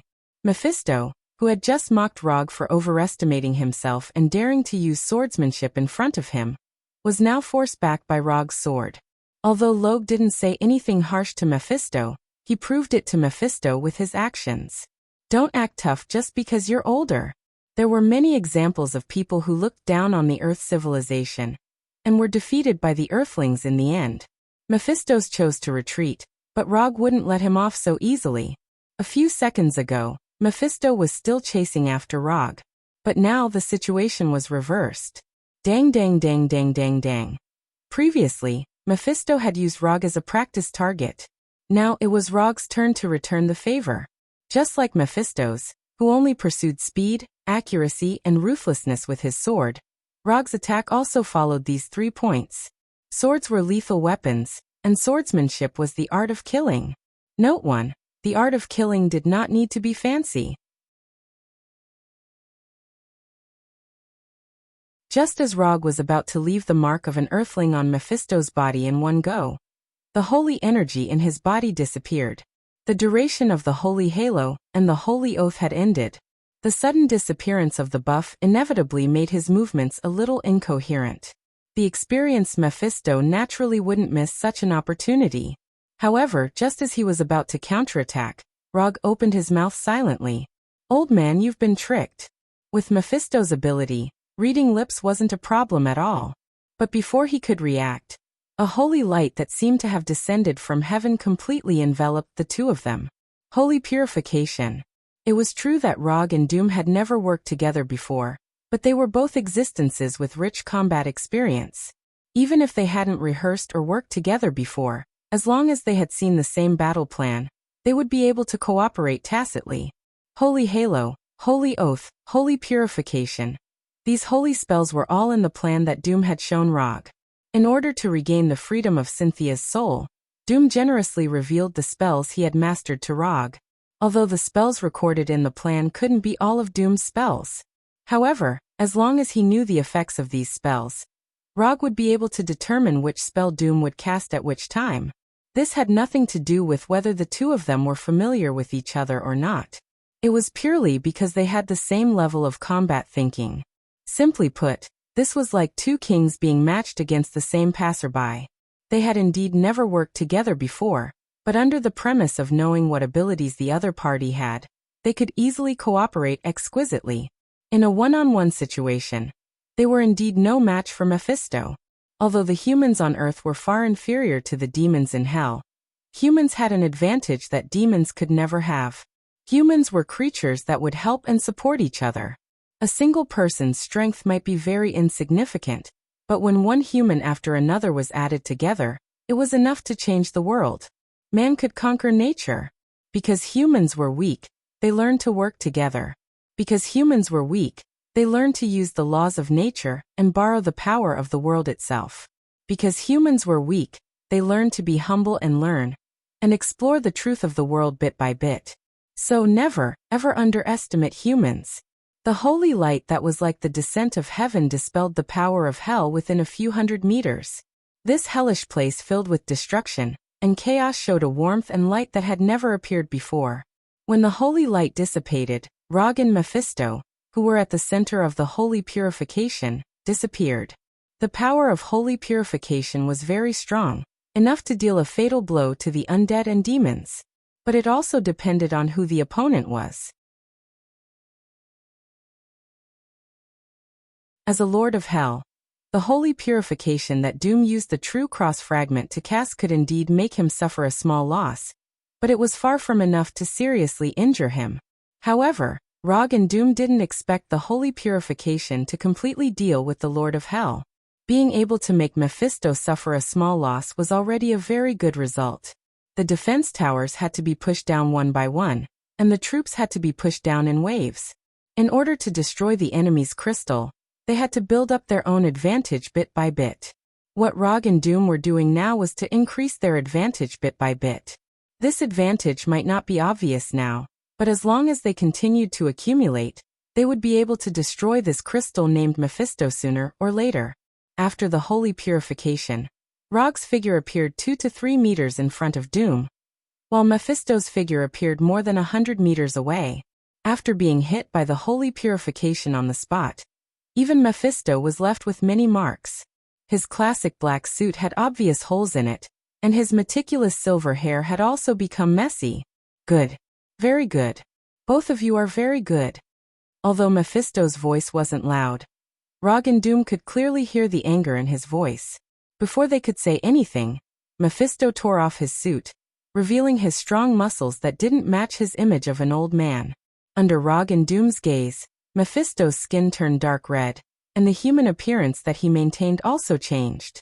2 huge curved horns grew out of his forehead, his human hands turned into monster-like claws, and a pair of huge red bat wings surged out of his back. In less than a second or two, Mephisto turned into the classic demon image in the legends. Although this red demon image looked like Mephisto's true demon body, Rog knew that this wasn't Mephisto's true appearance. Mephisto's true appearance was unknown, and all the appearances he displayed were only changes he made according to his needs. Note 2. However, from the way Mephisto transformed from a human into a demon, he should be angry. Otherwise, he could have continued to maintain his human appearance and the mentality that this was just a small game. After Mephisto transformed into a demon, Rog threw the Kusanagi sword back into the psychic scroll and deactivated the lightning escape chakra mode. Since Mephisto was starting to get angry, he naturally had to give himself a stronger buff. 8 inner hidden gates. 6th gate, Gate of View open. Before the battle with Ronin on planet Sokka, Rog had already grasped the 6th gate, Gate of View. It was just that Ronin's strength was too weak. He couldn't even survive the 5th gate, Gate of Stop, causing the 6th gate, Gate of View, to lose the opportunity to appear.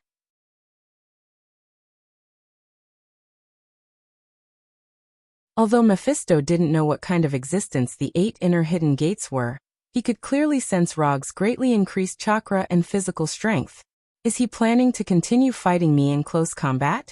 Mephisto's had changed his human form to that of a demon, with the intention of continuing to fight Rog in close combat.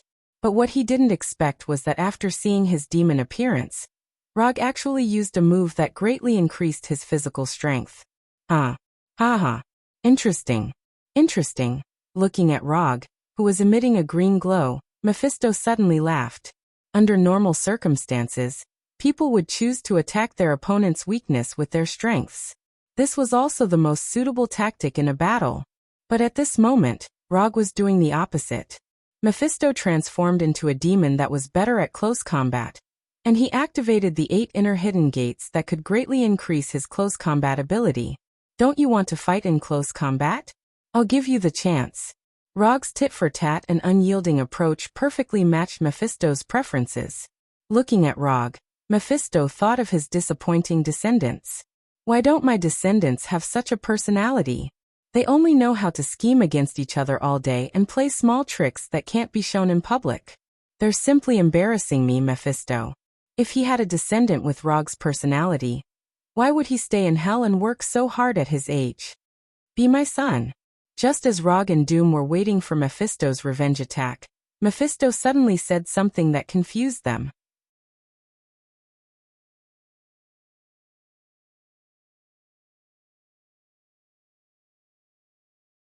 Chapter 468. Was this guy crazy? Or did he go to the wrong set? Mephisto's words made Rog and Doom look puzzled. However, after hearing this sentence, the two of them thought of completely different things. Doom had interacted with Mephisto many times, but he had never seen Mephisto like this. The current Mephisto didn't have the attitude of a lord of hell at all. Instead, he looked like an old human man anxiously looking for an heir. If he wasn't very sure that Rog was a native of Earth and a disciple of the Ancient One, Doom would have suspected that Rog really had some unspeakable relationship with Mephisto. Although Rog didn't think as much as Doom, Mephisto's words reminded him of a great man who claimed to be a remnant of the old era. I am a remnant of the old era, and the new era doesn't have a ship to carry me. Note 1. Until today, Rog could still clearly remember how excited he was when he heard this sentence. A man's heroic life should come to an end in such a spectacular way. Therefore, when he heard Mephisto's words, he couldn't help but be distracted, and his thoughts involuntarily flew to the sea that carried the dreams of countless people. You should leave this kind of qualification to others. I can't afford it. Rog directly rejected Mephisto's suggestion. Even if his brain had been fried by the chakra of the 8 gates, there was no way he would agree to Mephisto's suggestion. Wasn't it good to be a human? It's okay, I'll make you slowly agree. As long as you live in hell for a while, you'll find that hell isn't as bad as you think. Mephisto didn't care about Rog's rejection. He would have been surprised if Rog had agreed immediately. Moreover, Rog's rejection made Mephisto admire him even more. Perhaps it was his imagination, but Rog felt that there was something wrong with the way Mephisto looked at him. He remembered that he had seen this kind of gaze from a certain group of people with special sexual orientations. After shaking his head to dispel these strange thoughts, Rog took a deep breath and took the initiative to attack Mephisto's in the distance. He had to complete the mission as soon as possible, then leave hell and stay away from that old pervert. Rog, whose body was emitting green light, disappeared again. In the next second, he arrived in front of Mephisto, who had become more than 2 meters tall. Shadow Dance Leaf. Rog, who appeared in front of Mephisto in a flash, raised his right leg and kicked Mephisto's chin. Rog, who had opened the 6th gate of view, erupted with a speed that shocked even Mephisto. However, just as his right foot was about to land on Mephisto's chin, the giant bat wings on Mephisto's back flapped gently, and he flew out of Lin Li's attack range. Although Mephisto had never seen the 8 inner hidden gates before, he knew one thing very well, and that was that the 8 inner hidden gates was definitely not simple. Not to mention the attack power of the 8 inner hidden gates, just the fact that it could increase Rog's chakra was enough to make Mephisto extremely vigilant. The last time they fought, Mephisto discovered that Rog's body had energy that far exceeded that of an earthling. At this moment, Rog's chakra, which was already very large, became even more astonishing under the amplification of the 8 inner hidden gates. However, this was normal. After all, opening the 8 inner hidden gates was equivalent to burning one's life force. Whether it was burning one's life force, soul, or anything else, it could increase the caster's strength by a terrifying amount. There were many such methods in the human world, and there were also many in hell. Mephisto's bat wings flapped gently, and he flew dozens of meters into the air. He looked down at Rog, who was on the ground. However, in the next second, Rog disappeared from the ground again. Shadow Dancing Leaf was Lotus Flower's starting move. It was to kick the enemy into the air, so he deliberately targeted the enemy's chin. Although Log's Shadow Dancing Leaf didn't hit Mephisto, Mephisto flew up on its own and completed the effect he wanted to cast on it. Inner Lotus. Just as Mephisto was about to sense Rog's whereabouts, Rog's voice sounded behind him. After Shadow Dancing Leaf, he could follow up with Outer Lotus and Inner Lotus. Rog had originally planned to use Outer Lotus to test the power of Mephisto's demon form. However, after Mephisto said "Be my son," and revealed a look that gave him goosebumps, he decisively gave up on Outer Lotus. Outer Lotus needed to tie Mephisto up tightly with bandages or something else, and then spin him into the ground. At this moment, Rog didn't want to have such intimate contact with Mephisto. Therefore, Inner Lotus, who didn't need to be hugged by the opponent, became a more suitable choice. The moment the voice sounded, Rog's right fist hit Mephisto's back, sending him flying to the ground. However, the moment Mephisto was sent flying, Rog, who was originally behind Mephisto, arrived in front of him and kicked him in the chest with his right foot. Thus Mephisto, who was originally flying toward the ground, flew backward into the sky. Mephisto's combat skills and reaction speed were extremely outstanding, but unfortunately, he had encountered Rog, who had cheated. After hitting Mephisto twice in a row, Rog arrived beside Mephisto again. Then it was another heavy punch. Mephisto, a mighty lord of hell, was sent flying by Rog like a volleyball. Bang, bang, bang, bang, bang. Muffled sounds of strikes rang out continuously, as if a battle song that belonged to Log was being played. Although Dum really wanted to help Rog add a few holy attribute enhancement spells, he helplessly discovered that he couldn't keep up with Rog's speed at all. Rog's inner lotus at this moment proved what it meant to be a high-speed attack that the enemy couldn't even touch. Even an existence like the Lord of Hell, Mephisto, couldn't stop Rog's high-speed attacks, and could only passively choose to take the beating.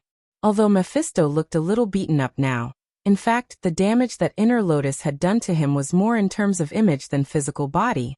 This was the first time in Mephisto's long life that he was being hit like a volleyball.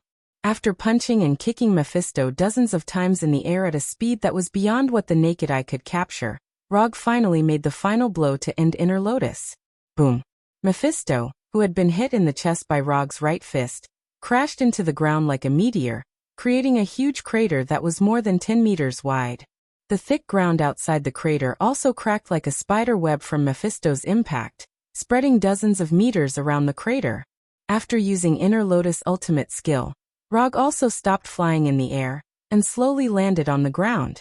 When Rog landed on the ground, Dum finally had the chance to throw out the holy spell that he had prepared long ago. Light armor. An armor completely made of golden light appeared on Rog's body, making him look like a heavenly soldier from heaven.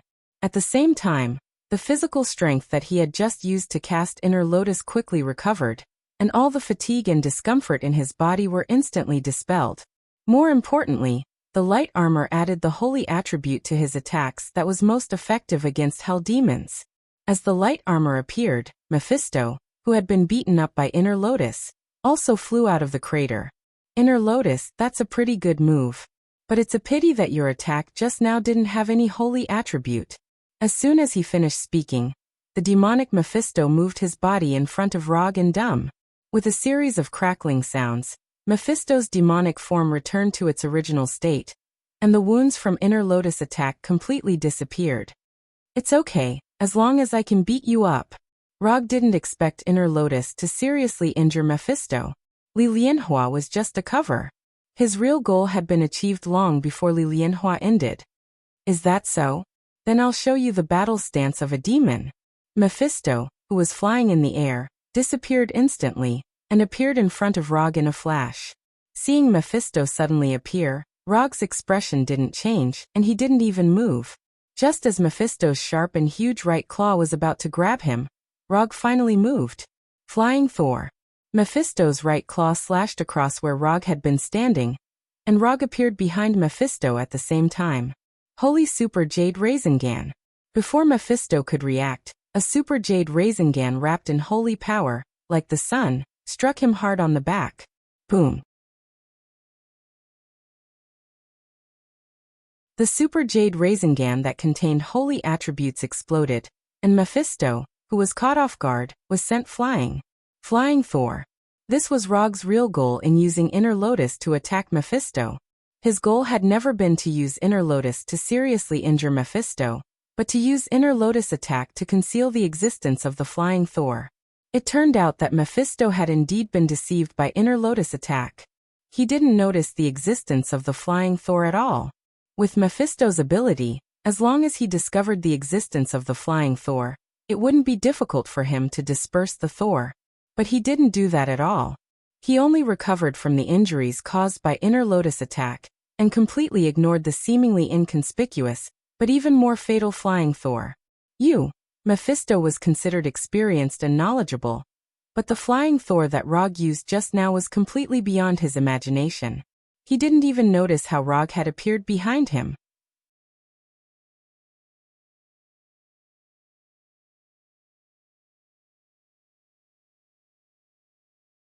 Chapter 469. The power of the Okodama Rasengan wasn't weak to begin with. Coupled with the holy power that countered demons, Rog's holy Okodama Rasengan dealt the highest damage since the start of the battle. Mephisto's flew backward for more than 100 meters before finally stopping. He used his body to draw a trench dozens of meters long on the ground. Looking at Mephisto's messy back and the fact that he was missing a bat wing, Rog was slightly surprised. He didn't expect the holy Okodama Rasengan that he suddenly came up with to be so powerful. The power of the holy power was far more effective against demons than he had imagined. Being sent flying by Rog again, and being sent flying by the Okodama Rasengan that contained holy power, made Mephisto's, who was already a little impatient, completely change his expression. He did admire Rog, but he couldn't tolerate Rog provoking him again and again. Although the injury on Mephisto's back was serious, it wasn't serious enough to seriously injure him. A visible black energy suddenly surged out of Mephisto's body. With the appearance of the black energy, the injury on his back quickly healed. The bat wing that had fallen to an unknown place had also grown back. Rapid regeneration. It only took a second or two for Mephisto's to recover completely, as if nothing had happened. The regenerative ability of demons was astonishing to begin with, not to mention that Mephisto's wasn't an ordinary demon. The regenerative ability of a lord of hell wasn't something that trash demons could compare to. When the injury on his back was completely healed, Mephisto slowly turned around and looked at Rog in the distance with a solemn expression. Although he really wanted Rog to be his son, his most outstanding and powerful descendant. But he also knew that Rog wasn't the kind of existence to be obedient. In the world of demons, there was a very simple way to make your subordinates and descendants obedient, and that was to use your fists to tell the other party who was the boss. The fist was the truth. This was the simple, efficient, and primitive values of hell's demons. Although Rog wasn't a demon from hell, Mephisto's didn't mind letting him understand in advance what a filial son in hell was. After healing his injuries again, Mephisto's didn't immediately attack Rog.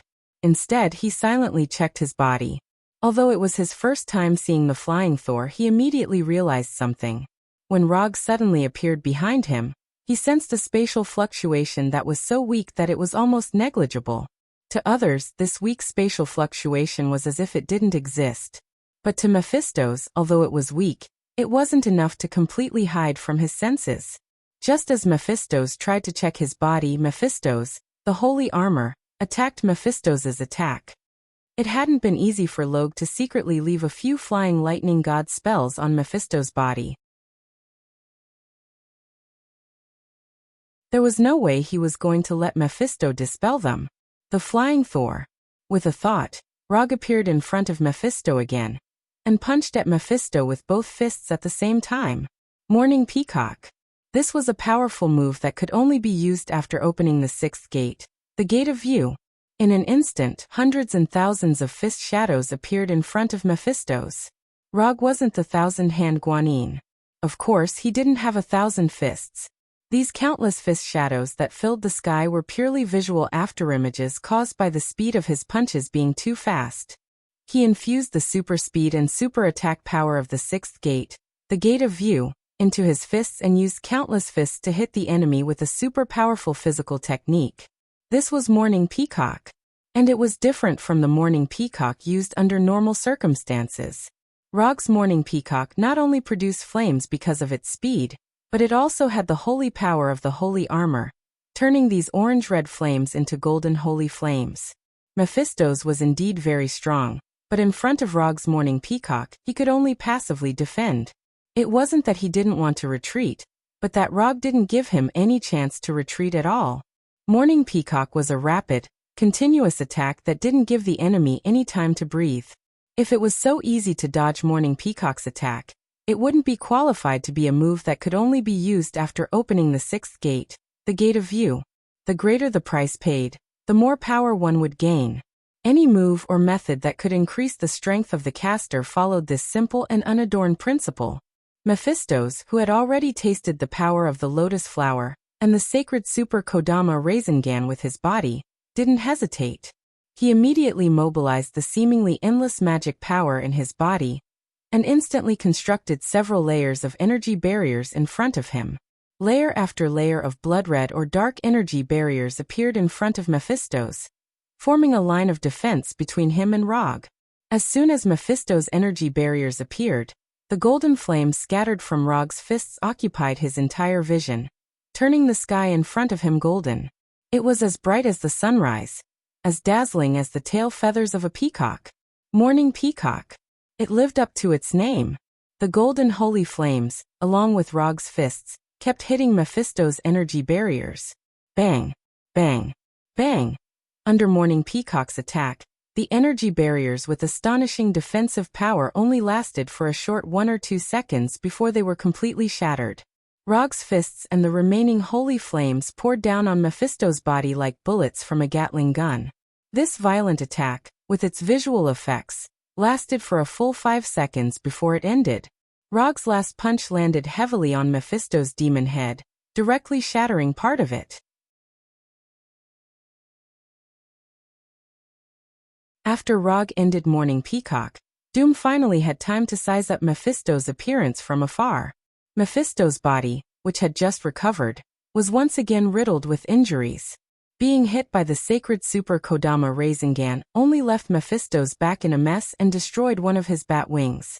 After being attacked by Morning Peacock, Mephisto's not only lost all of his bat wings, but even the curved horn on his head was completely broken.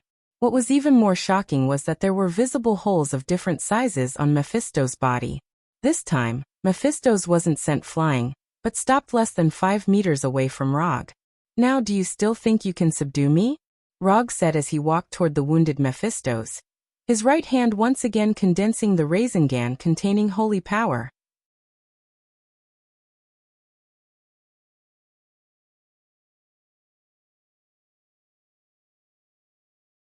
Chapter 470.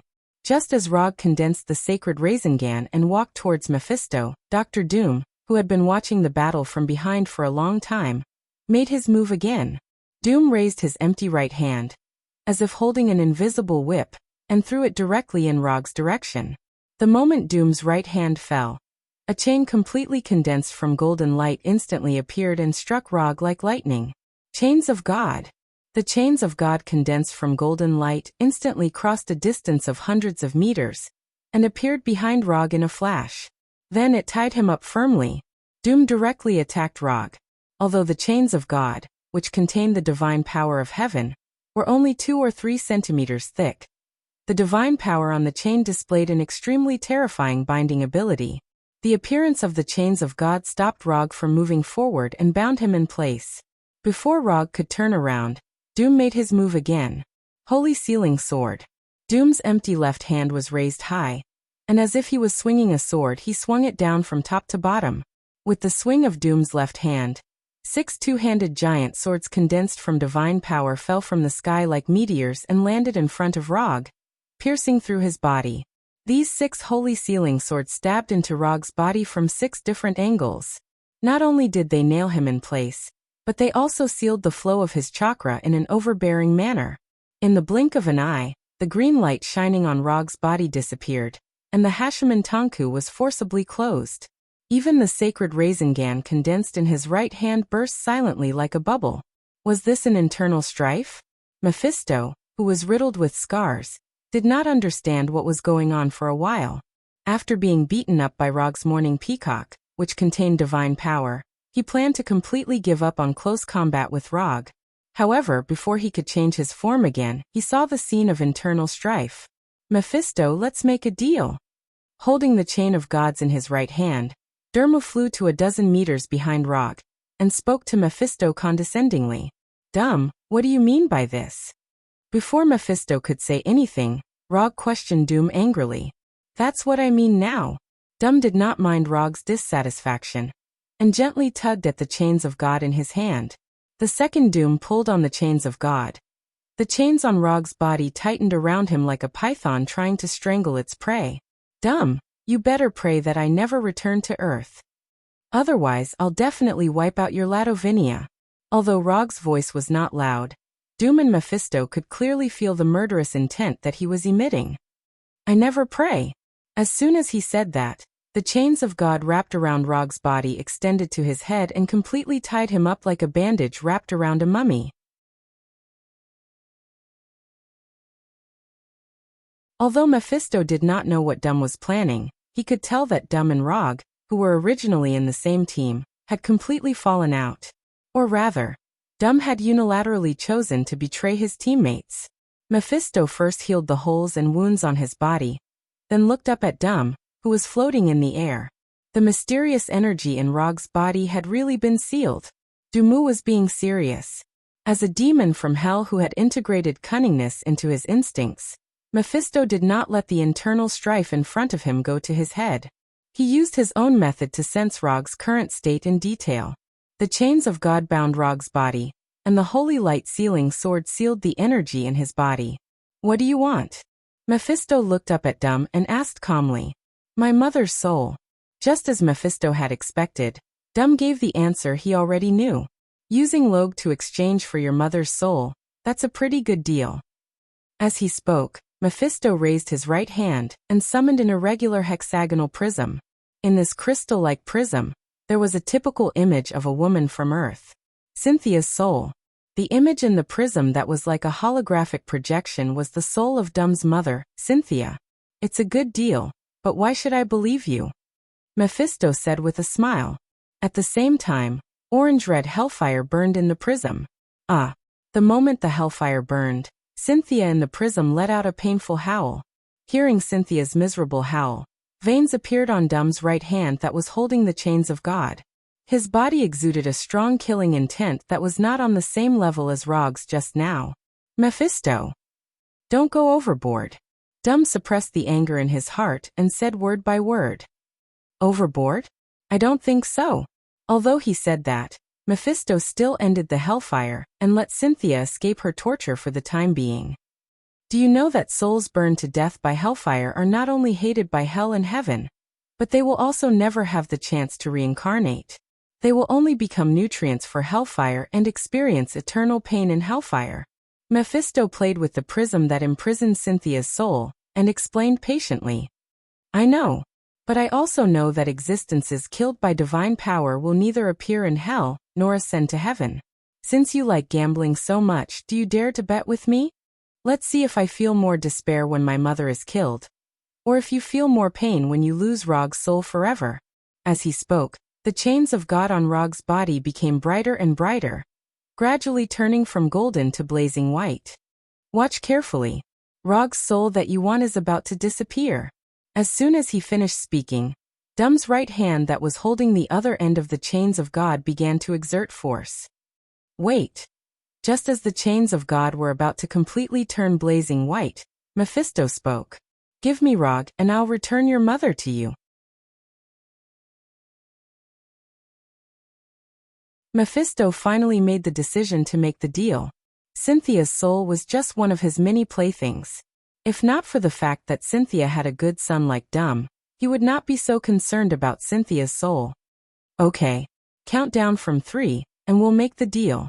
Dum raised his right hand and pointed at the prism in Mephisto's hand with his left. No problem. Because they were in hell, Mephisto was not worried that Dum would play any tricks. Even if Dum had other intentions, he would not be able to leave hell with Cynthia. 3-2.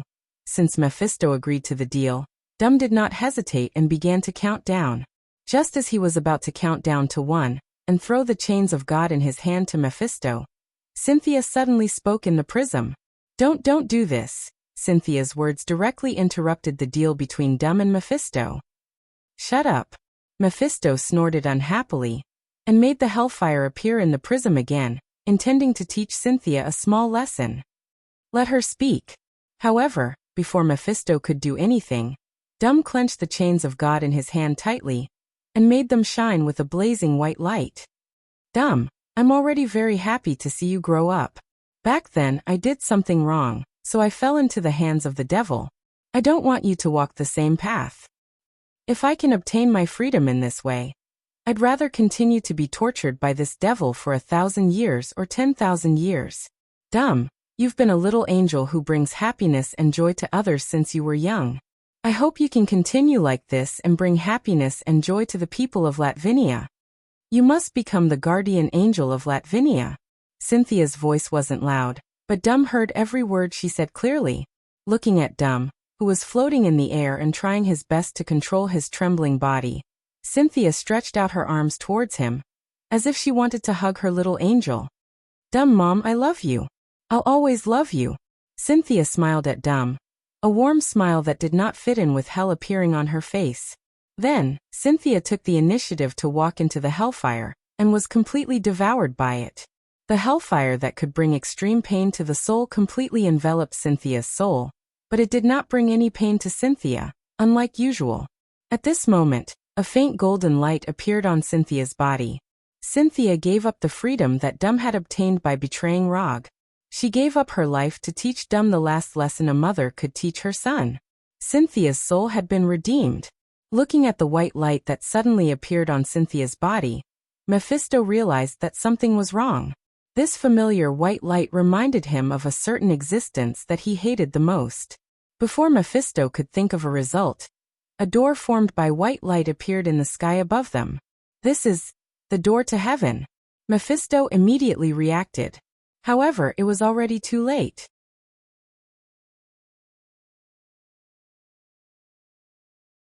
A warm light that was like the sun shot out from the door to heaven. It was like sunlight that pierced through dark clouds and shone on Mephisto's right hand. Sizzle! Mephisto's right hand that was illuminated by the holy light emitted a sound like roasting meat.